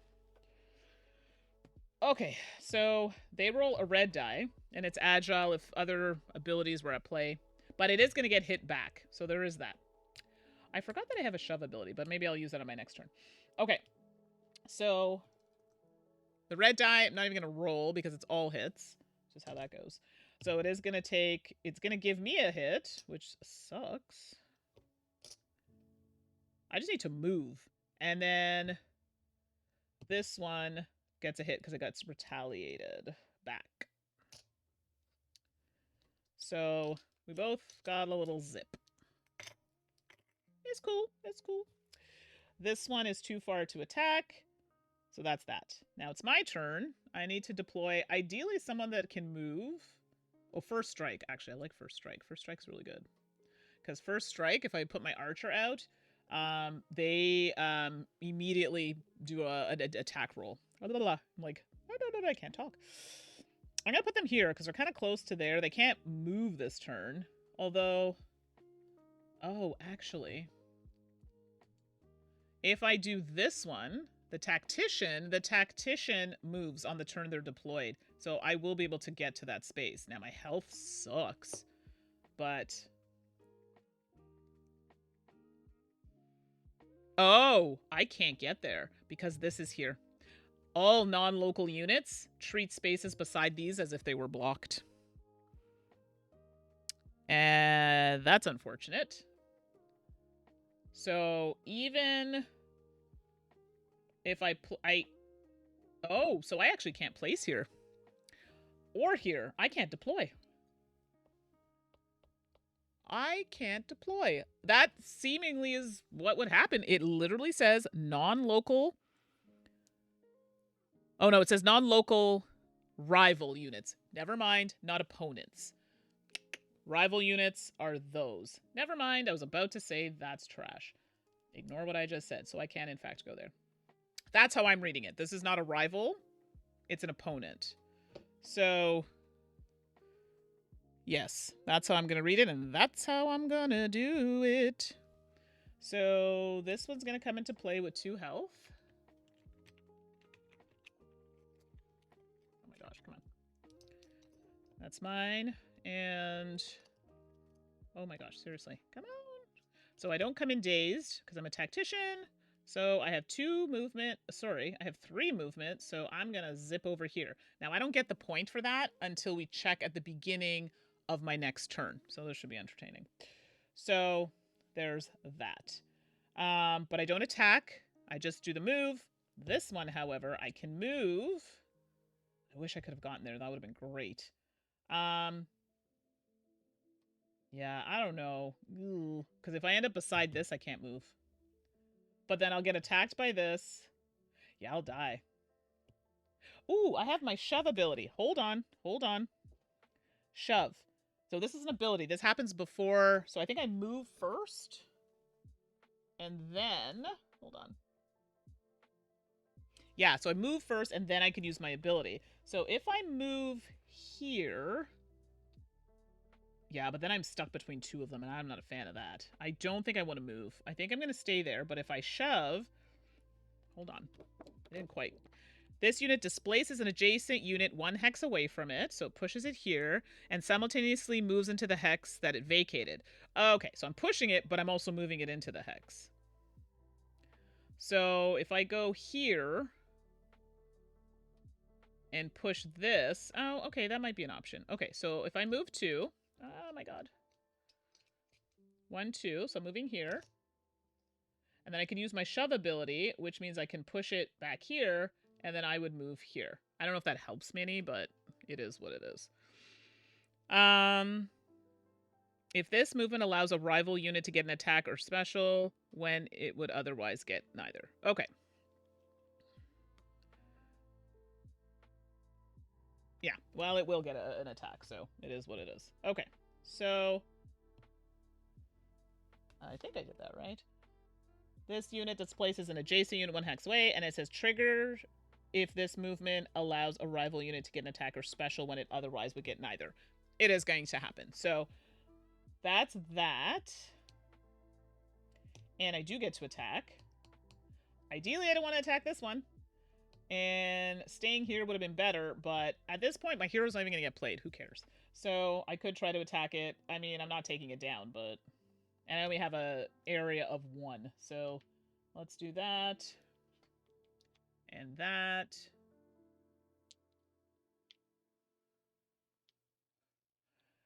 Hey, Michu, thanks for coming in. Reminds you of Too Many Bones. It's the same publisher, and I could see the vibe. It definitely, with the chips and everything, gives that vibe for sure, right? The whole battle mat. And that's what threw me when I was learning this. Some of the rules are really different than Too Many Bones. Like the way they're deployed threw me off every single time. So that's why I made so many mistakes the first time. Have you played this? This is Hoplomachus Victorum. And, or have you, I'm assuming you've played Too Many Bones then. Do you enjoy it? So I'm going to attack Sequador, which is, I have to, because it's a taunt. But it's only going to take 1 of my hits, which is fine. And I only hit for 1. Yay! This is not a local unit, just making sure. Now, this is the Tribune. Ideally, you don't want to kill it, but I think at this point, I might have to, the way this is going. We're not off to a good start. Okay, so that's really it for my turn. I was not on the space at the beginning of my turn, so we're going to have to go to C. Okay, so you haven't played this one, but you do love Too Many Bones. Yeah, Too Many Bones is great. I've played that game quite a bit, and I really like it. We were just talking about all the games we played from Chip Theory, and the ones I played the least are Cloud Spire and probably Burn Cycle, but I've played all the other ones a decent amount. Elder Scrolls, we, like, destroyed that, as in a good way. How about you? Have you played some others? So now we're at the arena turn, which sucks. And we're going to roll for their movement. So, just make sure. I just want to make sure I'm not missing anything. Okay, excuse me, that was rude. Okay, so I believe they only do, here we go, movement, abilities, and engage. So that's exactly what we're doing. So we're doing that right now. So they're going to do some movements. We're moving this one. It has 2 movements, so I got to roll this die twice. It's moving 4, so it's moving down, which it cannot. And it's going to move 2, which it can. It's going to go, oh gosh, I'm getting surrounded. Yeah, this is bad. And then I can't move next turn because this prevents me from moving. That's annoying. So I actually legitimately have to kill it. This one, I don't care. I'm not planning on moving from that space. A 3, which moves it down here. And a 6, which moves it right back to where it came from. That's weird. Okay, but it is beside me, so that's good. Good times. Now, ideally, these would stop moving once it reaches an opponent, so except for the local. What happens with the local? Anyway, doesn't matter, it's attacking. This is really bad, because if I don't survive this attack, I'm not getting a point. Oh, God. Well, here we go. So this is the engage step. So it's going to engage not this. It's a local unit. It's going to come for me here. So it rolls a black and a yellow. I could really use my hero. This is why this is such a struggle. So this is attacking him. Sucks. Okay. Oh my gosh. Oh my gosh. 0 hits. Oh, that is... Now this is the one that cannot get hit. But it has worse dice, so let's see. Hopefully. Please, please, please. Oh, this had retaliate, but I think it's only if they hit me that I would actually use retaliate. Dealt damage. Yeah, so I am not. Okay, good. Oh! No hits! Wow, it is my lucky, lucky day. Woo! To live another day. So that was the arena turn. Done. Now we're back to the rivals. Nobody else comes out, so no deployments. But they have things to do, which is not great. So they're going to move. They're going to go toward the weakest opponent. To be fair, they're at the same, so I think they're just going to go stay where they are. They don't actually need to move because they're right where they need to be. And they're going to attack me. This is rough because they're going to, well, it's only 1 green die, but I also hit them back. So there's that. No hit! What? Oh my gosh, this is great. So they do not hit me. If they had, they would have got 1 back. Doesn't matter. Now... Oh, I forgot to move. Sorry. This should have moved. This moves 3. And it's going to go to where it can reach. It can either go 1, 2, 1, 2. Doesn't matter. 1, 2. I get to choose. So it's going to go here. Takes the shortest path. It doesn't matter. Is that where I want it to go? Or do I want it to go there? Actually, it was here. So no, it would go here. Because that's the shortest path to this one. And this rolls a red, which, as we know, a red, I'm not even going to roll it because it hits. Doesn't matter. So it's going to hit here. It's going to hit me for 1. Am I dead? No, I'm really close to death, though. It's going to hit me for 1, but I hit it back for 1.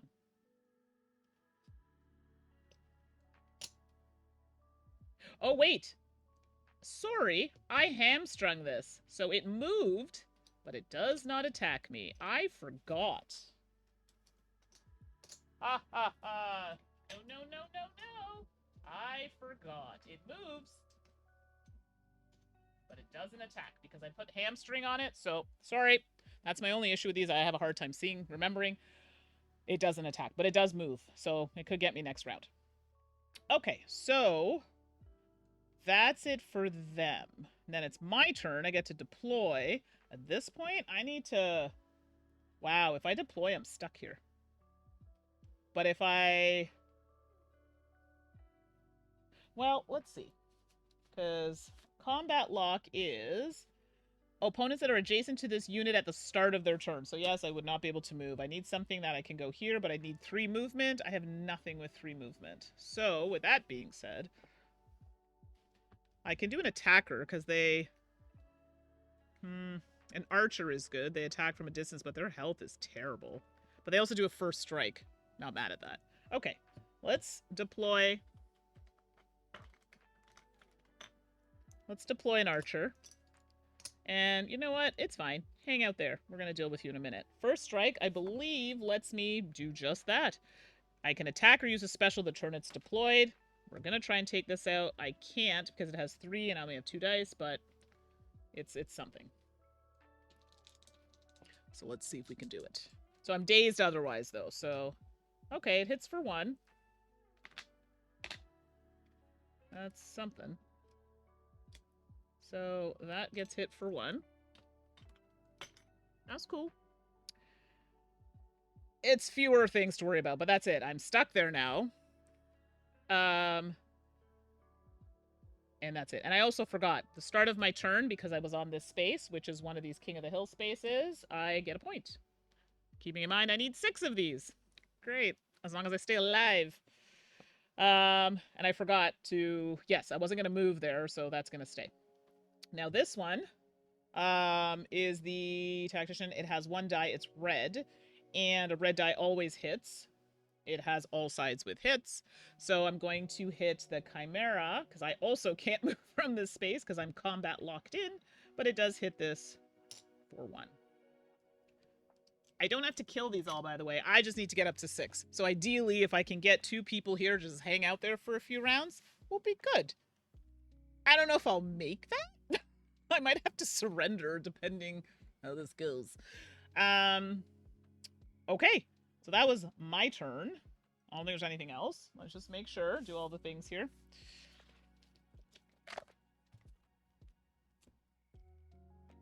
All right, so now it is the arena's turn. So these things are going to roam, but if they're already beside their target, I believe they don't move. So let me just see. Arena beasts will not mark or target local units, and when using roaming to move, do not stop moving if adjacent to only local units. I would feel in this particular case they don't move because they're already where they need to go. So they're literally, one is right beside me here, and one is right beside me there. So I don't think they're moving in this turn, but what do I know?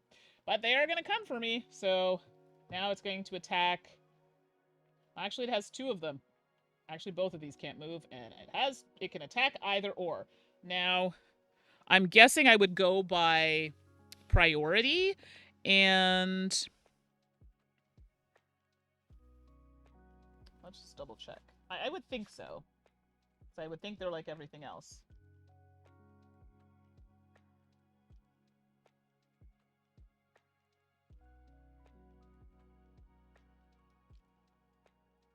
Yeah, okay. So it uses the arena priorities, which is weakest. Again, doesn't really matter. They're both kind of the same health and they're in the same space.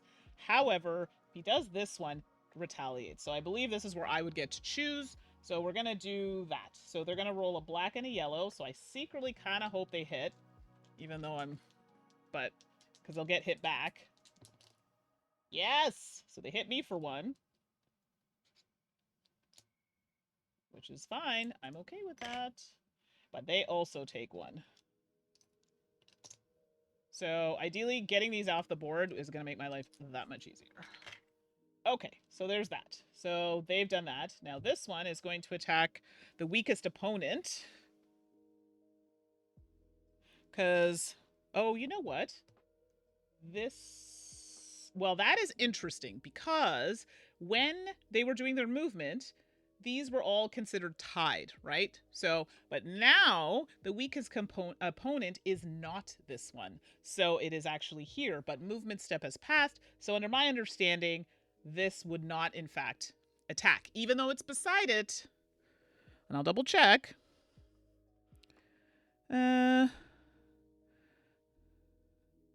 Okay. Yeah, that's how that goes. Yeah, so if it's following the same rules, it's not going to attack, which is great for me. That was the arena's turn. Now we're back to the rivals. And I always have to remember that rivals don't want to be next to these block spaces. Okay, so first off, we don't have any abilities that are going to trigger, I don't think. So that's a thing. Double checking. Agile, we're good.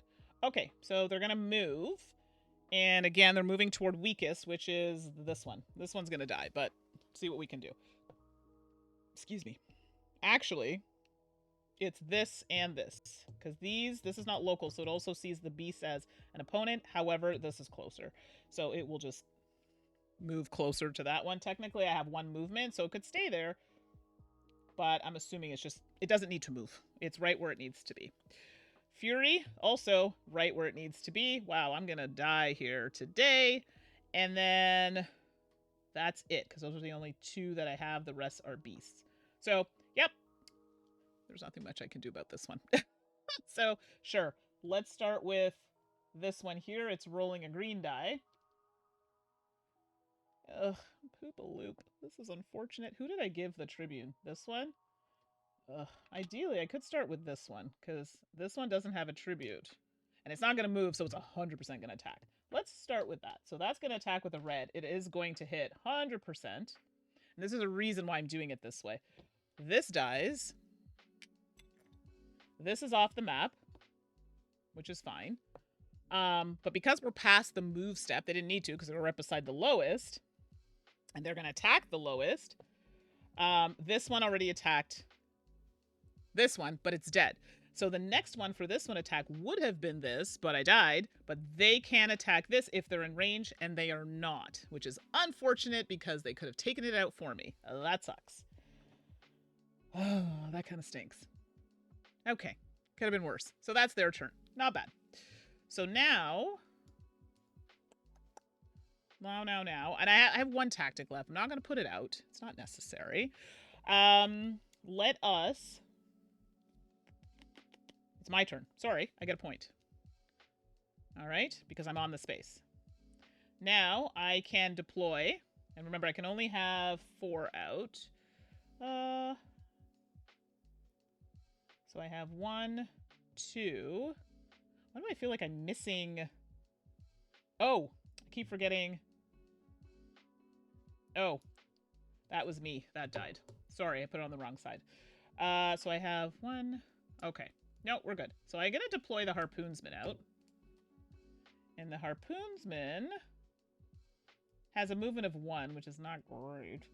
I don't mind if they get stuck here, because they have a first strike ability. So they get 2 health. How many do I have on the board? 1, 2, 3. Okay, we're still... I can only ever have 4 out, so I've met my max, including ones that were taken off the board. So I can't put any more out after this. So this one comes in dazed, but I do have the first strike, which allows me to...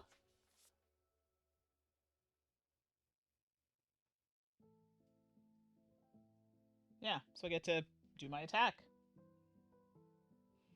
And my range for attack is huge. It's 3, but right now, actually, I could take this one out. I don't really care so much about this. This one, however, is a bit of a problem. So I need to just hit it for 1. Come on, please. Yes! I hit for 1. So that is dead. Thank goodness, because it was a pain in my butt. I need that space cleared up, although I did make it so they can get closer, the rivals, to me, but whatever. So that's all I get to do, though. So I don't get to move or anything else, but I do get to do other things for my other people. So that's been taken care of. For me, I have to mark these so I don't forget. So, like, I wish there was something I could say, okay, I've actioned that. We don't need to do anything else with that. So now I have my archer. Now my archer rolls 2 dice, so feasibly I can't take this one out. My tactician, however, can go next, knocks 1 right off. Period. I'm not even going to roll a red die. As I was saying before, it's an instant hit. As far as I'm aware, red dice, yep, hits on all sides. And that's what I have. So, oh my god. That gets hit for 1 by my tactician. Not mad at that. I'm just taking it out to make it easier. I don't have to kill them, but it just makes my life easier. That's acted. So now the archer has a black and a yellow die. It needs 2. It's really hard to hit 2 on a yellow, as you can see. Very few hits. But if I can do it, then I can get rid of this, and I can freely move. Okay, well, this one I have to re-roll because it was off the... Nope. Dang it. A 1. That's okay. Only 1 damage left to do. I can get rid of it and hang out on the spots and hopefully not die. So that does that. Okay, it's still there. Whatever. That's all I can do. That's it for my turn. Make sure. Okay. Now it's over to the arena, and the arena is just the one thing that's moving around, so not that. So it is going to roll twice. So right now it's looking for the weakest opponent, according to this. And actually, it doesn't need to move because it's between 2 of us, so it's not necessary. It will, however, attack, and it will attack the weakest. Again, I'm presuming it's going to just pick one. So if that's the case, I would rather it go for the Harpoonsman because this is sitting on the space I want to keep. So it rolls a yellow and a blue. Let's hope it rolls just 1. Oops, knocked that off by accident. And it rolled 0. Ah, suckers. 0 hits. So I didn't take anything. And his little buddy's dead, so he can't do anything either. Wah, wah, wah. Sorry, that was not very nice. And this is kind of, yeah, I feel like now I can confidently laugh in their faces. Okay, so now we're back to the rival turn. So the rivals, or if they had any abilities and stuff, or sorry, tactics, they would put them out. We don't have any. So now they're going to move, and they're moving toward the weakest opponent, which currently is... So this one is actually going to move toward this, because this is considered an opponent. Because it's not a local, this one ignores it. So this is looking for one of my people. It's going to take the shortest path. 1, 2, 1, 2. Any of these will work. I'd prefer to do it something that hits back. It doesn't. So, or something that I can kill it with. Yeah, this is better if I do that. Oh, but then that gets trapped in there, and I don't love that. But I also don't want it to... Okay, you know what? I need to just do that. I might lose the space, but it's fine. So it moves toward that. This one is also going to move toward local. It only moves 1. Sorry, it's going to move toward the weakest, which is this one. And it's going to move the shortest path. 1, 2, 3, 1, 2, 3. It can go here. Doesn't really matter because it only moves 1. So it's not doing anything. That one's not really going to hit. But this one will, and this one ignores this. It's going to hit my tactician. Not even rolling the die, because I know for a fact, red dice, all hits. So it does that.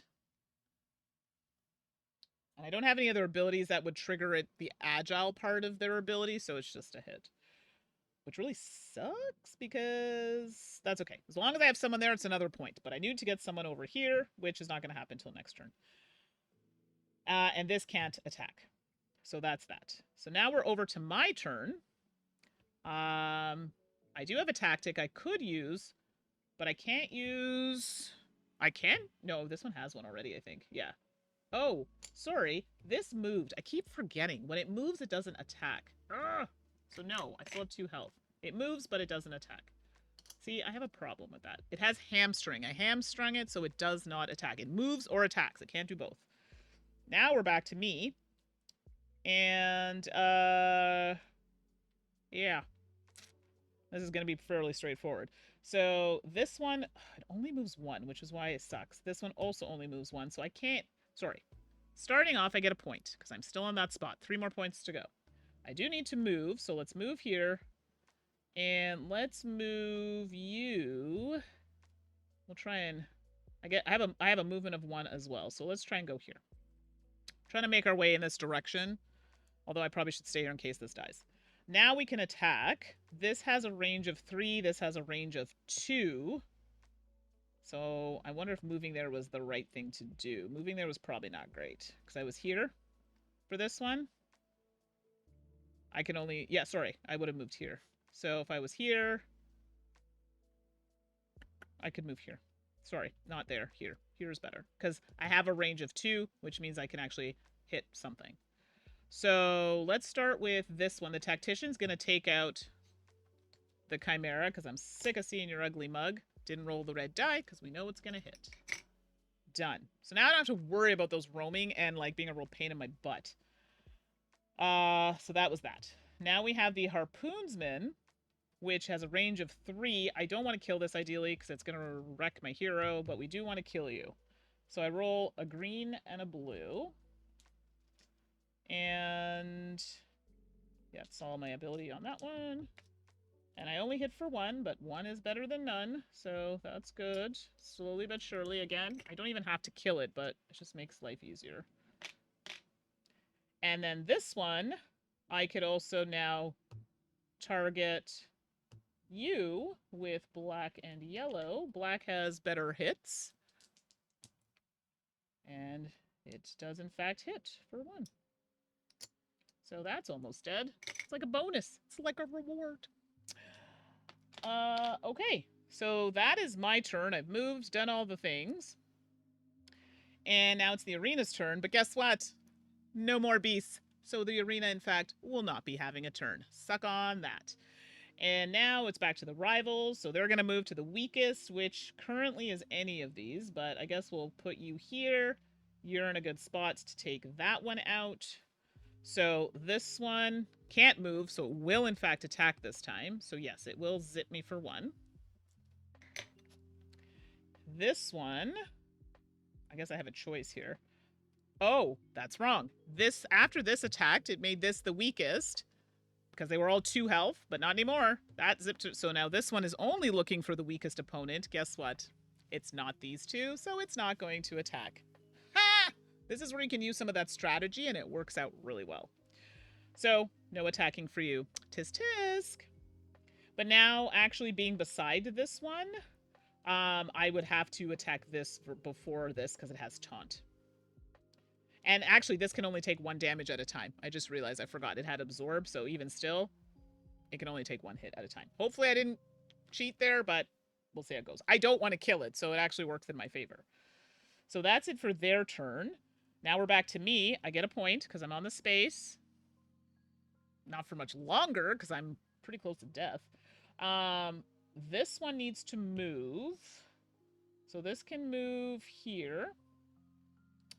And this one, because I can only move 1. If I move here 1, I don't need to move there. But you know what? If I move here, then at least I can sneak into that space if I need to. So this has a range of 2. So I can attack this, which is fine. This one, I have to attack this, which is not great. But it's what I gotta do. So I don't have to, but you know what? At this point, it is what it is. So let's roll that.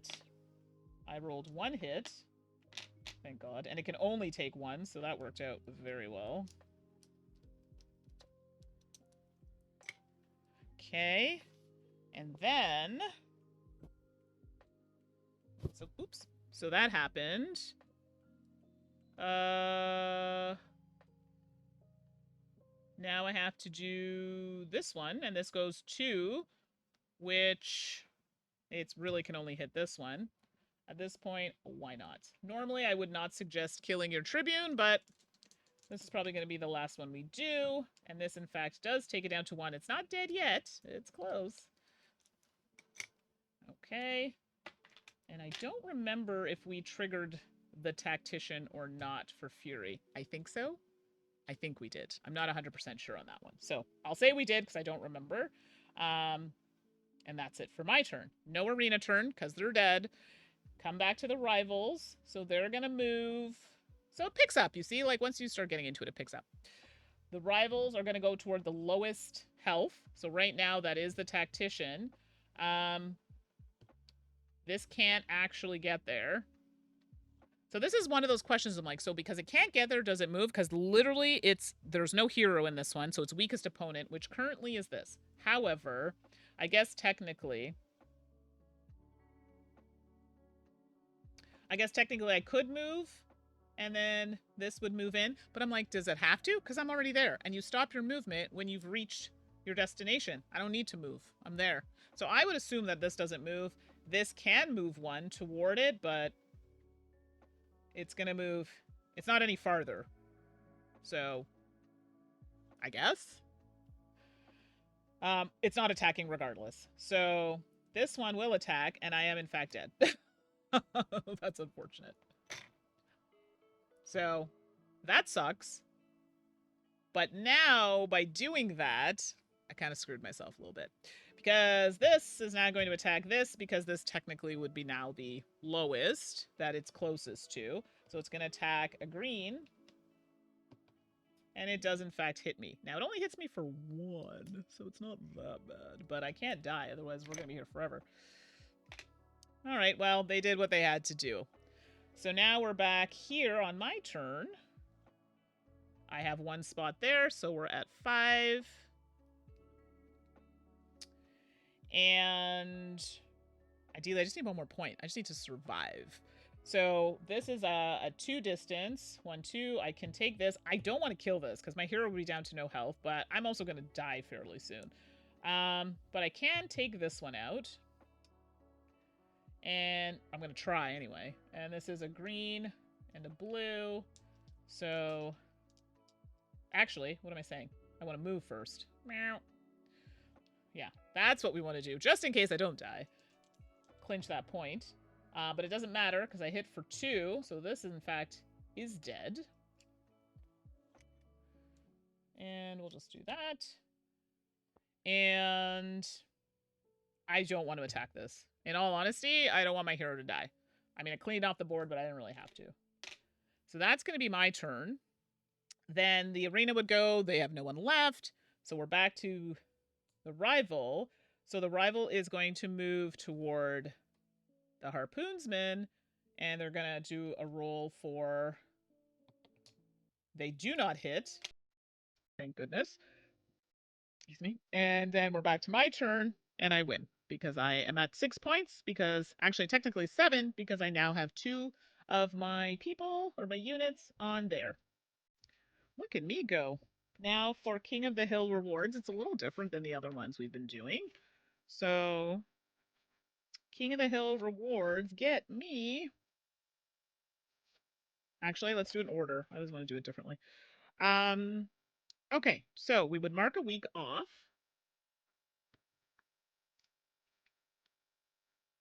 Okay, which brings us like halfway, so that's not bad. And then, because it's a sport, not bloodshed, it's a sport, I would recruit a rival unit, which is great, or I would gain tactics. So when it says recruit a rival unit, I'm assuming it's the ones here that died. Not these ones, but the ones that are off the board, which is just the one, which isn't bad, actually. It has that red die, which is pretty good. So I could recruit it. Or I can gain tactics. Tactics are also really good. In this particular case, I actually think I would take this, because having these out of the bag is really good. So I would recruit it. Probably should have taken a tactic, because they are hard to get. But that's fine. I didn't fail. And the whole thing with this event was, you cannot use your hero in your lineup if you fail. But I didn't, so that's good. Then you would do the same as we normally would do, arena chips and everything. So these would go back to the supply. These all, sorry, tactics go, put this over here. Tactics go back here. Anything that, so this is a non-lethal event. Bloodshed or lethal events. So what ends up happening is, because even though they died, it was a non-lethal event, they just go, it's just, I didn't really die, I just had a little injury. So they actually just pop back up like nothing ever happened. And then you get back all your other ones that were still alive. And actually, I think I'm over my limit. So now I wonder if I have to get rid of one. If that's the case. Actually, that's a really good point. Can I even recruit? So, because if that's the case, maybe I can't. Let's take a look. You know what? I might not be able to take it. Okay, the recruiting. You can never recruit. That's fine. You can recruit. Okay, the number cannot exceed. If recruiting increases, you must immediately sacrifice non-elite units. That's fine. So yeah, you get to choose. So I can get rid of something else. I don't know. I got such good ones, though, from that last pull. Dang. All right, let's get rid of the archer. That makes me a little sad, but I would then put the archer back in the bag. And who's this? This one wasn't defeated, so it goes back here. That's the token for the tribute, and then all these tokens go back. I mean, that could have gone way worse, everybody. So, there we go. And then everything goes back to camp, and then we travel all over again. So that's about halfway through Act 1. I just wanted to show a better representation than my first stream. I was just kind of muddling. This map scared the crap out of me. Now playing it, I'm like, it's not so bad. It still stresses me out, but it's not that bad. So once you get to one of the locations that would pick up one of the primuses that would, trigger one of the primuses we picked. In the beginning of the game, we have 3 of them. Then that's a whole different battle that would happen, and that's usually in one of the like bigger areas of the city. You can't even enter until you're deciding you're going to face it, and then you would have to face it. So obviously you want to do these little battles, sort of these little events to upgrade, get your dice up, and all that sort of thing. So what would happen is you would go to do a fight with your Primus, and in the book, it actually shows you here how you would set this up, like the level of health and that sort of thing. So there are special rules for that combat, depending on what act you're in, and you want to do it based on this. And that'll tell you. And then at the end, when you get to Act 4, so like you've done this 4 times, if you've made it, in my particular case, let me just put these back here.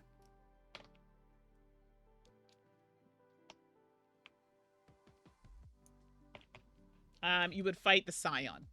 In my case, it was Tatooine, and then it tells you, gives you like all their stats, dice, and requirements for them. And that would happen, I believe that's in Vesuvius, which is a terrifying map, but let me just go back out this way. Here, if we get to this. But you wouldn't do this until Act 4. So that's how that would go. So there you go. I feel that was a little bit better representation of Act 1. My first one was just kind of muddling to learn the rules. I think I did a better job. I'm sure there were a few things that I probably still missed, but it's that kind of game. You know, accidentally cheat when you don't mean to. Thanks, Amanda. Oh, you're streaming, so thanks so much. Have a great stream, and thanks for hanging out, Amanda. I appreciate it. So there you go. So that is Hoplomachus Victorum. Hopefully I've convinced some of you to give it a whirl. Like I said, I'm not a solo player, so solo gamer, I should say. So even if you're not very good, you might still enjoy it. So let's pop over to the other screen here. Oi! I'm gonna do a little zip. There you go. So I know that was a longer one, everybody, but I do appreciate you hanging out while I sorted myself out and had a little redemption on Act 1. Even if you're lurking, I do appreciate the support so much. And thanks for all those that dropped a follow. Really appreciate you so much. Yeah, so there you go. So I'm probably going to leave Act 1 as it is. I have some other games on the queue that people want to try. It just might not be as heavy as this one. I've played Tend on the channel. Sweetlands was really good. Those are all probably like 3 to 4 out of 5 level difficulty. So those are still on the channel if you want to check those out. I'll always take requests. If I have the games, I'll try my best to play them. And we'll go from there. So if you do have a request for a game, saltandsassgames@gmail.com. And we also have a YouTube channel. I just port the games over there as well, because I know not everybody's on Twitch. Still toying with the idea if I want to go back into simul streaming. It's just really, I don't know. We'll see. I did it before, but I do find the base here on Twitch, I don't want to say better. That's not nice, but it's definitely a different vibe, which I enjoy. It's casual. It's chill. That's all I'm looking for. So, oh, it looks like Queenie also wants to say goodbye. She's looking at me like, get off. You've been on for like 5 hours. And I got to record a podcast after this. Looky. So if you do want to see more of this game, let me know. But I think that's where we'll stop with Act 1, just to get you seeing what it is. The only event we didn't cover was capture the flag. But it literally is that. Capture it from one end, bring it to another, to your end. And that's how you win. So pretty straightforward. I do have Pandora's Box. I might just do like an unopening if people want to see what content is in that one. We'll see if we get to play that one as well. Thanks to those of you who gave me some really good tips, by the way, on some games that I had never heard of. So I think Etherstone was up there, Guards of Atlantis too. So these are some ones I'm definitely going to check out and see how that pans out. Look at that, 3 o'clock. Look at the timing. So happy with how this went. And again, thanks to all of you. Have a wonderful, wonderful rest of your weekend. And I will be back next week, probably with something a little lighter, because it does take some time to learn these and figure it out. So, is there anybody streaming? That's like, let's see. Well, Amanda's streaming. I think Amanda's streaming. It just said that she was. She is, in fact, streaming. So, let's rate Amanda, because, you know, Amanda's always in here doing the things, and she would appreciate the support. And she plays a lot of really fun games too. Okay, so there we go. So let's pop that in. I'm so bad at this. Oh, Well, it didn't like that when I did that, so let's try it again. Oh gosh, you'd think I would just get used to this. I need like shortcuts for names. Panda. Amanda's killing me with these numbers in her name. It's killing me. There we go. Hey-oh. All right, everybody. Thanks so much for joining. Appreciate you so much. And let's give Amanda some love in her stream. All right. And I think we're ready to go right now. So let's give her a raid. Talk to y'all later. Bye-bye.